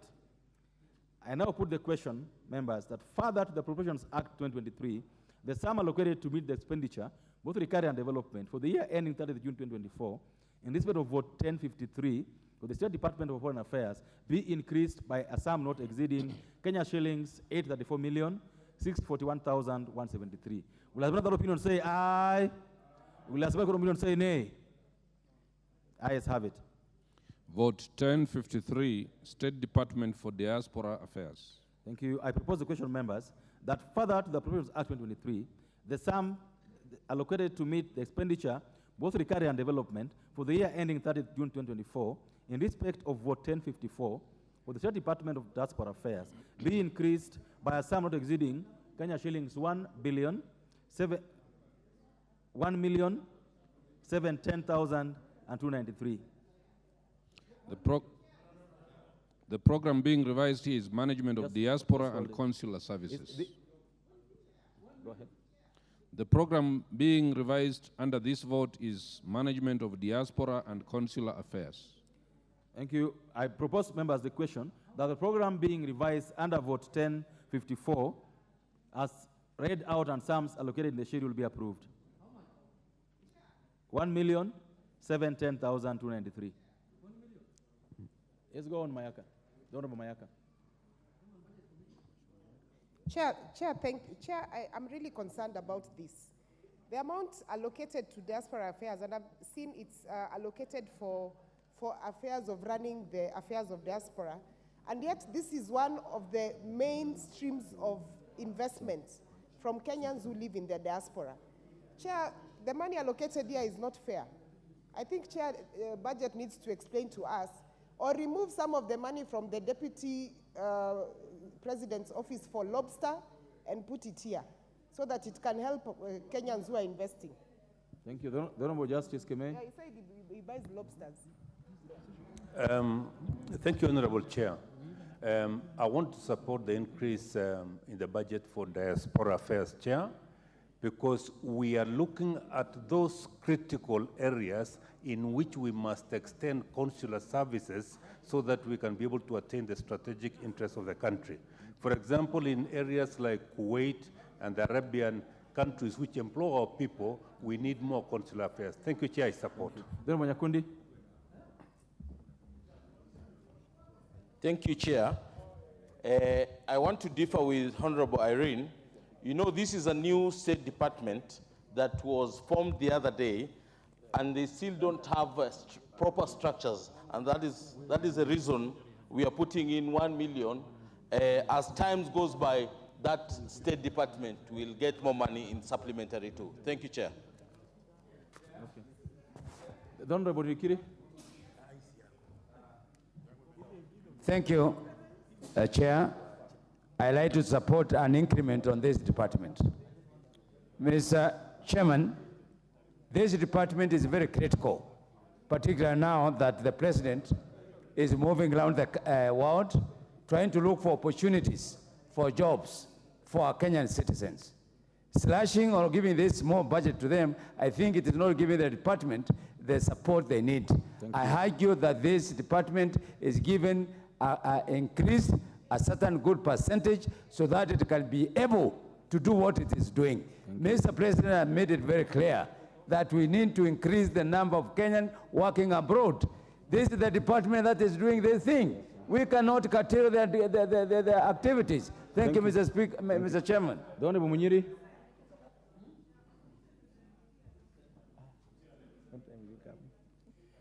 I want to hear what the Munyiri has to say. Munyoro.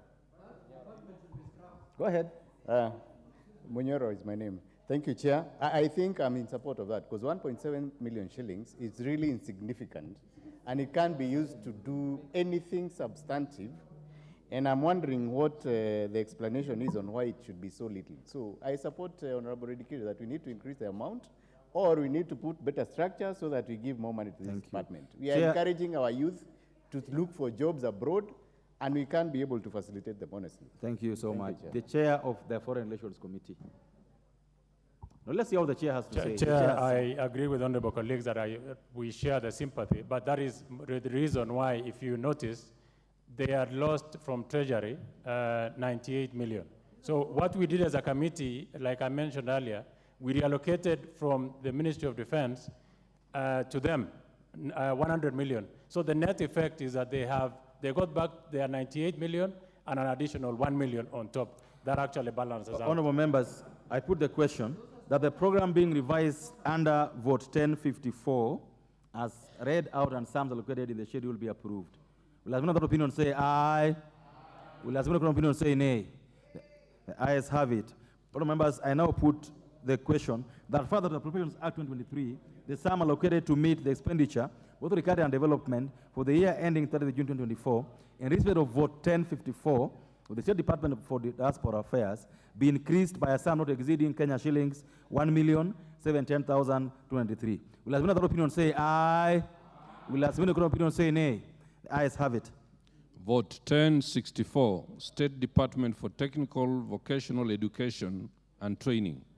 Thank you, members. I propose the question that further the Appropriations Act 2023, the sum allocated to meet the expenditure, both recovery and development, for the year ending 30th June 2024, in respect of Vote 1064, the State Department for Technical Vocational Education and Training, be increased by a sum not exceeding Kenya shillings 4,589,606,639. Programs being revised under this vote are Technical Vocational Education and Training, Youth Training and Development, General Administration, Planning and Support Services. Honorable members, I propose the question that the programs being revised under Vote 1064 as read out and sums allocated in the schedule will be approved. Honorable Lodge.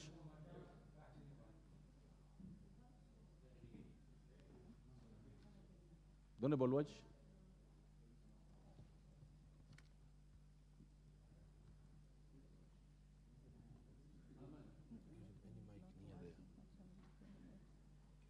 Chairman, even as I support this and I support it, I would like to ask the committee to look into processes and procedures that lead to procurement post our appropriation, because procurement, after we have put money, actually takes inordinate amounts of time. I'm also thinking that there is a problem when it comes to capitation that goes to school, which I hope is also part of this increase. The same way that our universities are suffering from delays in help monies reaching our needy students is also being experienced with our TVET. So that in exercising our oversight role. Let us put in money, but let us follow this money and find out that it actually reaches our students on time. I support it. Thank you. The Honorable Melly. Thank you, Chair. I support the appropriation, and more specifically on the issue of the students. About 5 billion shillings were actually appropriated for the new funding formula. Yet in the last budget, we had appropriated 4.6 billion in the former funding model. So as the Honorable Lodge has just put it, there is enough money for the students, and two, there's also enough money for the TTIs that had not been completed, and even the 15 that are going to be started. I support the Honorable Speaker. The Honorable Wundo. Actually, I wanted to ask the chair of the Committee of Education, if you look, we are giving on the right and taking by the left. If you look at the capital expenditure, there's a reduction of close to about 5 billion. So it's just a net off from capital expenditure to recurrent expenditure. Again, as I had asked earlier, I hope we're not facing a specter of pending bills. Probably if you can clarify, because we're reducing capital expenditure from 7.6 to 7. What do you have to say? Honorable Wundo, is that a comment or a question? Okay, the Honorable Meli. He says that your left hand has given to your right hand, and then you put your right hand on the back. I think as the Chair Budget has just put it, it is actually a net increment of 5 billion. So there is no reduction. In fact, this sector had an increment, not a reduction, Chair. Okay. No, he's listened to you and he said that this is the education sector. And he says in that sector, the right hand has not taken away from the left. In fact, both hands have received 5 billion. I therefore propose the question, that the program being revised under vote 1064 as read out and sums located in the schedule will be approved. Will I have another opinion say aye? Will I have another opinion say nay? The ayes have it. Therefore, members put the question that further the Appropriations Act 2023, the sum allocated to meet expenditure, recurrent development for the year ending 30th June 2024, in respect of vote 1064, for the State Department for Technical Vocational and Education and Training, be increased by a sum not exceeding 4,589,606,639. Will I have another opinion say aye? Will I have another opinion say nay? The ayes have it. Vote 1065. State Department for Higher Education and Research. Members, I propose a question that further the Appropriations Act 2023, the sum allocated to meet the expenditure, both recurrent and development for the year ending 30th June 2024, in respect of vote 1065, the State Department for Higher Education and Research, be increased by a sum not exceeding 25,920,848,822.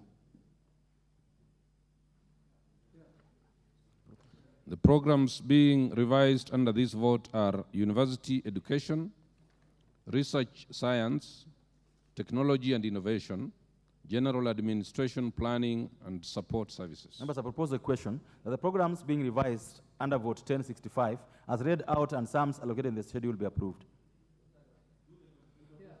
I put the question. Is the Honorable Jeanette? Chair, you see, Chair, the sum being increased is 25 billion shillings. And I want to hear what the Chair of Budget is saying. Because, Chair, a supplementary budget is supposed to address issues of emergency in nature. And 25 billion shillings is a lot of money. What is this and we are barely 4 months away from the budget we've just passed. But I thought budgets used to be handled by 223. No, Chair. Supplementary. No, Chair. Even supplementary is supposed to do with critical matters only. Okay. So what is this thing that you can increase 25 billion shillings, number one? Secondly, the Honorable Chair, resume your seat. Is this money just in form of paper, or they will be real exchequer? We have passed here many times a lot of money just on paper. The money never goes to the schools. Thank you. The Honorable Makali.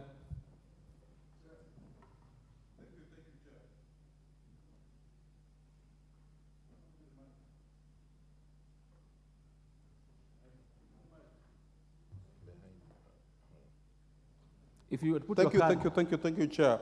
I request members to put their cards so that we able to locate them easily. Thank you, Chair. I appreciate the increase, but I want to get the assurance from the Chair of the Budget Committee whether this increment of 25 billion is going also to cater for capitation on the higher education loans board for the poor students who have to access university education. Thank you. Honorable Mboko. Thank you, Chair. As I support this, the Chair of Budget should assure not only this House but the country as a whole that this is now fixing the new model of funding in universities. Thank you. So that the students who are in the university can, for once, rest. Chair, Committee of Budget. Thank you very much, Honorable Chair. And I want all members to know that all the objective of the supplementary budget was to align the current needs of the nation with the resources that we have. And to answer Honorable Junet, there was an intake for our university students just recently, which we need to take care of. And I want to assure him, actually, even the students across the country, something that has not been seen for many years, they actually received boom payment, actually, for the last 2 weeks. And therefore, this money is just not on paper. It is monies, some of which is already in the pockets of the students of Kenya. And therefore, this money is actually in two categories. There is part that is scholarships, and there is also part that is loans granted by HELP. Then, Mboko, what is out of order is very clear in my mind. You know, when the chairman budget talks about boom is back, is he saying that now the students at the university are receiving boom as defined by boom by those who are in the universities those days? No, the Honorable Chair, the Honorable Meli, there is no boom, but you answer this question. Thank you, Chair. I think, as Honorable Mulemba has just put it, in our days we used to get boom. As we speak now, Chair, the students are getting the out-of-pocket money up to a tune of 60,000 based on the needs of every child. The very needy gets up to 60. And it is actually determined by the mean testing. So I want to assure the members and the House and the public that this money has already been remitted to the students by the Higher Education Loans Board. I thank you, Chair. Dr. Bondindi, did you ever receive the boom yourself? Yeah, from home when we got coffee payments. Thank you. Members, I now put the question that the programs being revised under vote 1065 as read out and sums located in the schedule be approved. Will that opinion say aye? Will that opinion say nay? The ayes have it. Members, I further put the question that further to the Appropriations Act 2023, the sum allocated to meet the expenditure, both recurring and development, for the year ending 30th June 2024, in respect of vote 1065, that is the State Department for Higher Education and Research, be increased by a sum not exceeding Kenya shilling 25 billion, 920 million, 848,822. Will that opinion say aye? Will that contrary opinion say nay? Ayes have it. Vote 1066, State Department for Basic Education. I propose the question that further the Appropriations Act 2023, the sum allocated to meet the expenditure, both recurring and development, for the year ending 30th June 2024, in respect of vote 1066, and that is the State Department for Basic Education, be increased by a sum not exceeding Kenya shillings 11 billion, 746 million, 101,126. The programs being revised under this vote are primary education, secondary education, quality assurance and standards, general administration, planning and support services. Members, I propose the question that the programs being revised under vote 1066 as read out and sums allocated in the schedule be approved. This one I just want to put the question. I put the question that the programs being revised under vote 1066 as read out and sums allocated in the schedule will be approved. Will another opinion say aye? Will as many opinion say nay? The ayes have it.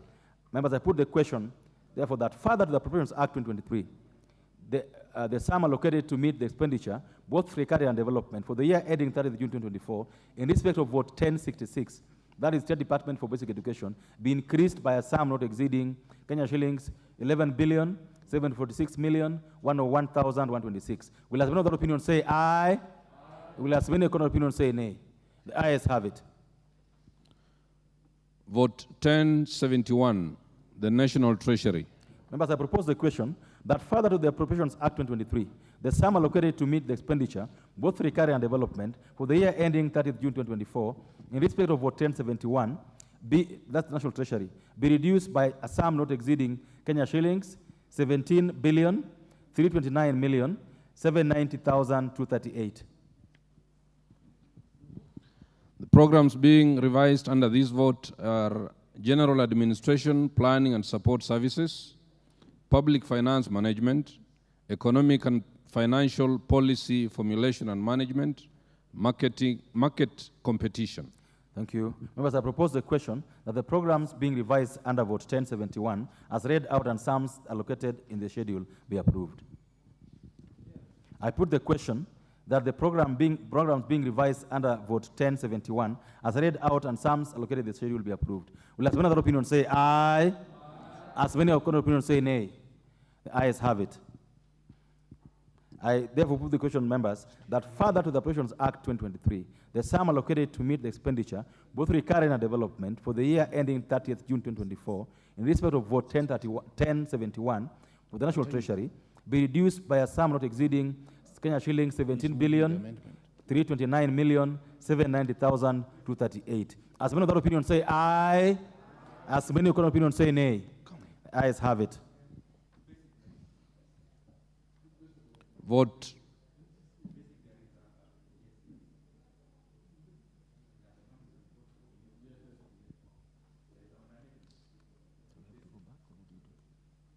And the question has already been put.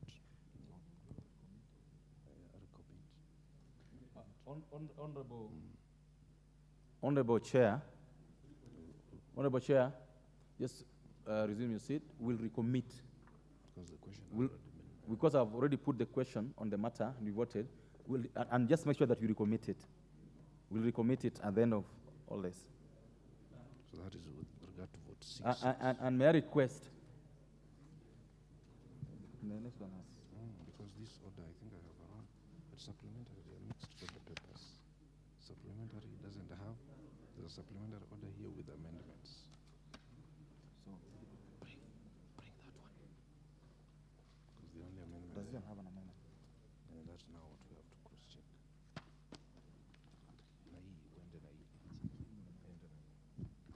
May I request the Honorable Chairs and the Chair Budget, where there's an amendment, you alert us in advance so that you don't have to do this.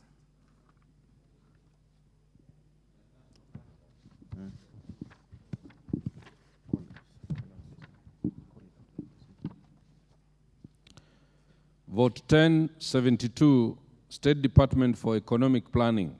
Members, I propose the question that further to Appropriations Act 2023, the sum allocated to meet the expenditure, both recurring and development, for the year ending 30th June 2024, in respect of vote 1072, that is the State Department for Economic Planning, be increased by a sum not exceeding 2,430,260,325.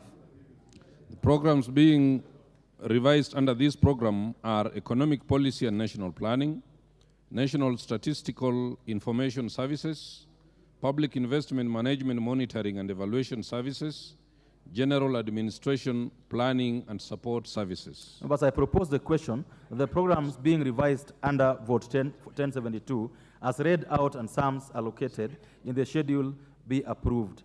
I want to call the mover to move his amendment. Thank you very much, Honorable Chair.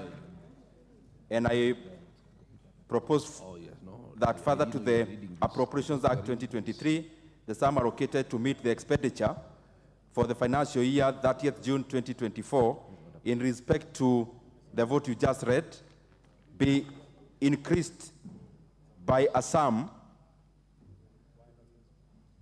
of Kenya shillings 1 billion from 57,253,750,000 to 58,253,750,000.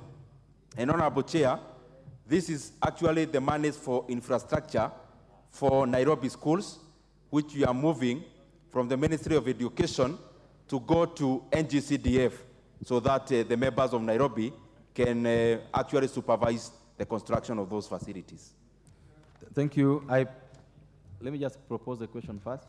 I propose a question that the program being revised under vote 1072 as amended, be amended as proposed. Yes, Honorable Lodge.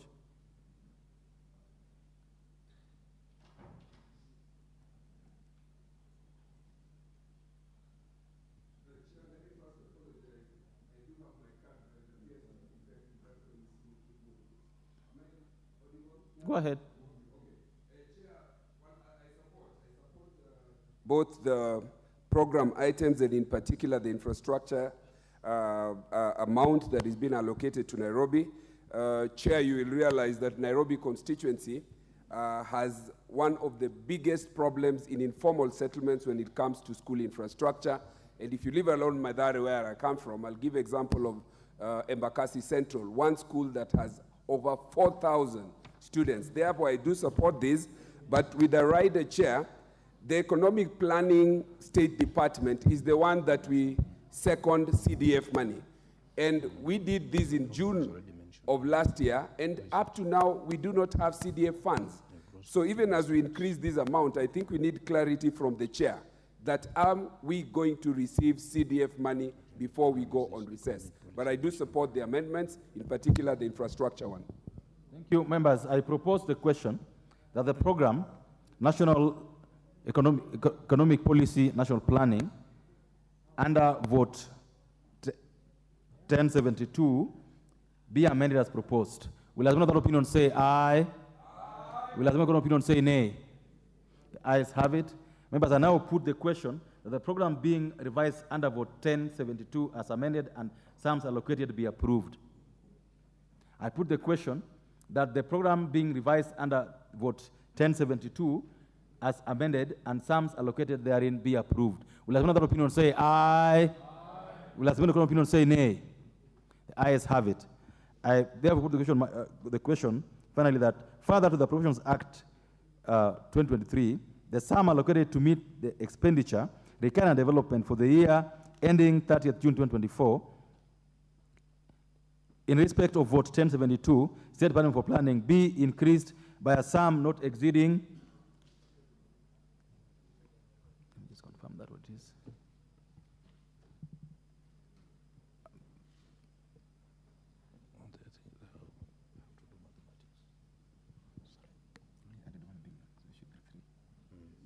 By a sum not exceeding 3,430,260,325. Will another opinion say aye? Aye. Will another opinion say nay? The ayes have it. Vote 1082, State Department for Medical Services. Members, I propose the question that further Appropriations Act 2023, the sum allocated to meet the expenditure, required and development for the year ending 30th June 2024, in respect of vote 1082, the State Department for Medical Services be reduced by a sum not exceeding Kenya shillings 5,953,050,074. Programs being revised under this vote are National Referral and Specialized Services, Curative and Reproductive Maternal Newborn Child Adolescent Health, Health Research and Innovations, General Administration. Thank you. I propose a question that the programs being revised under vote 1082 as read out and the sums allocated in the schedule be approved. This also has an amendment, so I'll ask the mover to move the amendment.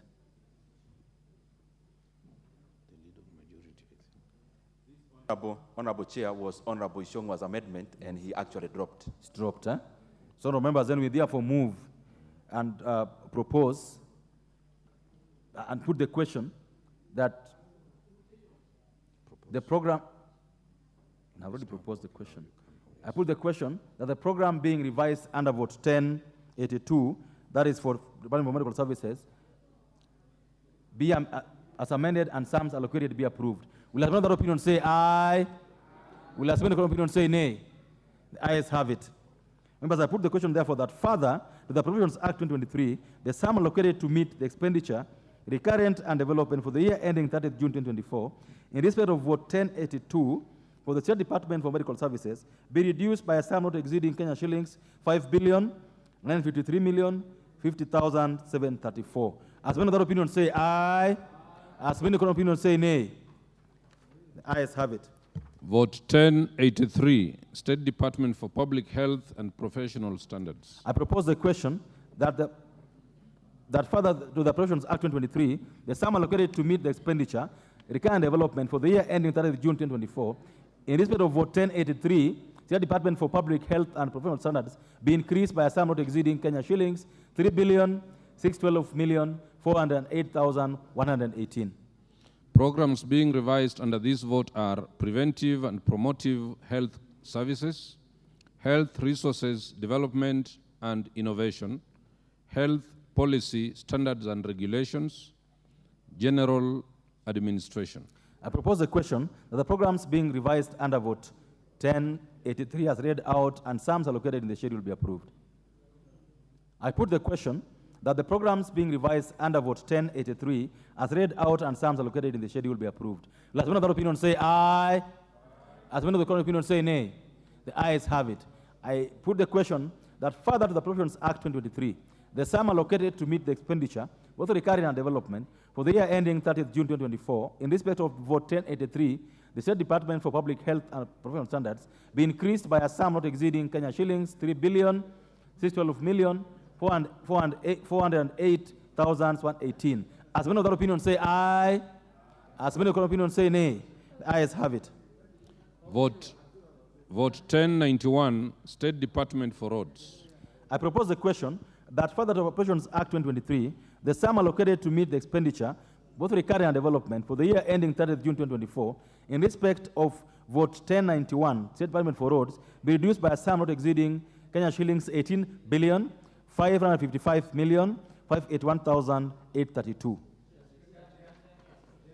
The program being revised under this vote is road transport.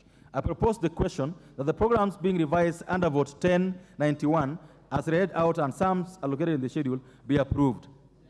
Honorable Ndikiri. I thank you, Chairman. My concern is that we are on a period of evidence and many loans are going to be affected. As we study and deliberate on this supplementary budget, we want to get an assurance for the chairman of the budget that all the destroyed trans-county and transnational loans that have been destroyed, they will be funded from the budget. What am I saying? I'm not comfortable with this reduction. If there is any department that needs to be given more money, it is this department. Thank you. The member for Kericho. Thank you, Honorable Chair. I want to ask why there's so much reduction, yet our roads are so bad. You go to our constituencies, to our counties, the people, the first thing they ask is about the roads.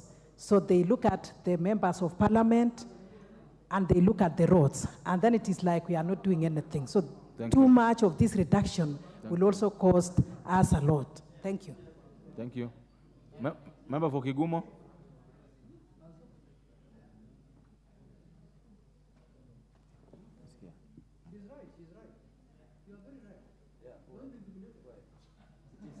Oh, thank you, Chair.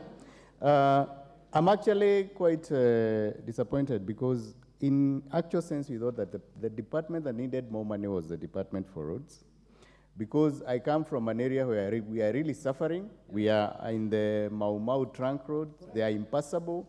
And we were hoping that this department would get more money so that we are able to sort our problems. I've seen that it's a capital reduction, and I think, honestly, we should have had more money for the State Department for Roads. Honorable Undo. Chair, let me also join my colleagues in expressing our dissatisfaction and fear, because this is a department that has got huge case of pending bills. This is a department that has got many roads that have stalled, some are being declared politically. I don't know what plan does the committee have to resolve the issue of pending bills in the road sector. Probably we need that clarification, an assurance. No, this can't be a point of debate. I want to give the chairperson. Yes, don't Bunyet, one minute. Before you go to the chairman, we have just passed here a voted that increased 8 billion shillings to the Ministry of Defense, Chair. And we are saying we are reducing 18 billion shillings from the Ministry of Roads. Where are our priorities, Chair? Or this budget just is, we are a conveyor belt. You know, the budget making process now belongs to the National Assembly. The Treasury just makes proposals to us. So if there is no money for roads, the people who are going to be blamed is not the executive, it's going to be Parliament. You are increasing 8 billion shillings for Ministry of Defense just to buy small things. And then 18 billion shillings is being removed from the Ministry of Roads, and you can hear the member there, unless you paid him in beef stew and rice. No, they did a less of the honorable member for. Honorable Chair, starting with the question, especially from Honorable Redikri, the damaged roads have several kind of fundings. One funding is donor funded, number 2 is exchequer, but there is also maintenance. Money to maintain roads comes from the fuel levy, and Honorable Chair, that money is available, and all the damaged roads will be taken care of.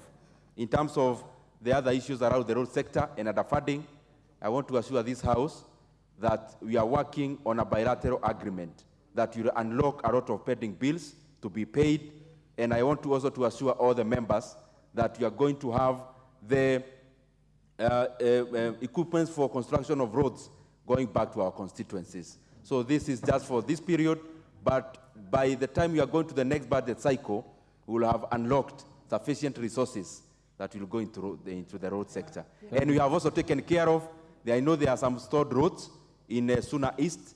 I have the list. By March, there will be part of the roads that will be unlocked. And of course, Kericho and all the other counties. The Honorable is Nganga.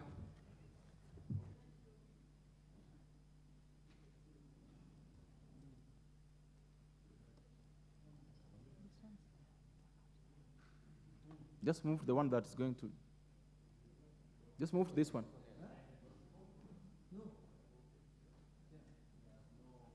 Thank you, Honorable Chair. I just wanted to add into it, like where I come from in Thika Town constituency, I'm at Akura, and there's no money.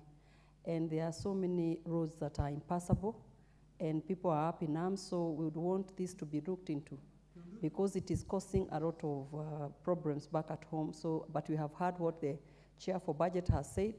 We will give them time, but we need to look into these roads, because I want to tell you, Chairman, we are really suffering. Contractors are no longer there. They have carried their things.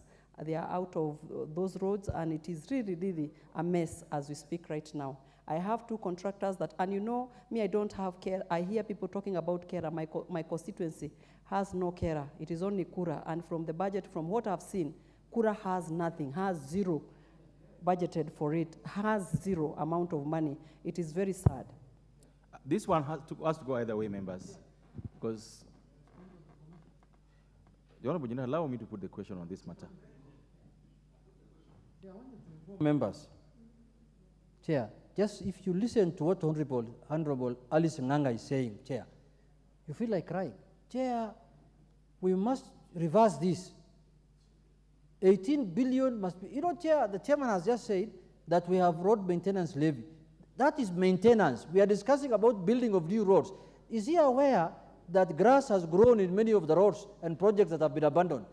Chair, this is a serious matter. Let us reverse this. Let's vote on this matter, members. Members, let's vote on this matter. I put the question that the programs being revised under vote 1091 as read out and sums allocated in the schedule be approved. As one other opinion say aye. As one other opinion say nay. No. The ayes have it. I now put the question, members, that further to the Appropriations Act 2023, the sum allocated to meet the expenditure recurrent and development for the year ending 30th June 2024, in respect of vote 1091, State Department for Roads, be reduced by a sum not exceeding Kenya shillings 18,555,581,832. As many of the opinion say aye. As many of the opinion say nay. Ayes have it. Vote 1092, State Department for Transport. All members, I propose the question that further Appropriations Act 2023, the sum allocated to meet the expenditure, both recurrent and development, for the year ending 30th June 2024, in respect of vote 1092, State Department for Transport, be reduced by a sum not exceeding Kenya shillings 2,227,614,460. Programs being revised under this vote are General Administration, Planning and Support Services, Rail Transport, Marine Transport, Air Transport, Road Safety. Members, I propose the question that the programs being revised under vote 1092, as read out and sums allocated in the schedule, be approved. Honorable Junet. Let's be serious as a house. We are serious, Honorable Junet. Chair, how can we reduce money from the transport sector? Chair, look at the other day. The roof was leaking in Jomo Kenyatta Airport. Where will they get the money to repair it if we don't give them money? Chair, let us give these people money, Bana. Chair, this is going to be, and don't vote yes on this one. You look like clowns. Chair, let us agree on this one. Thank you. Member for Molo. Member for Molo. Thank you, Chair. You know, when we are in the Committee of Ways and Means of Supply, I think what Honorable Junet should tell us is where we are cutting this from. And maybe we should then go to the capitation for JSS, for NGCDF, and go to fund these particular roads, as Honorable Junet is probably saying. But we must agree that if we do not have the resources to do that, some things can wait. And if our revenues improve, then we can always come back in supplementary 2 and allocate more money for these particular priority areas, Honorable Speaker. Thank you, members. I put the question that the program being revised under vote 1092, as read out and sum located in the schedule, will be approved. As many of the opinion say aye. As many of the opinion say nay. Ayes have it. Members, the Honorable Junet. Members, I put the question that further to the Appropriations Act 2023, the sum allocated to meet the expenditure, recurrent and development for the year ending 30th June 2024, in respect of vote 1092, State Department for Transport, be reduced by a sum not exceeding Kenya shillings 2,227,614,440. As many of the opinion say aye. As many of the opinion say nay. Ayes have it. Vote 1093, State Department for Shipping and Maritime Affairs. But I propose the question that further to the Appropriations Act 2023, the sum allocated to meet the expenditure, both current, recurring and development, for the year ending 30th June 2024, in respect of vote 1093, State Department for Shipping and Maritime Affairs, be reduced by a sum not exceeding 280,157,224. The program being affected under this vote is Shipping and Maritime Affairs. I propose the question that the programs being revised under vote 1093, as read out and sums allocated in the schedule, be approved. I put the question that the programs being revised under vote 1093, as read out and sums allocated in the schedule, be approved. As many of the opinion say aye. As many of the opinion say nay.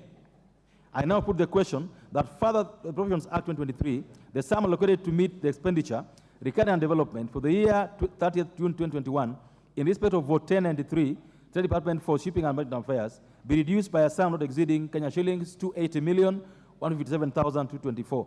As many of the opinion say aye. As many of the opinion say nay. The ayes have it.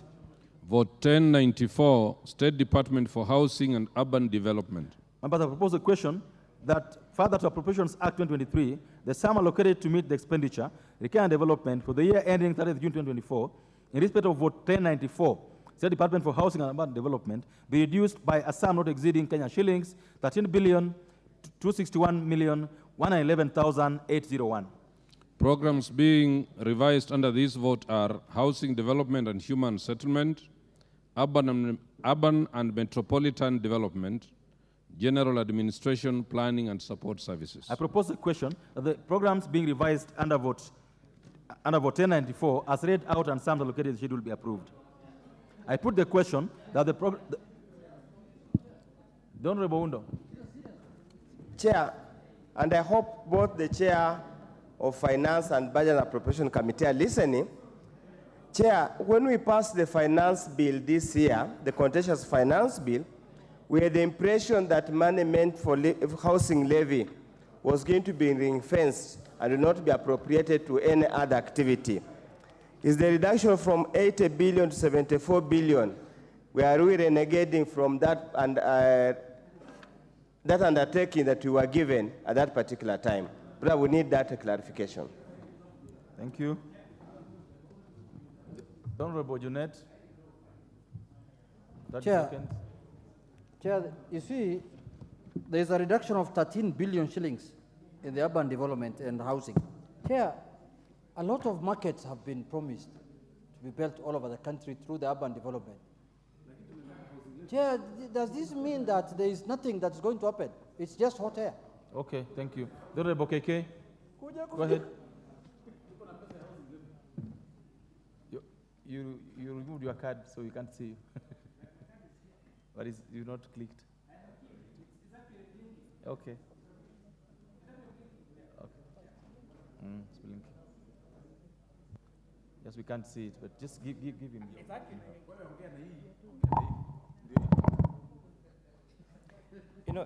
Thank you, Mr. Chair. Actually, this addition of these 80 billion shillings is because, remember, the passage of the budget was done before we started collecting the housing levy. Now that we are collecting this housing levy, it's going to the consolidated fund, and we did an amendment towards the Committee of the Whole House during the finance bill, and sort of reinforce and say that this money cannot be spent for any other purpose but for the purpose of affordable housing. Now that we have started collecting these funds of this housing levy, that's why we are adding this additional 80 billion shillings to the State Department of Housing and Urban Development for that particular, for those particular projects of affordable housing. Reducing.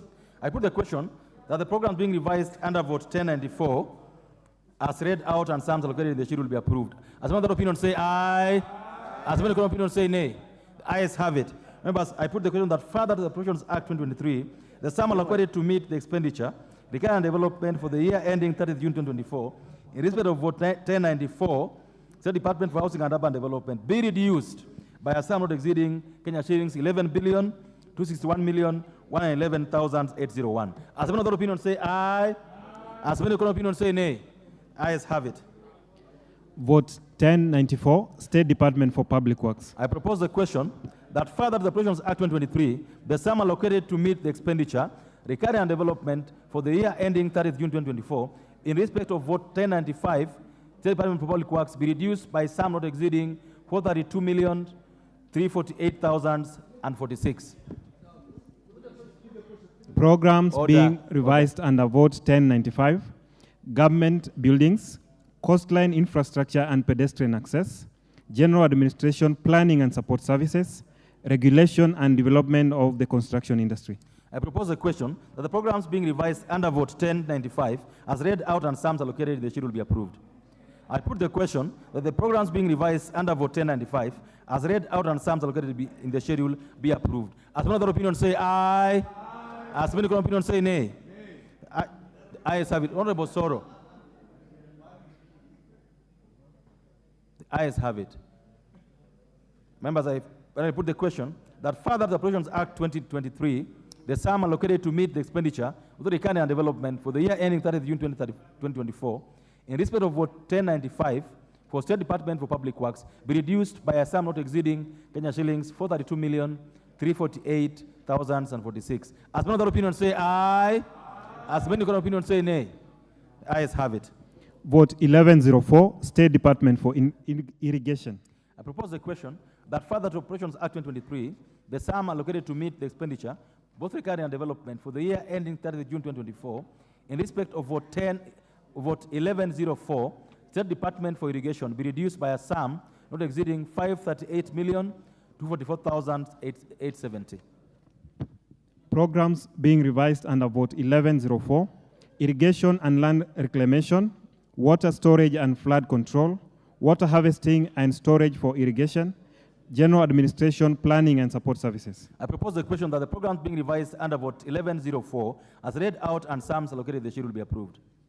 I put the question that the programs being revised under vote 1104 as read out and sums allocated in schedule be approved. As many other opinions say aye. As many other opinions say nay. The ayes have it. I put the question therefore that further to the Appropriations Act 2023, the sum allocated to meet the expenditure recurrent development for the year ending 30th June 2024 in respect of vote 1104 for State Department for Irrigation be reduced by a sum not exceeding Kenya shillings 538,244,870. As many other opinions say aye. As many other opinions say nay. Ayes have it. Vote 1109, State Department for Water and Sanitation. I propose the question that further to the Appropriations Act 2023, the sum allocated to meet the expenditure, recurrent and development for the year ending 30th June 2024, in respect of vote 1109 for State Department for Water and Sanitation, be increased by a sum not exceeding 3,429,900,386. Programs being revised under vote 1109, General Administration Planning and Support Services, Water Resources Management, and Water and Sewerage Infrastructure Development. I propose the question, the programs being revised under vote 1109 as read out and sums allocated in the schedule be approved. I put the question that the programs being revised under vote 1109 as read out and sums allocated in the schedule be approved. As many other opinions say aye. As many other opinions say nay. The ayes have it. I finally put the question that further to the Appropriations Act 2023, the sum allocated to meet the expenditure, both recurrent and development for the year ending 30th June 2024, in respect of vote 1109, the State Department for Water and Sanitation be increased by a sum not exceeding Kenya shillings 3,427,900,386. As many other opinions say aye. As many other opinions say nay. The ayes have it. Vote 1112, State Department for Lands and Physical Planning. I propose the question that further to the Appropriations Act 2023, the sum allocated to meet the expenditure, both recurrent and development for the year ending 30th June 2024, in respect of vote 1112, State Department for Lands and Physical Planning, be increased by a sum not exceeding Kenya shillings 422 million. Programs being revised under vote 1112, Land Information Management. I propose the question, the programs being revised under vote 1112, as read out and sums allocated in the schedule be approved. I put the question that the programs being revised under vote 1112, as read out and sums allocated in the schedule be approved. As many other opinions say aye. As many other opinions say nay. The ayes have it. I finally put the question that further to the Appropriations Act 2023, the sum allocated to meet the expenditure, both recurrent and development, for the year ending 30th June 2024, in respect of vote 1112, State Department for Lands and Physical Planning, be increased by a sum not exceeding Kenya shillings 422 million. Will as many other opinions say aye? As many other opinions say nay? The ayes have it. Vote 1122, State Department for Information, Communication, Technology, and Digital Economy. I propose the question that further to Appropriations Act 2023, the sum allocated to meet the expenditure, recurrent and development for the year ending June 30th, 2024, in respect of vote 1122, for State Department for Information, Communication, Technology, and Digital Economy, be increased by a sum not exceeding Kenya shillings 295 million. Programs being revised under vote 1122, ICT Infrastructure Development and E-Government Services. I propose the question that the programs being revised under vote 1122, as read out and sums allocated in the schedule be approved. I put the question that the programs being revised under vote 1122, as read out and sums allocated in the schedule be approved. As many other opinions say aye. As many other opinions say nay. The ayes have it. Vote 1123. I further put the question that the Appropriations Act 2023 sum to be allocated to meet the expenditure, recurrent development for the year ending 30th June 2024, in respect of vote 11-2022 for State Department for Information, Communication, Technology, and Digital Economy, be increased by a sum not exceeding 295 million. As many other opinions say aye. As many other opinions say nay. The ayes have it.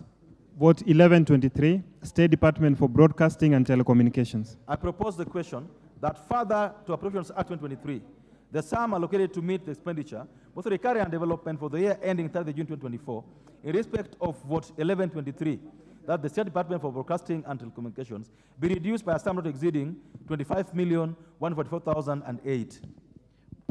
Programs being revised under vote 1123, General Administration Planning and Support Services, Information and Communication Services, Mass Media Skills Development. I propose the question that the programs being revised under vote 1123 as read out and sums allocated in the schedule be approved. I put the question that the programs being revised under vote 1123 as read out and sums allocated in the schedule be approved. As many of that opinion say aye. As many of that opinion say nay. Members, I now put the question that further to the Appropriations Act 2023, the sum allocated to meet the expenditure, recurrent and development for the year ending 30 June 2024, in respect of vote 1123 for State Department for Broadcasting and Telecommunications, be reduced by a sum not exceeding 25,144,008. As many of that opinion say aye. As many of that opinion say nay. The ayes have it. Vote 1132, State Department for Sports. I propose the question that further to the Appropriations Act 2023, the sum allocated to meet the expenditure, recurrent and development for the year ending 30 June 2024, in respect of vote 1132, State Department for Sports be reduced by a sum not exceeding Kenya shillings 111,211,685. Program being revised under vote 1132, Sports. I propose the question that the programs being revised under vote 1132 as read out and sums allocated in the schedule be approved. I put the question that the programs being revised under vote 1132 as read out and sums allocated in the schedule be approved. As many of that opinion say aye. As many of that opinion say nay. The ayes have it. Members, I put the question that further to the Appropriations Act 2023, the sum allocated to meet the expenditure, both recurring and development for the year ending 30 June 2024, in respect of vote 1132 for State Department for Sports, be reduced by a sum not exceeding Kenya shillings 111,211,685. As many of that opinion say aye. As many of that opinion say nay. The ayes have it. Vote 1134, State Department for Culture and Heritage. I propose the question, members, that further to the Appropriations Act 2023, the sum allocated to meet the expenditure, recurrent and development for the year ending 30 June 2024, in respect of vote 1134, the State Department for Culture and Heritage, be reduced by a sum not exceeding Kenya shillings 147,537,802. Programs being revised under vote 1134, Culture and Heritage, General Administration, Planning and Support Services, and Public Records Management. I propose the question that the programs being revised under vote 1134 as read out and sums allocated in the schedule be approved. I put the question that the programs being revised under vote 1134 as read out and sums allocated in the schedule be approved. As many of that opinion say aye. As many of that opinion say nay. Ayes have it. I put the question that further to the Appropriations Act 2023, the sum allocated to meet the expenditure, both recurrent and development for the year ending 30 June 2024, in respect of vote 1134, State Department for Culture and Heritage, be reduced by a sum not exceeding Kenya shillings 147,537,802. As many of that opinion say aye. As many of that opinion say nay. The ayes have it. Vote 1135, State Department for Youth Affairs and the Arts. Honourable members, I propose the question that further to the Appropriations Act 2023, the sum allocated to meet the expenditure, both recurrent and development, for the year ending 30 June 2024, in respect of vote 1135, State Department for Youth Affairs and the Arts, be reduced by a sum not exceeding Kenya shillings 61,713,631. Programs being revised under vote 1135, Youth Empowerment Services, Youth Development Services, General Administration, Planning and Support Services, the Arts, and Library Services. I propose a question that the programs being revised under vote 1135 as read out and sums allocated in the schedule be approved. I put the question that the programs being revised under vote 1135 as read out and sums allocated in the schedule be approved. As many of that opinion say aye. As many of that opinion say nay. The ayes have it. I now put the question that further to the Appropriations Act 2023, the sum allocated to meet the expenditure for recurrent development for the year ending 30th June 2024, in respect of vote 1135 for State Department for Youth Affairs and Arts, be reduced by a sum not exceeding Kenya shillings 61,713,631. As many of that opinion say aye. As many of that opinion say nay. The ayes have it. Vote 1152, State Department for Energy. I propose the question that further to the Appropriations Act 2023, the sum allocated to meet the expenditure, recurrent and development for the year ending 30 June 2024, in respect of vote 1152 for the State Department for Energy, be increased by a sum not exceeding Kenya shillings 1,524,911,309.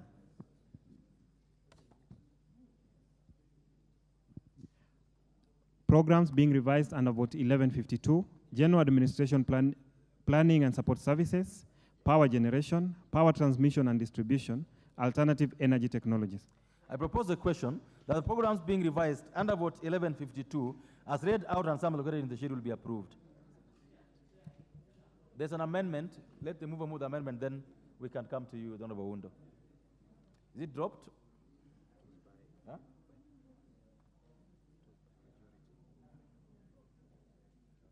Was dropped, eh? Okay. Honorable Wundo.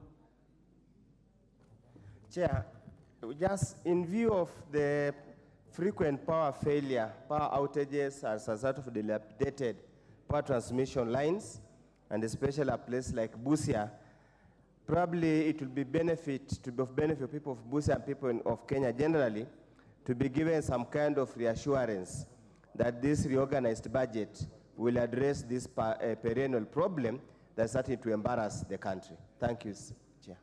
Who is supposed to give this assurance?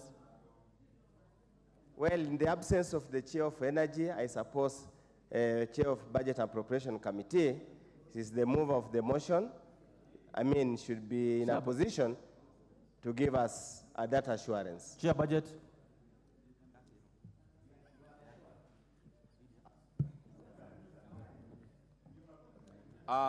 Thank you very much, Honorable Oudo. As you can see, the kind of amounts that we are dealing with here are quite marginal in regards to that department, and therefore I ought to give you an assurance that you continue to have consistent power. There has been challenges in maintenance, but that is an issue that Kenya Power is dealing with. Thank you. I put the question that the programs being revised under Vote 1152 as read out and some allocated in the schedule will be approved. As many of the opinion say aye, as many of the opinion say nay. The ayes have it. Members, I put the question therefore that further to the Appropriations Act 2023, the sum allocated to meet the expenditure, recurrent and development for the year ending 30th June 2024, in respect of Vote 1152, State Department for Energy, be increased by a sum not exceeding Kenya shillings 1,524,911,309. As many of the opinion say aye, as many of opinion say nay. The ayes have it. Vote 1162, State Department for Livestock. Members, I propose the question that further Appropriations Act 2023, the sum allocated to meet the expenditure, recurrent and development for the year ending 30th June 2024, in respect of Vote 1162, State Department for Livestock, be reduced by a sum not exceeding Kenya shillings 3,816,557,935. Programs being revised under Vote 1162, Livestock Resources Management and Development. I propose the question, the programs being revised under Vote 1162 as read out and sums allocated in the schedule will be approved. I put the question that the programs being revised under Vote 1162 as read out and sums allocated in the schedule will be approved. As many of that opinion say aye, as many of that opinion say nay. The ayes have it. Yes, Honorable.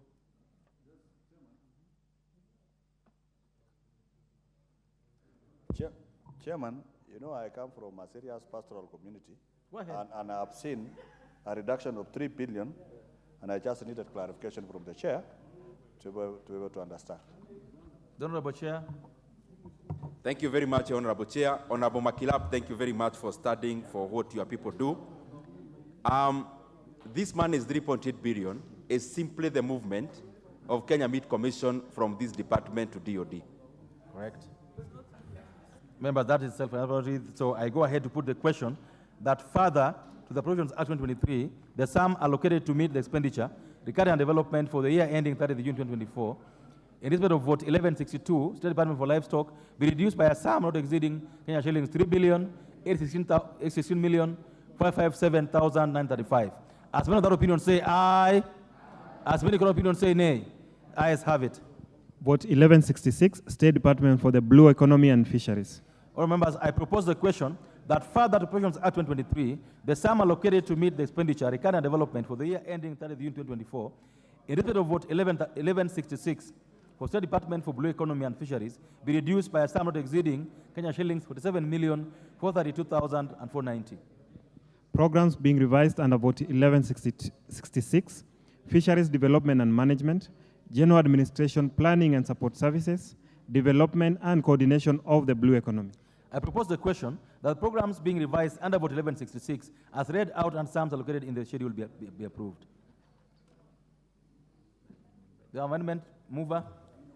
Thank you very much, Honorable Chair. I move that we amend by deleting the figure Kenya shillings 2,606,516,062 in column 6. That is gross current estimates at a program 011000 Fisheries Department and Management, and substituting therefore the figure Kenya shillings 2,556,516,062 shillings. 2, deleting the figure Kenya shillings 6,614,940,000 in column 7. That is gross capital estimates at the program 0111000 Fisheries Development and Management, and substituting therefore the figure Kenya shillings 6,664,940,000 shillings. Honorable Chair, this is simply what we call cleaning up. Members, I therefore propose the question that the program on Fisheries Development and Management under vote 1166 as amended be amended as proposed. I put the question that the program Fisheries Development and Management under vote 1166 be amended as proposed. Will as many other opinions say aye? Will as many other opinions say nay? The ayes have it. I therefore now put the question that the programs being revised and amended under vote 1166 as amended and sums allocated be approved. As many other opinions say aye? As many other opinions say nay? The ayes have it. I now propose the question on the program. I now propose the question that the programs being revised under vote 1166 as read out and the sums allocated in the schedule be approved. As many other opinions say aye? As many other opinions say nay? I now put the question that further to the Appropriations Act 2023, the sum allocated to meet the expenditure, recurrent and development for the year ending 30th June 2024, in respect of vote 1166, for State Department for Blue Economy and Fisheries, be reduced by a sum not exceeding Kenya shillings 47,432,490. As many other opinions say aye, as many other opinions say nay, the ayes have it. Vote 1169, State Department for Crop Development. Members, I propose the question that further Appropriations Act 2023, the sum allocated to meet the expenditure, recurrent and development for the year ending 30th June 2024, in respect of vote 1169, with the State Department for Crop Development, be increased by a sum not exceeding Kenya shillings 13,742,250,431. Programs being revised under vote 1169. General Administration, Planning and Support Services, Crop Development and Management, Agribusiness and Information Management, Agricultural Research and Development. Members, I propose the question that the programs being revised under vote 1169 as read out and sums allocated in the schedule be approved. Yes, Honorable Meli. Thank you, Chair. Chair, this one, on this State Department, I want to commend the Budget and Appropriation Committee and the Committee on Agriculture, because this one is actually increasing the money for fertilizer. It is also bringing more money to sugar reforms. And at the same time, Chair, it is going to assure the country of food security and actually bring the cost of living down. Correct. So, Chair, this is a very good move, and I think the government is actually doing well on this particular aspect. I support.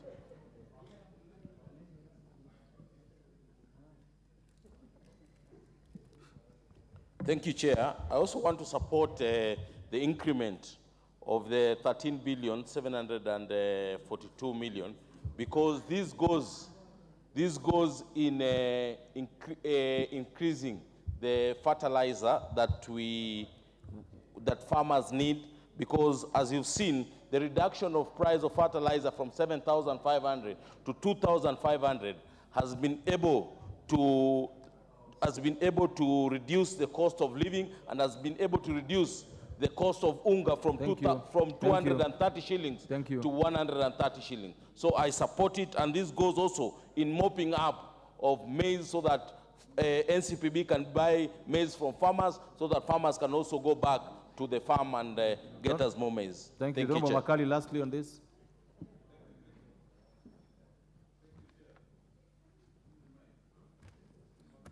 I can't see your card, so.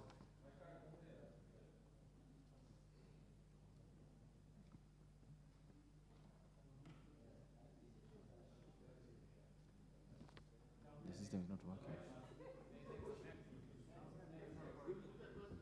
Yeah, just give me the mic. Chair, I have the mic. I have the mic now.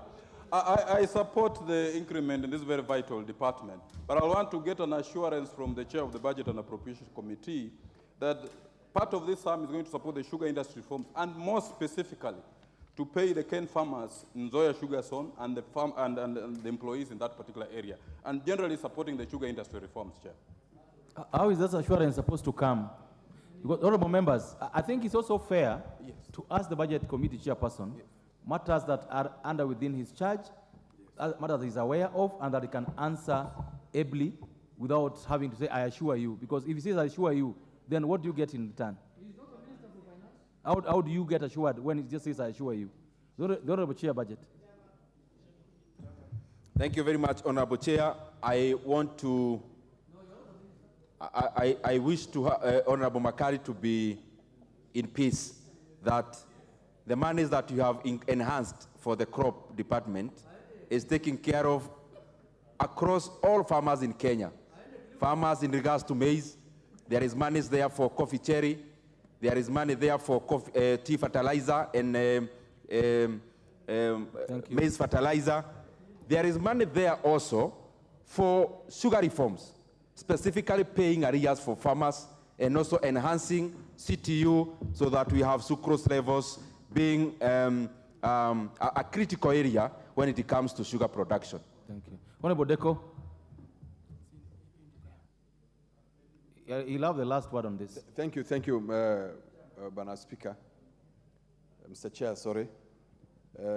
I support this increment for the crop department, and how I wish and hope that my constituency or my county, which will be the next food basket for this country, the next Garissa County. I can see the chairman of agriculture looking at me thinking that I am talking out of the blues. That is the next area that you must start investing as a country. While I appreciate the fact that you are going to put more money in subsidies, fertilizer subsidies, we also expect them to put money in mechanization, agricultural mechanization, specifically for this region where I come from. Thank you. Where will be the next food basket for this country. Thank you. The Honorable Mutunga.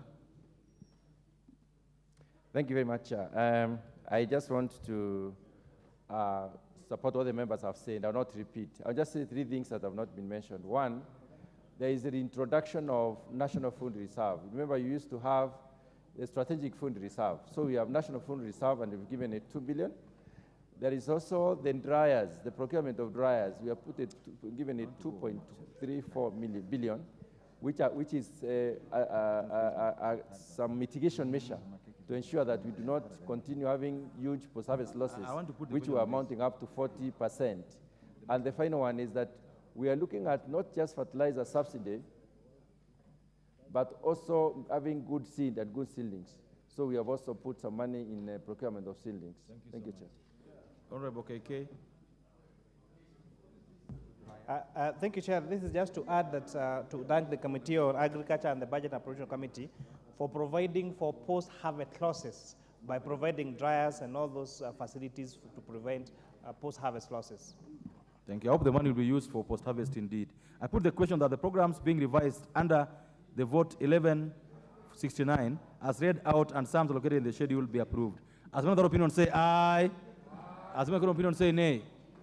Ayes have it. I therefore put the question that further to the Provisions Act 2023, the sum allocated to meet the expenditure, recurring and development for the year ending 30th June 2024, in respect of vote 1169, the State Department for Corporate Development be increased by a sum not exceeding Kenya shillings 13,742,250,431. As many other opinions say aye, as many other opinions say nay. The ayes have it. For 1173, State Department for Cooperatives. I propose the question that further to the Provisions Act 2023, the sum allocated to meet the expenditure for the year ending 30th June 2024, in respect of vote 1173, State Department for Cooperatives be increased by a sum not exceeding Kenya shillings 4,265,018,470. Programs being revised under Fort 1173, Cooperative Development and Management. I propose the question, the programs being revised under vote 1173 as read out and sums allocated in the schedule be approved. I put the question that the programs being revised under vote 1173 as read out and sums allocated in the schedule be approved. As many other opinions say aye, as many other opinions say nay.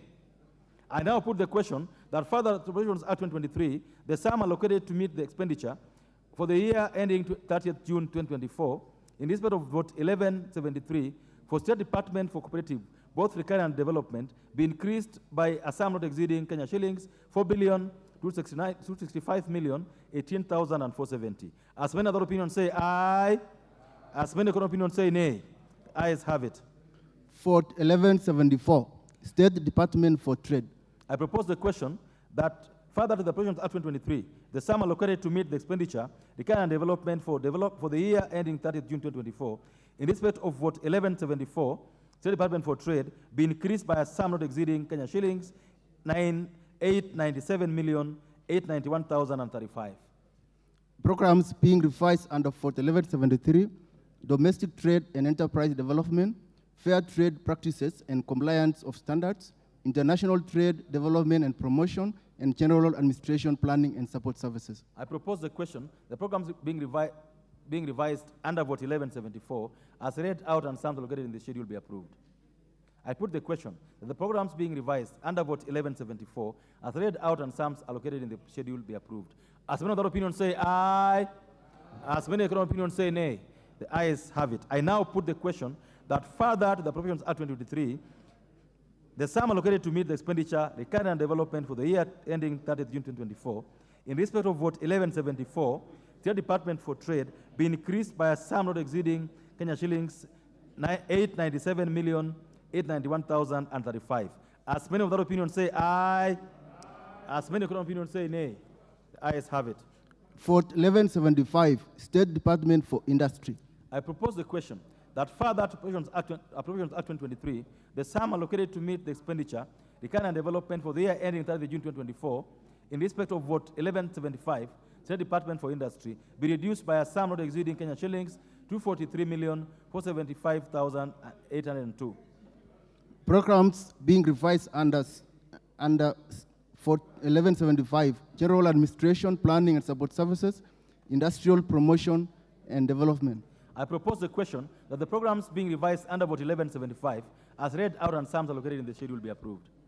I put the question that the programs being revised under vote 1175, as read out and sums allocated in the schedule be approved. As many other opinions say aye, as many other opinions say nay.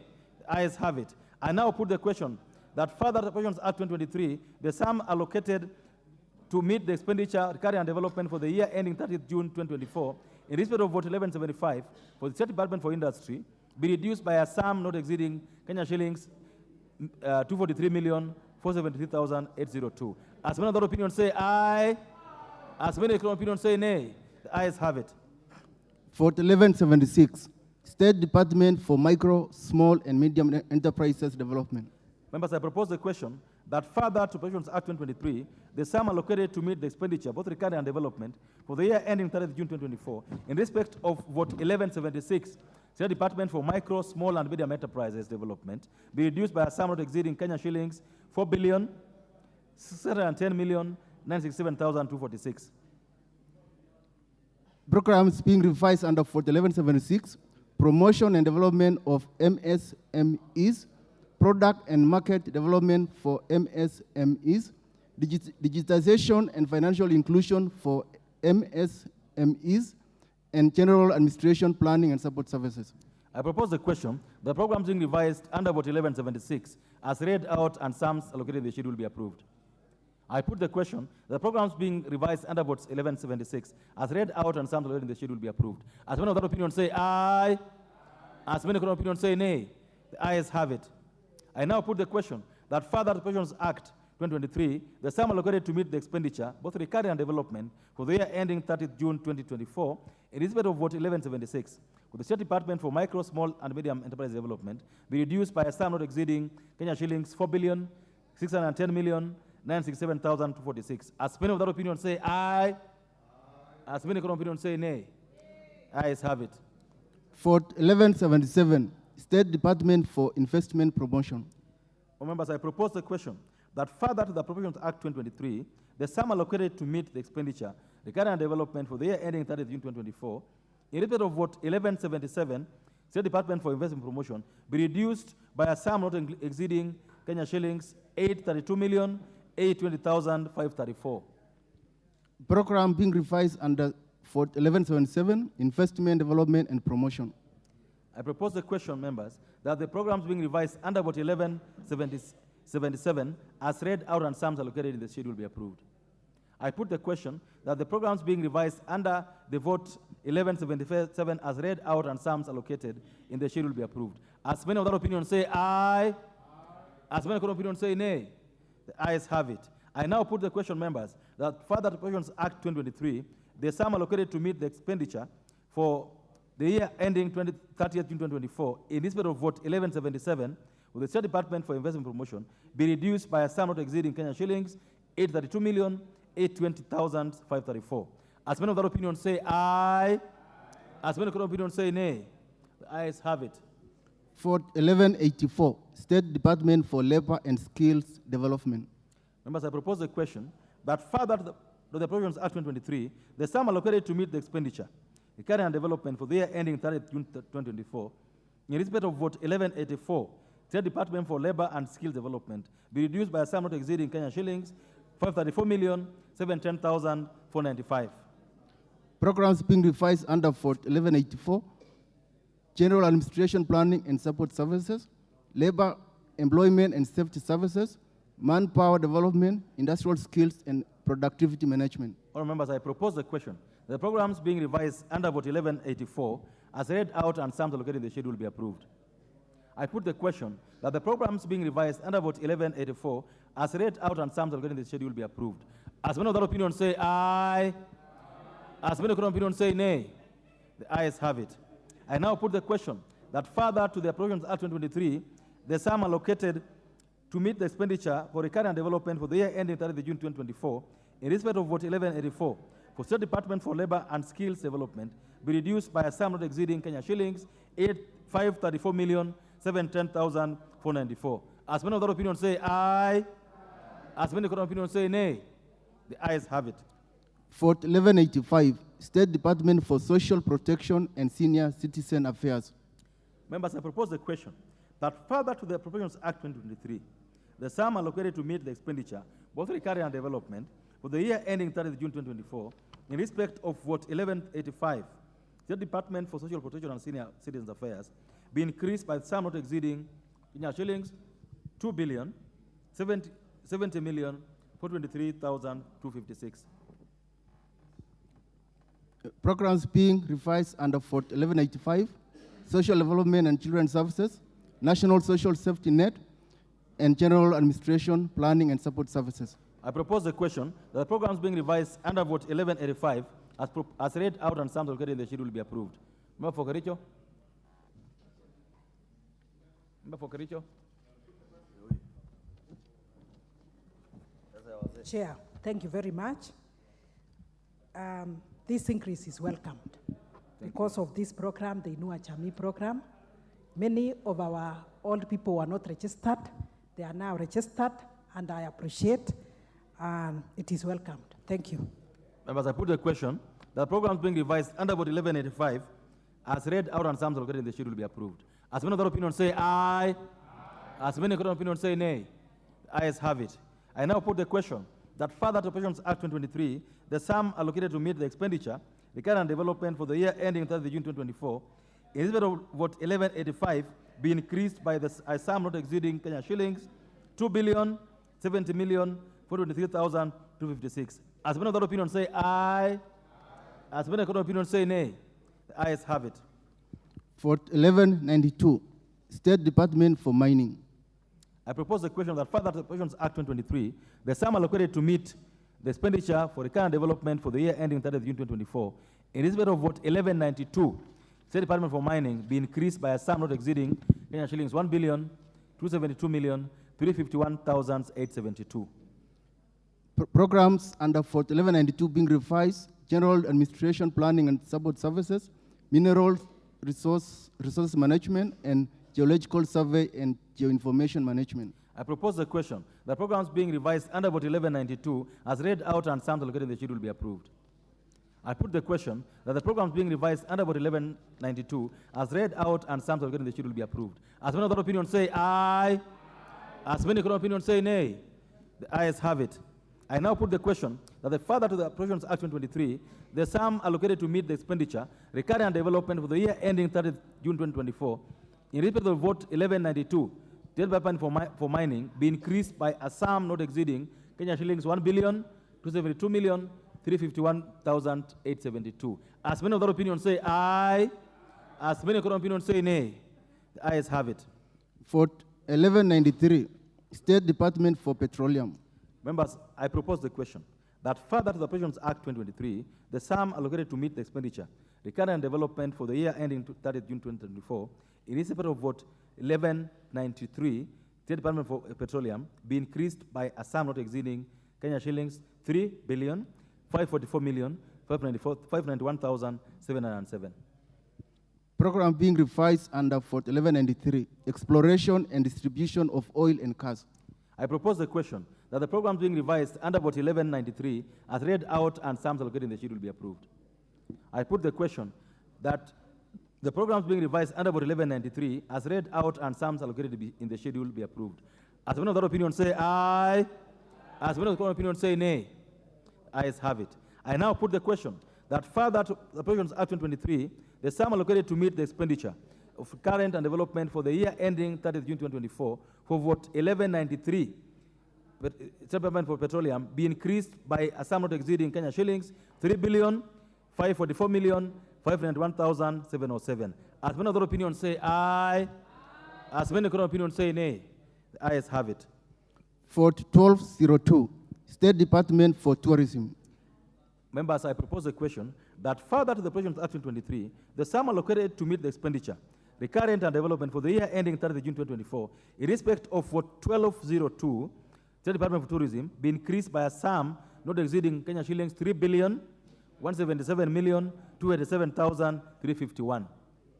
Programs being revised under 1202, Tourism Promotion and Marketing, Tourism Product Development and Diversification, and General Administration, Planning and Support Services.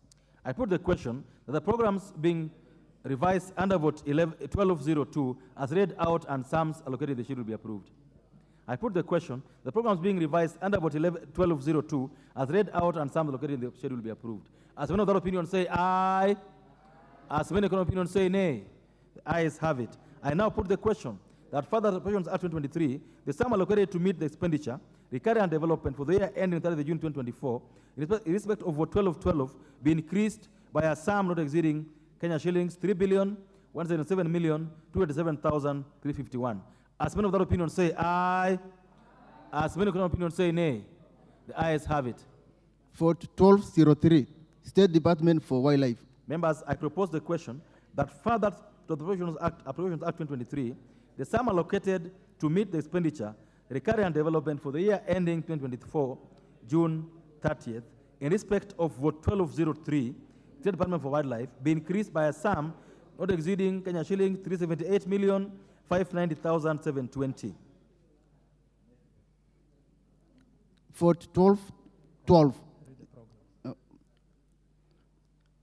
program being revised under for 1203, Wildlife Conservation and Management. I propose the question, members, that programs being revised under vote 1203 as read out and sums allocated in the schedule be approved. I put the question. The programs being revised under vote 1203 as read out and the sums allocated in the schedule will be approved. As many of that opinion say aye. As many of that opinion say nay. Ayes have it. I now put the question that further to Appropriations Act 2023, the sum allocated to meet the expenditure, both recurring and development, for the year ending 30th June 2024, in respect of vote 1203, be increased by a sum not exceeding Kenya shillings 378,590,720. As many of that opinion say aye. As many of that opinion say nay. The ayes have it. Vote 1212, State Department for Gender and Affirmative Action. Members, I propose the question that further to the Appropriations Act 2023, the sum allocated to meet the expenditure, both recurring and development, for the year ending 30th June 2024, in respect of vote 1212, State Department for Gender and Affirmative Action, be increased by a sum not exceeding Kenya shillings 995,287,741. Programs being revised under vote 1212, Youth Empowerment Services, Community Development, Gender Empowerment, and General Administration, Planning and Support Services. I propose the question that the programs being revised under vote 1212, as read out and some allocated in the schedule will be approved. Yes, Honorable Commissioner. Thank you, Chair. I really want to support this increment. This will ensure that we have consistent supply of sanitary pads for our girls in school. So I support. Thank you, members. I put the question that the programs being revised under vote 1212 as read out and sums allocated in the schedule will be approved. As many of that opinion say aye. As many of that opinion say nay. The ayes have it. I now put the question that further Appropriations Act 2023, the sum allocated to meet the expenditure for the year ending 30th June 2024, in respect of vote 1212, State Department for Gender and Affirmative Action, be increased by a sum not exceeding Kenya shillings 995,287,741. As many of that opinion say aye. As many of that opinion say nay. Ayes have it. Vote 1213, State Department for Public Service. Oh, members, I propose the question that further to Appropriations Act 2023, the sum allocated to meet the expenditure, recurrent and development, for the year ending 30th June 2024, in respect of vote 1213, State Department of Public Service, be increased by a sum not exceeding Kenya shillings 332,709,629. Programs being revised under vote 1213, Public Service Transformation, General Administration, Planning and Support Services, and National Youth Service. I propose the question that the programs being revised under vote 1213, as read out and sums allocated in the schedule will be approved. I put the question that the programs being revised under vote 1213, as read out and sums allocated in the schedule will be approved. As many of that opinion say aye. As many of that opinion say nay. The ayes have it. I now put the question that further to the Appropriations Act 2023, the sum allocated to meet the expenditure for the year ending 30th June 2024, in respect of vote 1213, the State Department for Public Service be increased by a sum not exceeding Kenya shillings 332,709,629. As many of that opinion say aye. As many of that opinion say nay. The ayes have it. Vote 1221, State Department for East African Community. I propose the question that further to the Appropriations Act 2023, the sum allocated to meet the expenditure, recurrent and development, for the year ending 30th June 2024, in respect of vote 1221, the State Department for East African Community, be increased by a sum not exceeding Kenya shillings 209,333,462. Program being revised under for 1221, East African Affairs and Regional Integration. I propose the question that the programs being revised under vote 1221, as read out and sums allocated in the schedule will be approved. I put the question that the programs being revised under vote 1221, as read out and sums allocated in the schedule will be approved. As many of that opinion say aye.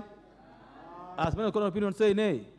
The ayes have it. I now put the question, therefore, that further to the Appropriations Act 2023, the sum allocated to meet the expenditure, both recurring and development, for the year ending 30th June 2024, in respect of vote 1221, with the State Department of East African Community, be increased by a sum not exceeding Kenya shillings 209,333,462. As many of that opinion say aye. As many of that opinion say nay.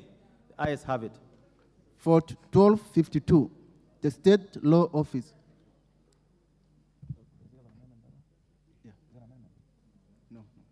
Members, I propose the question that further to the Appropriations Act 2023, the sum allocated to meet the expenditure for the recurring and development for the year ending 30 June 2024, in respect of Vote 1252, the State Law Office be increased by a sum not exceeding Kenya shillings 175,226,186.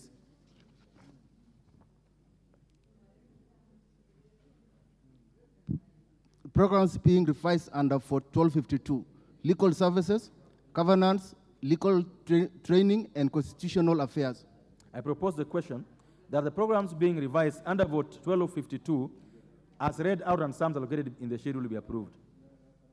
I put the question that the programs being revised under Vote 1252, as read out and sums allocated in the schedule, will be approved. As many of that opinion say aye.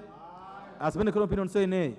The ayes have it. I now put the question that further to Appropriations Act 2023, the sum allocated to meet the expenditure, both recurring and development, for the year ending 30 June 2024, in respect of Vote 1252, for the State Law Office, be increased by a sum not exceeding Kenya shillings 175,226,186. As many of that opinion say aye. As many of that opinion say nay. The ayes have it.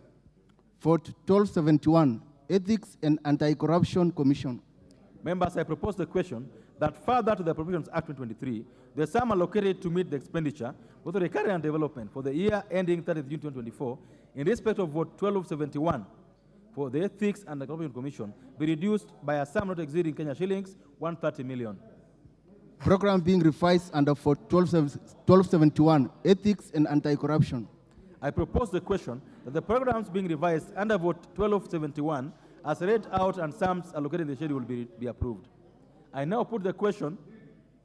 Honorable McLeod, what is? No, it's not you. I put the question that the programs being revised under the Vote 1271, as read out and the sums allocated in the schedule, will be approved.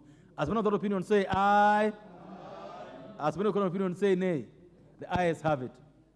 I now put the question that further to the Appropriations Act 2023, the sum allocated to meet the expenditure, recurring and development, for the year ending 30 June 2024, in respect of Vote 1271, for the Ethics and Anti-Corruption Commission, be reduced by a sum not exceeding Kenya shillings 130 million. Will as many of that opinion say aye? Will as many of that opinion say nay? Ayes have it. Vote 1281, National Intelligence Service.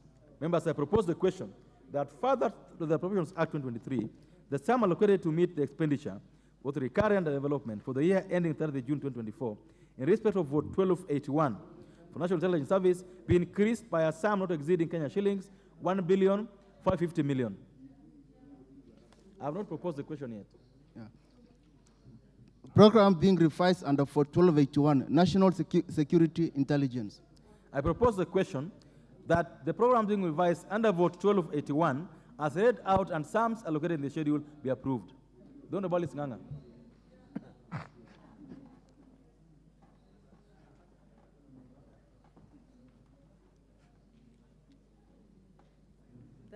Thank you, Chair. I was just asking, why is NIS getting a lot of money, this kind of increase? We have not been seeing them performing very well in this country. I'm just asking, why are we giving them this a lot of money? If the Chair is here, he can explain to us why some areas we are not having money and NYS is being given a lot of money. And if you ask me, there's nothing they start and they finish. They always leave things hanging. Thank you, Chair. The Honorable Chair. Just a minute, before you go, let me hear Honorable Matandi.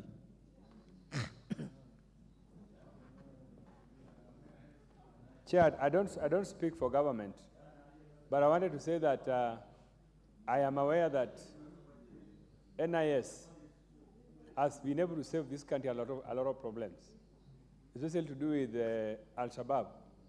There's a lot of work that they've done behind the scenes that has enabled this country to experience peace and security. So, Mr. Chair, I really support this allocation. Chair, budget. Thank you very much, Honorable Chair. I have to stand you down again. Honorable McLeod, want to say something?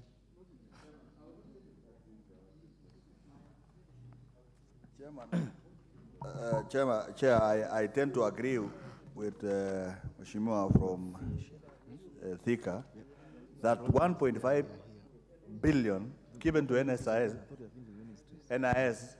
is actually money that we can relocate to sort out Kenyans who are actually a big suffering even in our places, because they have never been able to consume, their information has never been consumed practically to help those who are intended. Aya. Honorable Meli.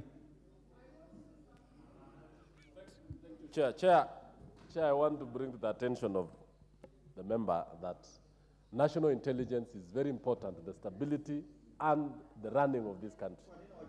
Honorable Chair, that money is to be allocated is actually to ensure that the intelligence service is able to actually gather enough information and to also use it to make sure that we have the security that we need so that we can prosper and run around. Thank you. Thank you. The Honorable KK.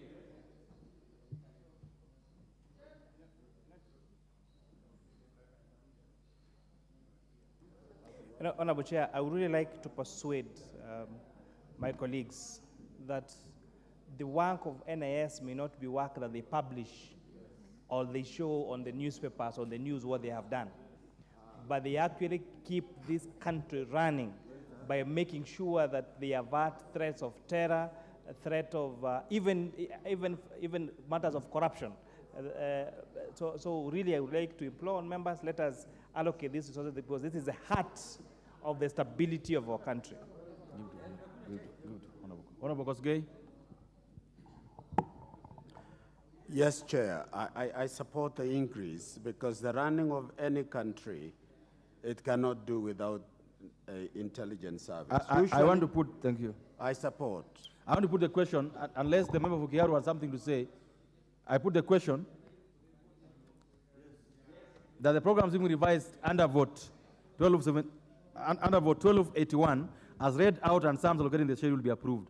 As many of the opinion say aye, as many of the opinion say nay, the ayes have it. I now put the question that further appropriations Act 2023, the sum allocated to meet the expenditure, recurrent and development for the year ending 30th June 2024, in respect of vote 1281 from National Intelligence Service, be increased by a sum not exceeding Kenya shillings 1,550,000,000. As many of the opinion say aye, as many of the opinion say nay, the ayes have it. For 1291, Office of the Director of Public Prosecutions. All members, I propose a question that further to the Provisions Act 2023, the sum allocated to meet the expenditure, recurrent and development for the year ending 30th June 2024, in respect of vote 1291, the Office of the Director of Public Prosecution be increased by a sum not exceeding Kenya shillings 420 million. Program being revised under for 1291, Public Prosecution Services. I propose a question that the programs being revised under vote 1291 as read out and the sums allocated in the schedule be approved. I put the question that the programs being revised under the vote as read out and sums allocated be approved in the schedule be approved. As many of the opinion say aye, as many of the opinion say nay, the ayes have it. I now put the question that further to the Appropriations Act 2023, the sum allocated to meet the expenditure for the year ending 30th June 2024 in respect of vote 1291, the Office of the Director of Public Prosecutions be increased by a sum not exceeding 420 million. As many other opinions say aye, whereas many other opinions say nay, the ayes have it. For 1311, Office of the Registrar of Political Parties. Thank you, members. I propose the question that further to the Provisions Act 2023, the sum allocated to meet the expenditure, both recurrent and development, for the year ending 30th June 2024, in respect of vote 1311, Office of the Registrar of Political Parties be reduced by a sum not exceeding Kenya shillings 812,303,858. For 1221, Witness Protection Agency. No. The program being revised under for 1311, registration, regulation, and funding of political parties. Thank you, members. I propose a question that programs being revised under vote 1311 as read out and sums allocated in the schedule will be approved. I put the question. The programs being revised. Okay, go ahead, Honorable Mili. Chair, I wish to indicate that I don't support that because we must enable our political parties to grow and we will not enable them to grow when we strive for them. Thank you. I now put the question that that the programs being revised under vote 1311 as read out and sums allocated in the schedule be approved. As many of that opinion say aye. As many of opinion say nay. The ayes have it. I now put the question that further to the Appropriations Act 2023, the sum allocated to meet the expenditure, recurrent and development for the year ending 30 June 2024, in respect of vote 1311, Office of the Political Parties, be reduced by a sum not exceeding Kenya shillings 812,303,858. As many of that opinion say aye. As many of opinion say nay. The ayes have it. Vote 1321, Witness Protection Agency. Members, I propose the question that further to the Appropriations Act 2023, the sum allocated to meet the expenditure, recurrent and development for the year ending 30 June 2024, in respect of vote 1321, this Witness Protection Agency be increased by a sum not exceeding Kenya shillings 68,701,990. Program being revised under vote 1321, Witness Protection. I propose the question that the programs being revised under vote 1321 as read out and sums allocated in the schedule be approved. I put the question that the programs being revised under vote 1321 as read out and sums allocated in the schedule be approved. As one of that opinion say aye. As one of that opinion say nay. Ayes have it. The Honorable Soro, order. Order. I now put the question that further Appropriations Act 2023, the sum allocated to meet the expenditure, recurrent and development for the year ending 30 June 2024, in respect of vote 1321, Witness Protection Agency be increased by a sum not exceeding Kenya shillings 68,704,990. Will as many of the opinion say aye? Will as many of the opinion say nay? Ayes have it. Vote 1331, State Department for Environment and Climate Change. Members, I propose the question that further to the Appropriations Act 2023, the sum allocated to meet the expenditure, both recurrent and development, for the year ending 30th June 2024, in respect of vote 1331, the State Department for Environment and Climate Change be increased by a sum not exceeding Kenya shillings 314,656,765. Programs being revised under vote 1331, Environment Management and Protection, General Administration, Planning and Support Services, Meteorological Services, and Forest Management and Water Towers Conservation. I propose a question that the programs being revised under vote 1331 as read out and sums allocated in the schedule will be approved. I put the question that the programs being revised under vote 1331 as read out and sums allocated in the schedule will be approved. As many of that opinion say aye. As many of opinion say nay. The ayes have it.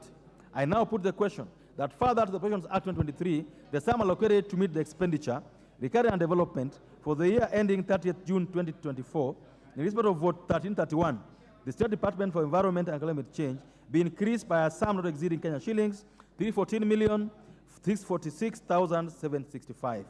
As many of that opinion say aye. As many of that opinion say nay. The ayes have it. Vote 1332, State Department for Forestry. Members, I propose the question that further to the Appropriations Act 2023, the sum allocated to meet the expenditure, recurrent and development for the year ending 30 June 2024, in respect of vote 1332, State Department for Forestry, be increased by a sum not exceeding Kenya shillings 101,707,261. Program being revised under vote 1332, Forest and Water Towers Conservation. I propose the question that the programs being revised under vote 1332, as read out and sums allocated in the schedule will be approved. I now put the question that the program being revised under vote 1332, as read out and sums allocated in the schedule will be approved. As many of that opinion say aye. As many of that opinion say nay. The ayes have it. I now put the question that further to the Appropriations Act 2023, the sum allocated to meet the expenditure, recurrent and development for the year ending 30 June 2024, in respect of vote 1332, the State Department for Forestry be increased by a sum not exceeding Kenya shillings 101,707,261. As many of that opinion say aye. As many of that opinion say nay. The ayes have it. Vote 2011, Kenya National Commission on Human Rights. Members, I propose the question that further to the Appropriations Act 2023, the sum allocated to meet the expenditure, recurrent and development for the year ending 30 June 2024, in respect of vote 2011, Kenya National Commission on Human Rights be increased by a sum not exceeding Kenya shillings 9,996,436. Program being revised under for 2011, protection and promotion of human rights. I propose the question that the programs being revised under vote 2011 as read out and sums allocated in the schedule be approved. I put the question that the programs being revised under vote 2011 as read out and sums allocated in the schedule be approved. As many as that opinion say aye, as many counter opinion say nay. Ayes have it. I now put the question that further to the Appropriations Act 2023, the sum allocated to meet the expenditure for the year ending 30th June 2024, in respect of vote 2011, be increased by a sum not exceeding Kenya shillings 9,996,436. As many of that opinion say aye, as many counter opinion say nay. The ayes have it. For 2021, National Land Commission. Members, I propose the question that further to the Appropriations Act 2023, the sum allocated to meet the expenditure, that is recurring and development for the year ending 30th June 2024, in respect of vote 2021, National Land Commission be reduced by a sum not exceeding Kenya shillings 152,679,766. Program being revised under for 2021, Land Administration and Management. I propose the question that the programs being revised under vote 2021 as read out and sums allocated in the schedule be approved. I put the question that the program being revised under vote 2021 as read out and sums allocated in the schedule be approved. As many of that opinion say aye, as many counter opinion say nay. The ayes have it. I now put the question that further to the Appropriations Act 2023, the sum allocated to meet the expenditure for the year ending 30th June 2024 for the respect of vote 2021 be reduced by a sum not exceeding Kenya shillings 152,679,766. As many of that opinion say aye, as many of that opinion say nay. The ayes have it. For 2031, Independent Electoral and Boundaries Commission. Honourable members, I propose the question that further to the Appropriations Act 2023, the sum allocated to meet the expenditure, both recurring and development, for the year ending 30th June 2024, in respect of vote 2031, Independent Electoral Boundaries Commission, be increased by a sum not exceeding Kenya shillings 102,670,914. Programs being revised under for 2031, Management of Electoral Processes, Delimitation of Electoral Boundaries. I propose the question that programs being revised under vote 2031 as read out and sums allocated in the schedule be approved. I put the question that further to the Appropriations Act 2023, the question that the program being revised under vote 2031 as read out and sums allocated in the schedule be approved. As many of that opinion say aye, as many of that opinion say nay. The ayes have it. I now put the question that further to the Appropriations Act 2023, the sum allocated to meet the expenditure for the year ending 30 June 2024, in respect of vote 2031 for IBC, be increased by a sum not exceeding Kenya shillings 102,670,914. As many of that opinion say aye, as many of that opinion say nay. The ayes have it. For 2061, the Commission on Revenue Allocation. Members, I propose the question that further to the Appropriations Act 2023, the sum allocated to meet the expenditure, both recurring and development, for the year ending 30th June 2024, in respect of vote 2061 for the Commission on Revenue Allocation, be increased by a sum not exceeding Kenya shillings 365,077. Program being reviewed under, being revised under for 2061, Intergovernmental Transfers and Financial Matters. I propose the question that the program being revised under vote 2061 as read out and sums allocated in the schedule will be approved. I put the question that the programs being revised under vote 2061 as read out and sums allocated in the schedule be approved. As many of that opinion say aye, as many of that opinion say nay. The ayes have it. I now put the question that further to the Appropriations Act 2023, the sum allocated to meet the expenditure, recurring and development for the year ending 30th June 2024, in respect of vote 2061, the Commission for Revenue Allocation be increased by a sum not exceeding Kenya shillings 365,077. As many of that opinion say aye, as many of that opinion say nay. The ayes have it. Vote 2071.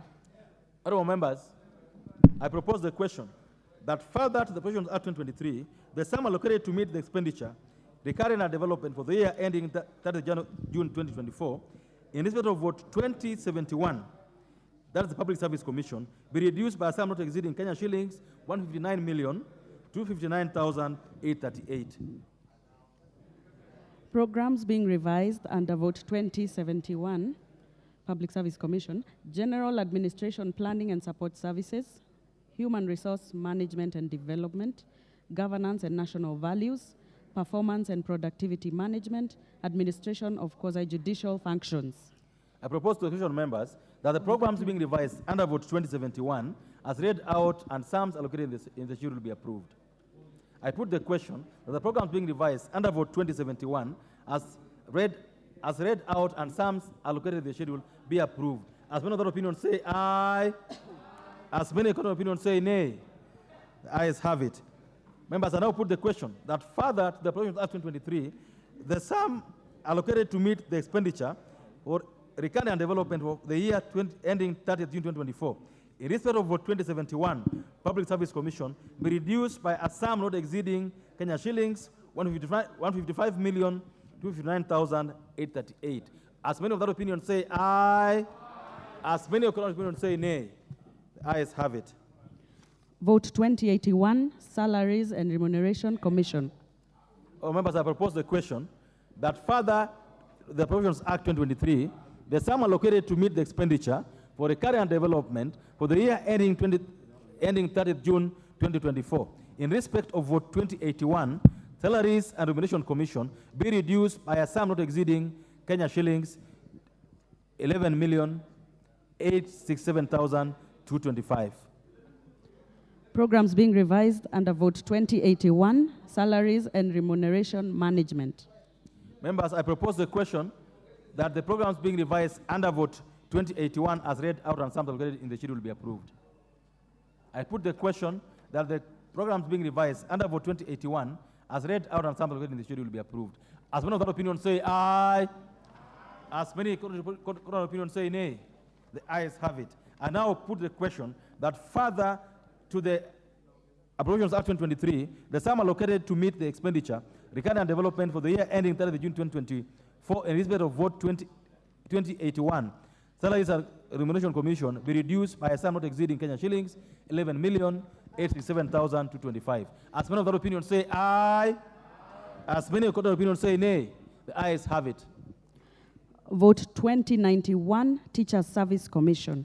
Members, I propose the question that further to the Provisions of Act 2023, the sum allocated to meet the expenditure, recurrent and development for the year ending 30th June 2024, in respect of vote 2091, Teachers Service Commission, be increased by a sum not exceeding Kenya shillings 19,774,803,529. Programs being revised under Teachers Service Commission, Teacher Resource Management, Governance and Standards, General Administration, Planning and Support Services. I propose the question that the programs being revised under vote 2091 as read out and sums allocated in the schedule be approved. Done Bomboko. Done Bomboko. Thank you, Honorable Chair. I want to plead with the Parliament that whereas there's this increment, which we appreciate, this increment basically goes to statutory payments of the teachers, as you'll be seeing both housing levy and so on and so forth. But we have a chunk of teachers who have done one contract period of 1 year. And in their letters, they were supposed only to do 1 year. I'm telling honorable members that those teachers needed more funding so that they're absorbed as P&P. There are also those teachers you talked about who needed promotion. And I think the president himself had pronounced himself that we'll be giving the teachers 1 billion more. So honorable members, as we make this particular resolution, remember you will be the ones who will be back here to speak about promotion of teachers and the JSS teachers. Thank you. Thank you. I want to give the honorable member from, you don't have a card or what? I can't see you. The honorable Ikiara.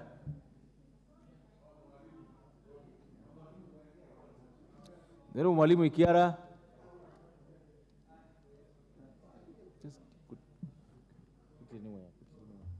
Just the one behind you.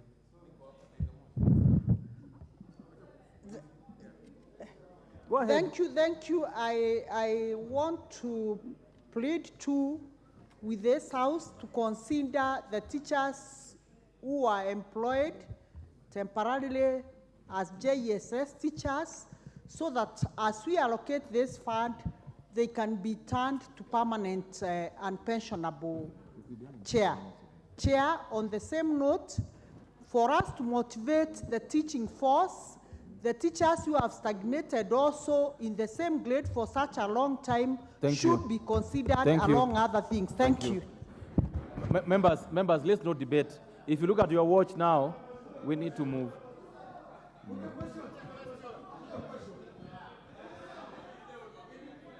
But the Honorable Isganga, I've indulged you so many times. The Honorable Isganga, you can't do that because I've indulged you so many times. I have indulged you so much, Honorable Isganga. You can't do that. I put the question that the programs being revised under Vote 2091 as read out and sums allocated in the schedule be approved. As one of the opinion say aye. As one of the opinion say nay. The ayes have it. All members, I now put the question. That further to the Appropriations Act 2023, the sum allocated to meet the expenditure for the year ending 30th June 2024 in respect of Vote 2091 TSC be increased by a sum not exceeding Kenya shillings 19,774,803,529. As many other opinions say aye, as many other opinions say nay. Ayes have it. Vote 2101, National Police Service Commission. I propose the question, members, that further to the Appropriations Act 2023, the sum allocated to meet expenditure, both for recovery and development for the year ending 30 June 2024, for Vote 2101, National Police Service Commission, be reduced by a sum not exceeding Kenya shillings 41,551,912. Program being revised under Vote 2101, National Police Service Human Resource Management. All members, I propose the question, the program being revised under Vote 2101 as read out and sums allocated in the schedule be approved. I had one here. This is the one I was using. I put the question, members, that the program being revised under Vote 2101 as read out and sums allocated in the schedule be approved. As many of that opinion say aye, as many of that opinion say nay. Ayes have it. I now put the question, members, that further to the Appropriations Act 2023, the sum allocated to meet the expenditure for the year ending 30 June 2024 in respect to the Vote 2101 National Police Service Commission be reduced by a sum not exceeding Kenya shillings 41,551,912. As many of that opinion say aye, as many of that opinion say nay. The ayes have it. Vote 2111, Auditor General. I propose the question, members, that further to the Appropriations Act 2023, the sum allocated to meet the expenditure, recovery and development for the year ending 30th June 2024, in respect of Vote 2111, Auditor General, be increased by a sum not exceeding Kenya shillings 305 million. Program being revised under Vote 2111, Audit Services. All members, I propose the question that the programs being revised under Vote 2111 as read out and sums allocated in the schedule be approved. I now put the question, the programs being revised under Vote 2111 as read out and sums allocated in the schedule be approved. As many of the opinions say aye, as many of the opinions say nay. The ayes have it. All members, I put the question that further to the Appropriations Act 2023, the sum allocated to meet the expenditure, recovery and development for the year ending 30th June 2024, in respect of Vote 2111, Auditor General's Office, be increased by a sum not exceeding Kenya shillings 305 million. As many of that opinion say aye, as many of that opinion say nay. The ayes have it. Vote 2121, Office of the Controller of Budget. Honourable members, I propose the question that further to Appropriations Act 2023, the sum allocated to meet the expenditure, both the development and recurrent, for the year ending 30th June 2024, in respect of Vote 2121, Office of the Controller of Budget, be reduced by the sum not exceeding 59 million shillings, 550,311. Programs being revised under Vote 2121, Control and Management of Public Finances. I propose the question that the programs being revised under Vote 2121 as read out and sums allocated in the schedule be approved. Yes, Honorable Kirwa, 1 minute. Yes, Chair. On this 21-21, we are reducing 59 million from the Office of the Controller of Budget, which is an office which is very, very sensitive. What are we reducing this 59 million, Chair? Chair budget, Chair budget. What, Chair budget, why are you reducing this money for control of budget? Control of budget. Why are you reducing the money for control of budget? Honorable Chair, this is normal for all the departments. That is the rationalization that we actually, Treasury sent a circular to all the MDAs, and therefore they were able to cut where they deemed fit. Thank you, Honorable KK. 1 minute. We had a deliberation with the control of budget, and they actually agreed to this particular amendment. Thank you. Honorable Member, I put the question that the programs being revised under vote 21-21 as read out and sums allocated in the schedule will be approved. As many of that opinion say aye. As many of that opinion say nay. Ayes have it. I now put the question that further to the Appropriations Act 2023, the sum allocated to meet the expenditure, recurrent and development for the year ending 30 June 2024, in respect of vote 21-21, be reduced by a sum not exceeding Kenya shillings, 59 million shillings, 550,311. As many of that opinion say aye. As many of that opinion say nay. The ayes have it. Vote 21-31, Commission on Administrative Justice. Honourable members, I propose the question that further to Appropriations Act 2023, the sum allocated to meet the expenditure, recurrent and development for the year ending 30 June 2024, in respect of vote 21-31, the Commission on Administrative Justice be reduced by a sum not exceeding Kenya shillings, 22,315,576. Programs being revised under vote 21-31, Promotion of Administrative Justice. Members, I propose the question that the programs being revised under vote 21-31 as read out and sums allocated in the schedule be approved. I put the question that the programs being revised under vote 21-31 as read out and the sums allocated in the schedule be approved. As many of that opinion say aye. As many of that opinion say nay. The ayes have it. All members, I now put the question that further to Appropriations Act 2023, the sum allocated to meet the expenditure, the recurrent and development, for the year ending 30th June 2024, in respect of vote 21-31, for the Commission of Administrative Justice, be reduced by a sum not exceeding Kenya shillings, 22,315,476. As many of that opinion say aye. As many of that opinion say nay. The ayes have it. Vote 21-41, National Gender and Equality Commission.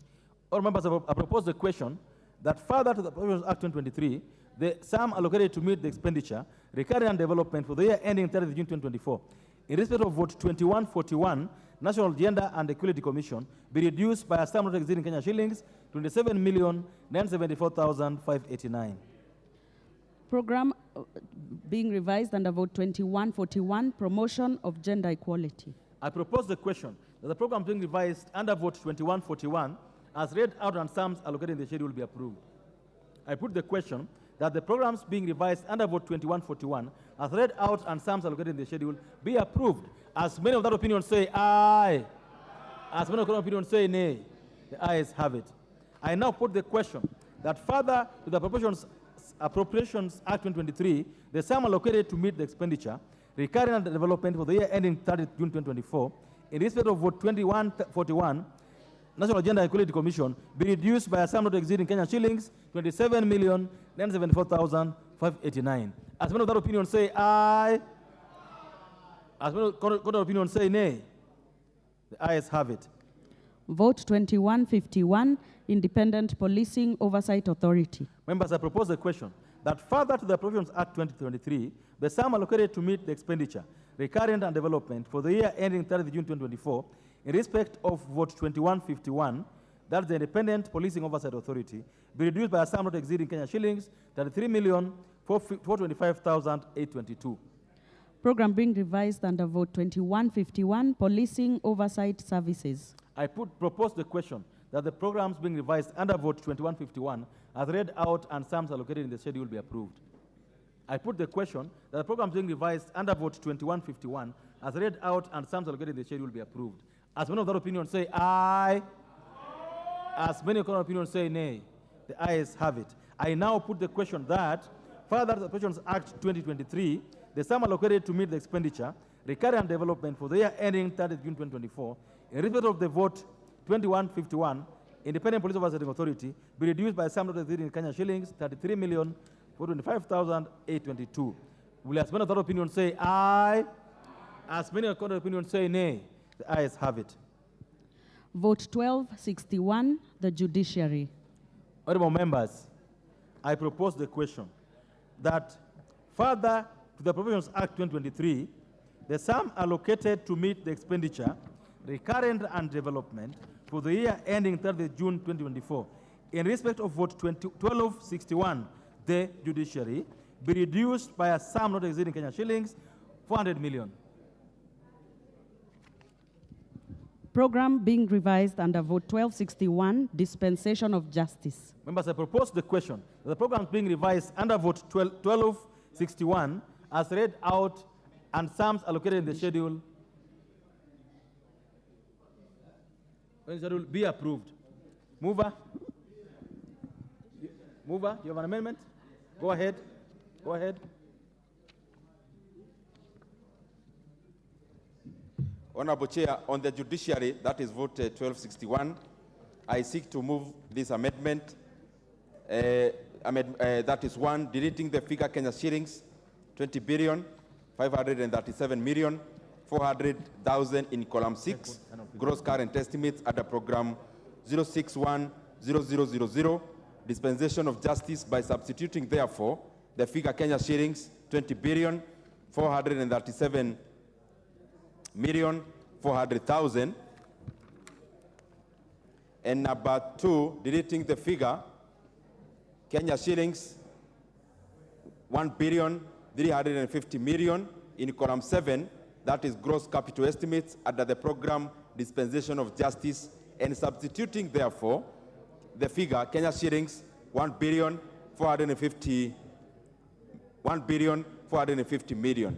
Honorable Chair, this is just cleaning up. What is the net effect? What is the net effect?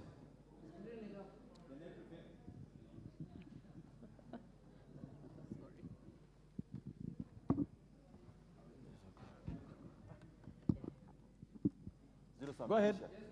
Is it zero sum? It is zero sum. Zero sum. Thank you so much. So, members, I propose the question that the program 1261 under vote 1261 be amended as proposed by the Chair of Budget Committee. I put the question that the program 1261 under vote 1261 be amended as proposed by the Chair of Budget Committee. As many other opinions say aye, as many other opinions say nay, the ayes have it. I put the question that the program being revised under vote 1261 as amended and sums allocated be approved. As many other opinions say aye, as many other opinions say nay, the ayes have it. Members, I now put the question that further to the Appropriations Act 2023, the sum allocated to meet the expenditure, recurrent and development for the year ending 30th June 2024, in respect of vote 1261, the judiciary, be reduced by the sum not exceeding Kenya shillings 100 million. As many other opinions say aye, as many other opinions say nay, the ayes have it. Vote 2051, Judicial Service Commission. Honorable members, I propose the question that further to the Appropriations Act 2023, the sum allocated to meet the expenditure, both the recurrent and development for the year ending 30th June 2024, in respect of vote 2051, that is Judicial Service Commission, be reduced by a sum not exceeding Kenya shillings 150 million. Programs being revised under vote 2051, General Administration, Planning and Support Services. Members, I propose the question that the program being revised under vote 2051 as read out and sums allocated in the schedule be approved. I now put the question that the programs being revised under vote 2051 as read out and sums allocated in the schedule be approved. As many other opinions say aye, as many other opinions say nay, the ayes have it. Members, I now put the question that further to the Appropriations Act 2023, the sum allocated to meet the expenditure, recurrent and development for the year ending 30th June 2024, in respect of vote 2051, the Judicial Service Commission be reduced by the sum not exceeding Kenya shillings 150 million. As men of that opinion say aye. As men of that opinion say nay. The ayes have it.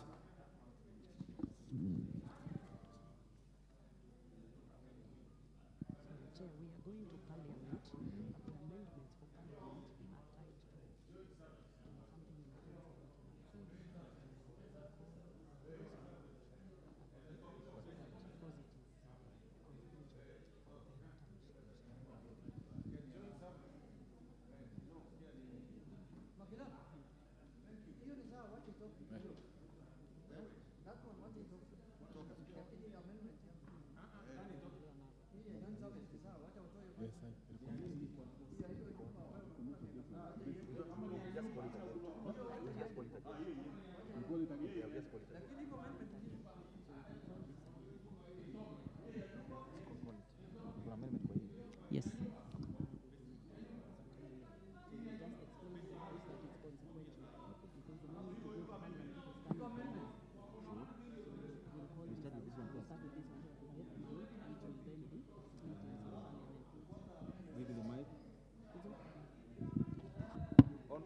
Honorable members, order. There's a constitutional amendment, honorable members. There is a constitutional amendment for vote number 1071, the National Treasury by the Honorable Junet, whose effect is that if it's carried, then we'll then move to the Parliament. So, will you go ahead? Vote 1071, the National Treasury. Honorable members, I propose the question that further to the Appropriations Act 2023, the sum allocated to meet the expenditure for recurrent development for the year ending 30 June 2024, in respect of vote 1071, National Treasury be reduced by a sum not exceeding Kenya shillings 17,329,790,238. Vote being revised under program being revised under vote 1071, public financial management. I propose the question that the programs being revised under vote 1071 as read out and sums allocated in the schedule be approved. The Honorable Junet. Chair, I seek to move an amendment that the first schedule be amended A in vote 1071, the National Treasury, by deleting the figure Kenya shilling 32,567,952 management in column 7, gross capital estimate, and substituting thereof with a figure Kenya shilling 31,467,000.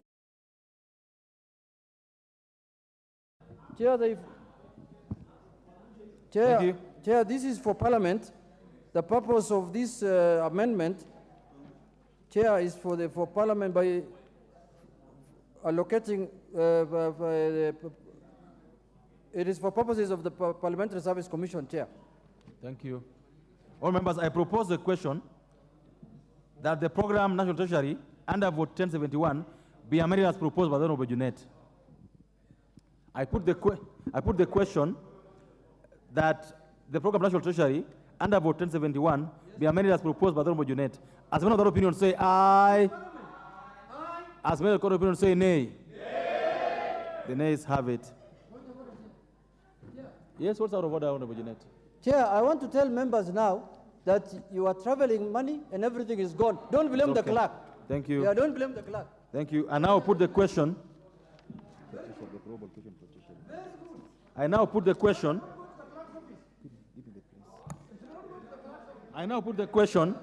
that further to Appropriations Act 2023, the sum allocated. Order, members, order.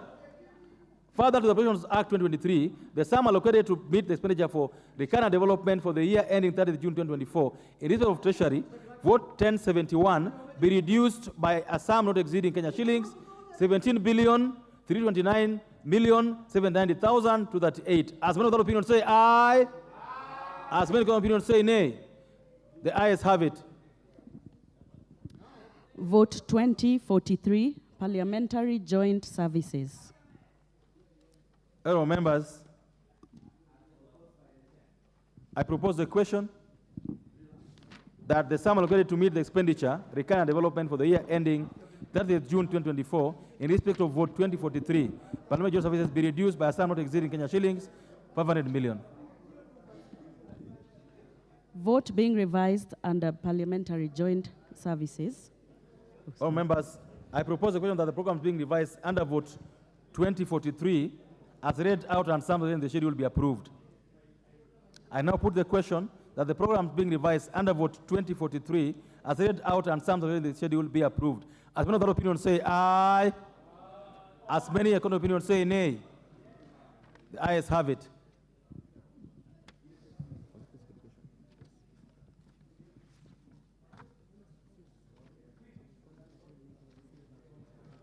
All members, I want to leave the mic open throughout. Don't put it off again. So, okay, throughout.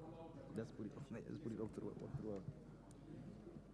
All members, there was a small issue of vote 1066, and therefore I want to propose the question that further to the Provisions Act 2023, the sum allocated to meet the expenditure, required development for the year ending 30 June 2024, in respect of vote 1016, the State Department for Basic Education be increased by a sum not exceeding Kenya shillings 11,746,101,126. Programs being revised under vote 1066, State Department for Education, Basic Education, Primary Education, Secondary Education, Quality Assurance and Standards, General Administration Planning and Support Services. I propose a question. The program being revised under vote 1066 as read out and sums already in the schedule be approved. Mover. Thank you very much, Honorable Chair. I seek to move this amendment. That is one, deleting the figure 15,929,268,228 shillings in column 7, gross capital estimates under 0501,000, primary education, and substituting therefore the figure Kenya shillings 15,429,268,228 shillings. 2, deleting the figure Kenya shillings 7,068,800,000 in column 7, gross capital estimates under 0502,000, secondary education, and substituting therefore the figure Kenya shillings 6,568,800,000. The essence of this, Honorable Chair, is the same description I gave in regards to the increment of 1 billion to the Department of National Planning, because we are moving Kenya shillings 1 billion from the Ministry of Education, money meant for infrastructure upgrade for Nairobi public schools, that is primary schools and secondary schools, so that the members of Nairobi who are 17 can be able to oversight that money through NGCDF and also implement that infrastructure development in the realm of NGCDF. Thank you very much, Honorable Chair. Thank you, Chair. So what is the effect? The figure you have now is 11 billion. Does it go up? The effect is that we are moving 1 billion from MOE, Ministry of Education, and taking the same 1 billion to the national planning, in other words, NGCDF, so that the Kenya shillings 1 billion can be managed under the framework of NGCDF. So, and so you mean the figure moved from 11 billion to 10 billion? The current figure for education. If you check, Honorable Chair, there is 500 million being deducted from primary and 500 million being deducted from secondary. The same figure is actually being taken to NGCDF. Okay.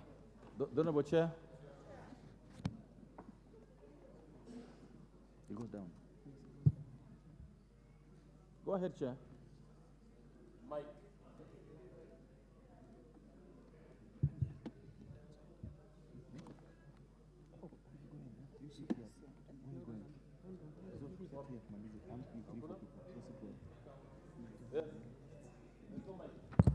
Yes, thank you, Chair. Chair, I just want to support what the Chair budget has done, because as we speak, Nairobi County has no secondary schools.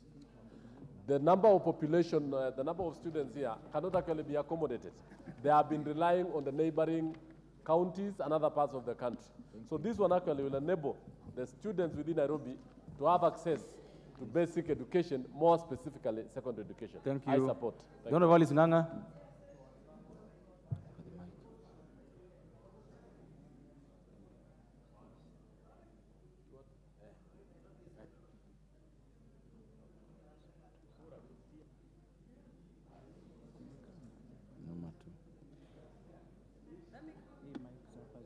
Just give, put hiyo ilikuwa.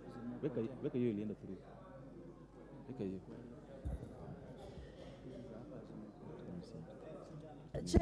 Chair, it is good that we are here and we are here to understand things. Why Nairobi is getting this amount of money and what the Chair for Education has talked about, Thika is urban, Thika is Kenya. So I don't understand how Nairobi were able to get that amount of money, and I'm facing the same problem in Thika. What criteria did they use to reach to that conclusion? Yeah, I don't understand, and I need to understand. Chair Education, please. Yeah, please. Chair, I think Thika is within Kiambu County. It has more schools, it has more secondary school spaces than Nairobi. Is it okay? Speaker, if you look at Nairobi County, look at the population of Nairobi City. I know Thika is, and even the neighboring towns, the metropolitan area, are also facing the same. But they can still be assisted by the schools within their counties. Chair, I want to execute my point also. Yes. Let me tell the Chair for Education. I don't know in terms of what they were measuring, because all the category you have talked about, the same problem I have in Thika Town. I don't have any rand left anymore. I don't have schools anymore. So what criteria did they use to arrive into Order, that members, conclusion? Order, members, order. Will every member resume their seat? Honorable Alice Nganga, resume your seat. Honorable DK, resume your seat. This is not an easy matter. So I want to make this direction, that the members that are aggrieved will file a formal question or petition before the relevant committee. Yes. The Committee of Education, so that this matter is dealt with. Order. There's no way you're going to deal with this matter at this point in time, even if you shout it 10 times. Yeah. This is a matter that I want you guys, you members, to present your petitions to the relevant committee so that it's dealt with. Because Chair, I'm still standing. Let me say this. We sat down here to go through this supplementary so that we can understand everything in it. And that is where we have come to the right that Nairobi, there is money, 1 billion that have been set aside. And the same problem Nairobi is facing is the same problem Thika is facing. If at all I did not come here, I could not have. Thank you. The last person to speak on this matter will be the Chair of Budget, and then I close the matter. Nairobi is gaining. I would really indulge, Honorable Chair, that before I say something, we have a member for Nairobi put to perspective with a lot of humility, Honorable Chair. You've just, Honorable Chair of Budget, you've just messed it up already. Okay, let me then proceed. The Honorable Junet. Let me proceed. Okay. Chair, the problem Honorable Alice Nganga is raising is, Chair, in all urban centers. It's not only in Thika. It is in Mombasa, it is in Nyeri, it is in Kisumu, it is in Nakuru. Chair, what is so special about Thika that we are going to discuss here? That's okay, Honorable KJ. Honorable KJ, 30 seconds.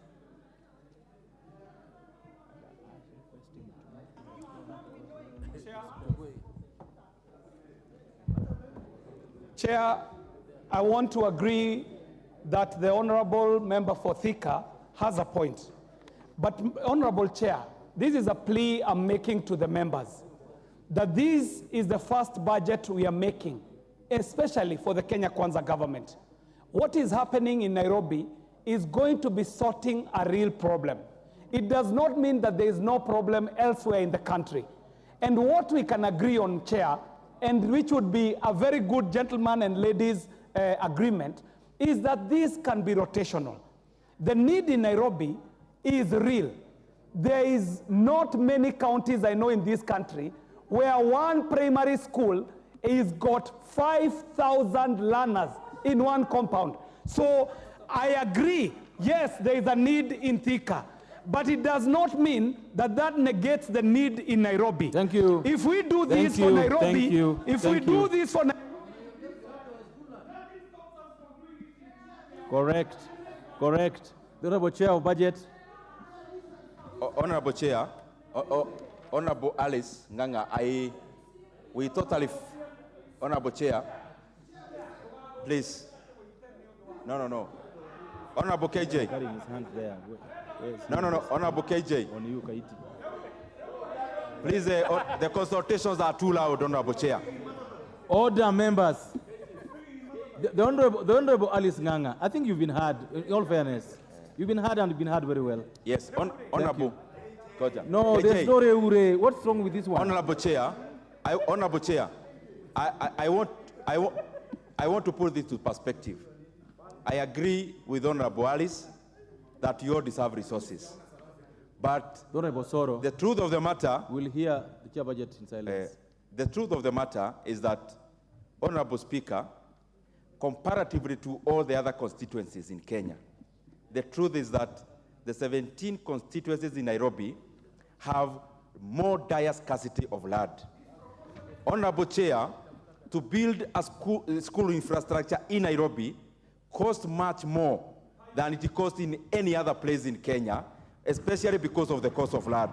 But also, Honorable Chair, it is important that for us to note that Nairobi is the capital for all of us as Kenyans. And Nairobi, empirical data is that Nairobi has the highest number of school-going children who are not in school. And the reason is actually space.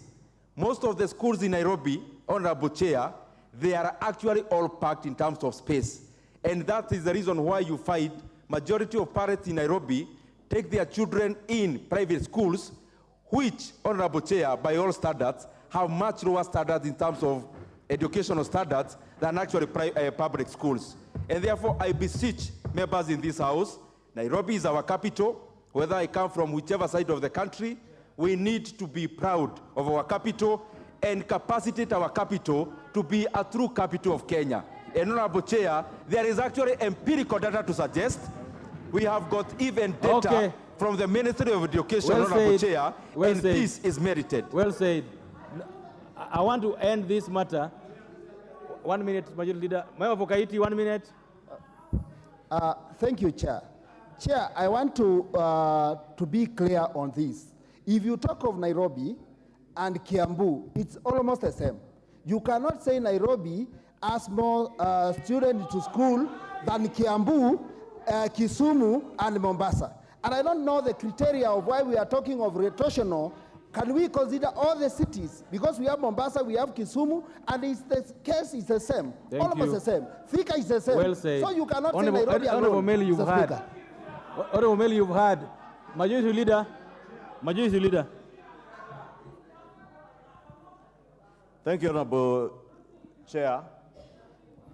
Honorable Chair, you know, the share of resources is always very emotional, Honorable Chair, and you must understand, because we all are here representing constituencies, and each and every one of our constituencies have their unique needs. And we all deserve national resources like everybody else. Honorable Speaker, that is what informed even the equalization fund that the Honorable Junet was attempting to raid from, and that is why those of us who don't believe in marginalization opposed the amendment to move money from the equalization fund, because there are certain areas in this country where without that equalization fund, children will never access school. The question of urban poverty, Honorable Speaker, in this country is real. I'll give you the case example, Honorable Speaker. You remember in the year 2020 or 2021, when a school collapsed in Gando, in Dagoretti South constituency, where, if you can protect me from these Nairobi people, you know these Nairobi people, Honorable Speaker, love shouting. And the Honorable KJ, I know, is his constituency, and I am only mentioning Dagoretti South and Gando ward that traverses from Lenana School all the way to Kawangware without a single public school and with a population equivalent to probably 3 constituencies in this country. Honorable Speaker, and I don't speak for Nairobi constituents because I come from a neighboring county of Kiambu. And the same will pervade in Thika, Honorable Speaker. But resources are scarce. And the people of Nairobi, when I say urban poverty is real, there are places in this city where children do not go to school. And many of us will not believe it because it is said to be our capital city. The competition for resources, because Nairobi is assumed to be the capital city, they have no need for infrastructure in their schools. I want to tell you, because I have traversed this county of Nairobi, please bear with the members for Nairobi. There is a great need to improve their infrastructure. And that does not mean because Nairobi is getting, tomorrow Kikuyu doesn't deserve, or Kikuyu or Thika does not deserve. I would really beg of us, we support, and I rose to support this particular amendment because the case for Nairobi is so unique. And because it is assumed to be the capital city, I don't know if members know, close to 70% of the schools in Nairobi were what were formerly city council schools. And all of them, I come from, Honorable KJ will tell you, because in the last campaign he was being hammered by his constituents because of the nature of his schools compared to those in Kikuyu. Okay, Therefore, Honorable Speaker, please, okay. I would beg members, Okay. giving Nairobi does not take away from the rest of us. Yes. Just like giving those who benefit from the equalization fund doesn't mean we are taking away from others. Today Okay. is one group, tomorrow will be another group. Correct. Tafadhali, we support them. Correct. Jeanette, lastly, 1 minute. Chair, I wanted to explain. Chair, tell this former speaker. No, the Honorable Jeanette will be heard. He will be heard. Even now, he'll be heard. Chair, tell this. Even now, even if he's speaking, even now, he'll be heard. Chair, this former speaker of the Wasingishu.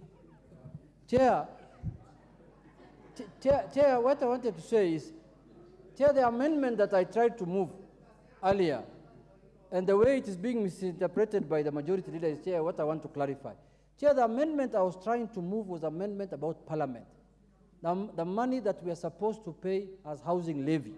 Honorable Jeanette, are you going back Chair, Are you going back on the decision you already made? No, the issue of equalization, Chair. The issue, we have misinterpreted the issue.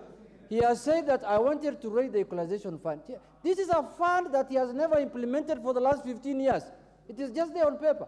Nobody has ever benefited from the equalization fund. Can the majority leader tell us when we are going to benefit from that money?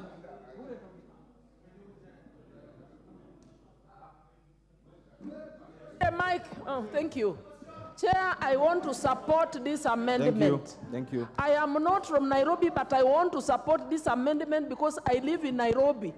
I know that the children of the very poor, the vulnerable cannot afford to pay fees in private schools. Let us start from Nairobi, and next time we will consider other areas, including Teso South, so that I can renovate my schools. The Honorable DK. Thank you. The Honorable DK, not KK, DK. The Honorable DK. DK. Thank you, Chair. You know the people of Soy need to be heard. And what I want to say is this. Us who are coming from the rural areas, we really face serious challenges than Nairobi. You know Nairobi, you have piped water. Nairobi, you have 100% electricity connectivity. And we have been crying in this house that our rural areas needs maximization and needs connectivity. Why don't we have an equalization fund for the purposes of electricity, for the purposes of connectivity, so that we are all fair, so that as we see what is happening in Nairobi, we also see what is happening in our rural areas, because our connectivity is just 20%. Thank you so much. The Honorable KK, lastly. You know, Honorable Chair, I would just like to make a clarification of what this amendment is doing. Earlier on, this 1 billion, we already voted on it and appropriated it for Nairobi. What this consequent amendment is doing is just saying that instead of that money being in education, it be done through NGCDF. Correct. So we are having a very good debate, but I wish we had this earlier. Correct. When you are approving that. I therefore put the question that the program Basic Education under vote 1066 be amended as proposed by the Chair of Budget Committee. As members of the opinion say aye. As members of the opinion say nay. The ayes have it. Oh, members, I put the question therefore that further, order members, that further, the Appropriations Act 2023, the sum allocated to meet the expenditure recurrent development for the year ending 30 June 2024 in respect of vote 1066 be increased by a sum not exceeding Kenya shillings 10,746,101,126. As many of the opinion say aye. As many of the opinion say nay. The ayes have it.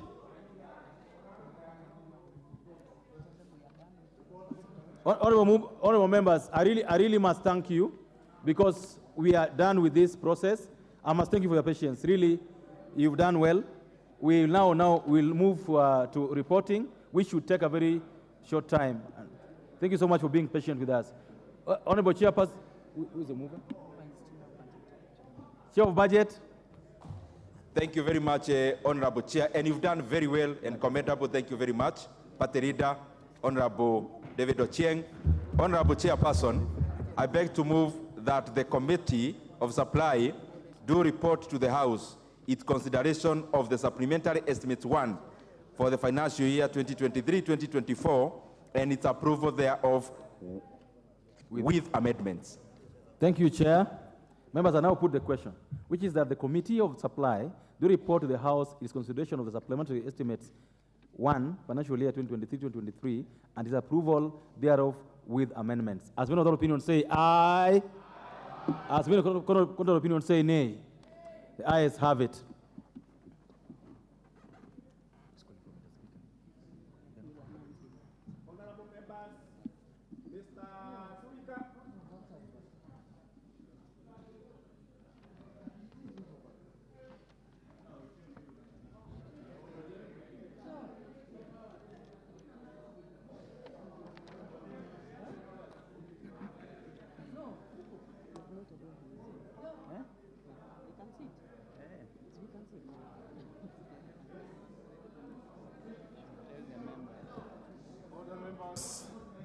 You may take your seats.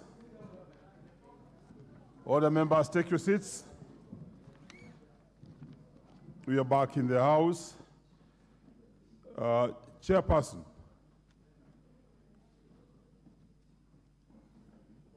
Thank you so much, Mr. Speaker. Mr. Speaker, I beg to report that the Committee of Supply has considered the Supplementary Estimates 1 for the financial year 2023-2024 and approved the same with amendments and pursuant to the provisions of Article 223 of the Constitution of Kenya, Section 44 of the Public Finance Management Act 2012, and Standing Order number 243, approve the issuance of a sum of Kenya shillings 66,201,573,015 from the Consolidated Fund to meet the expenditure during the year ending 30 June 2024 in respect of the votes as approved in the schedule, and that necessary adjustments be made to the programs amended in the Committee of Supply. Thank you. Mover.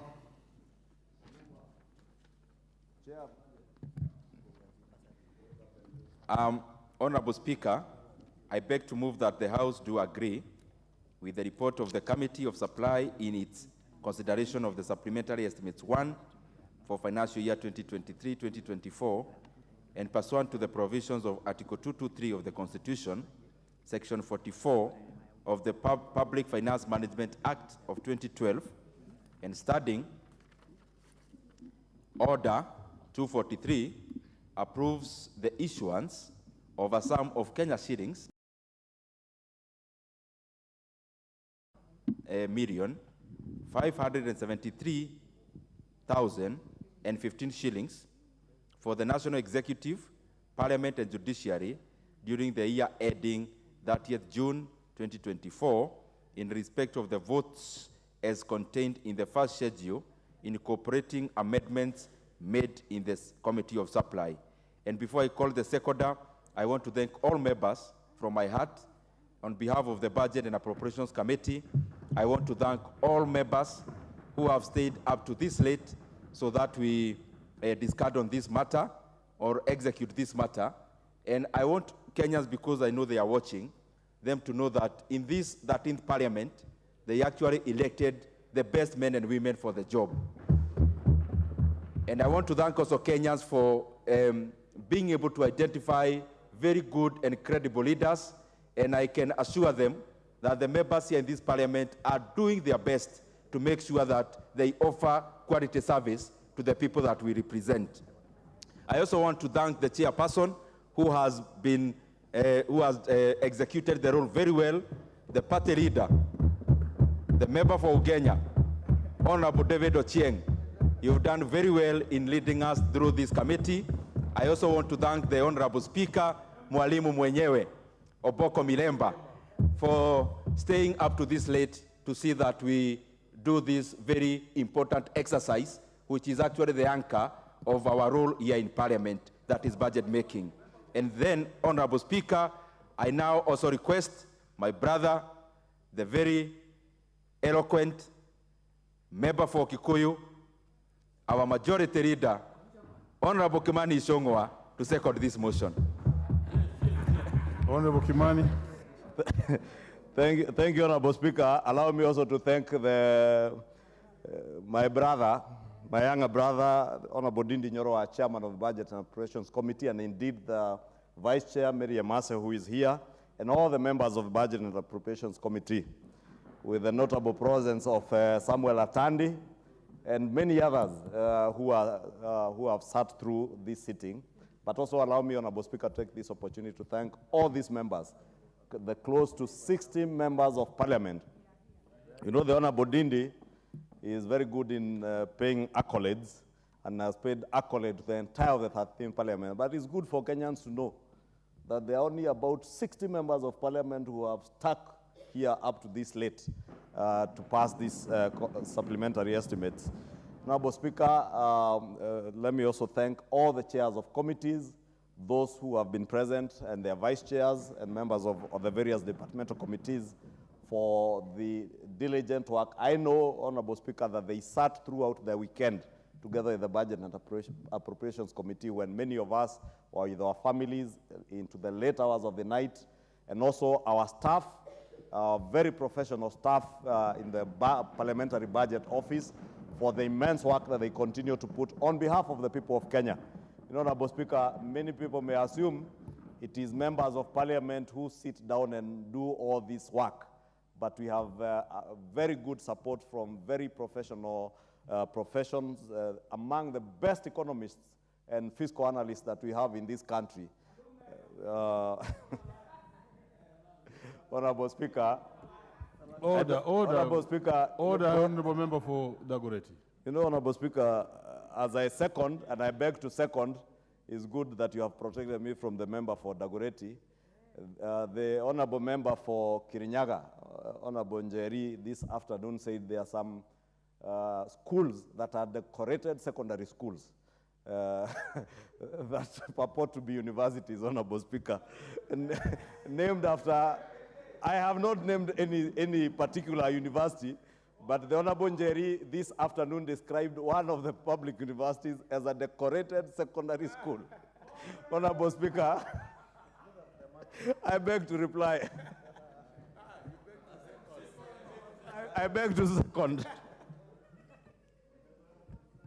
Order, Honorable Members. Order, Honorable Members. Order. Honorable members,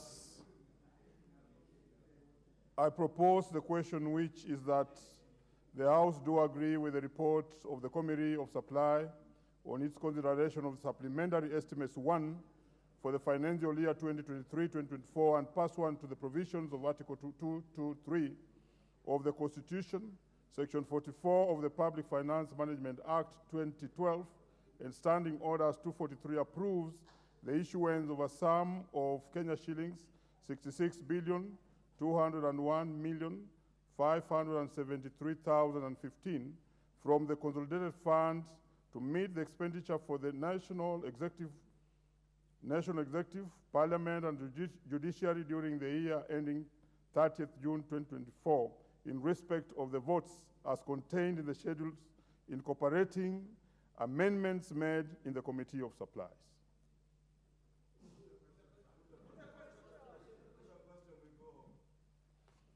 Thank you, honorable members, and the mood being that we put the question. And before I put the question, let me thank the members for sitting late and also thank Honorable Chieng for having taken us through that very long Committee of the whole House. Honorable members, I now put the question, which is that the House do agree with the report of the Committee of Supply on its consideration of the Supplementary Estimates 1 for the financial year 2022-2023 and pass on to the provisions of Article 223 of the Constitution, Section 44 of the Public Finance Management Act 2012 and Standing Orders 243 approves an issuance of sum of Kenya shillings 66,201,573,015 from the Consolidated Fund to meet expenditure for the National Executive, Parliament, and Judiciary during the year ending 30th June 2024 in respect of the votes as contained in the schedule, incorporating amendments made in the Committee of Supply. Will as many as are of that opinion say aye? Aye. Will as many as have a contrary opinion say nay? The ayes have it.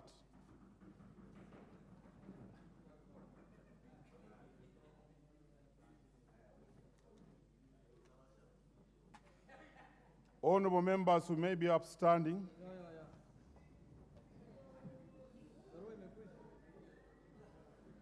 honorable members, and the time being now 9:14 p.m., this House stands adjourned until Tuesday, 21st November 2023 at 2:30 p.m.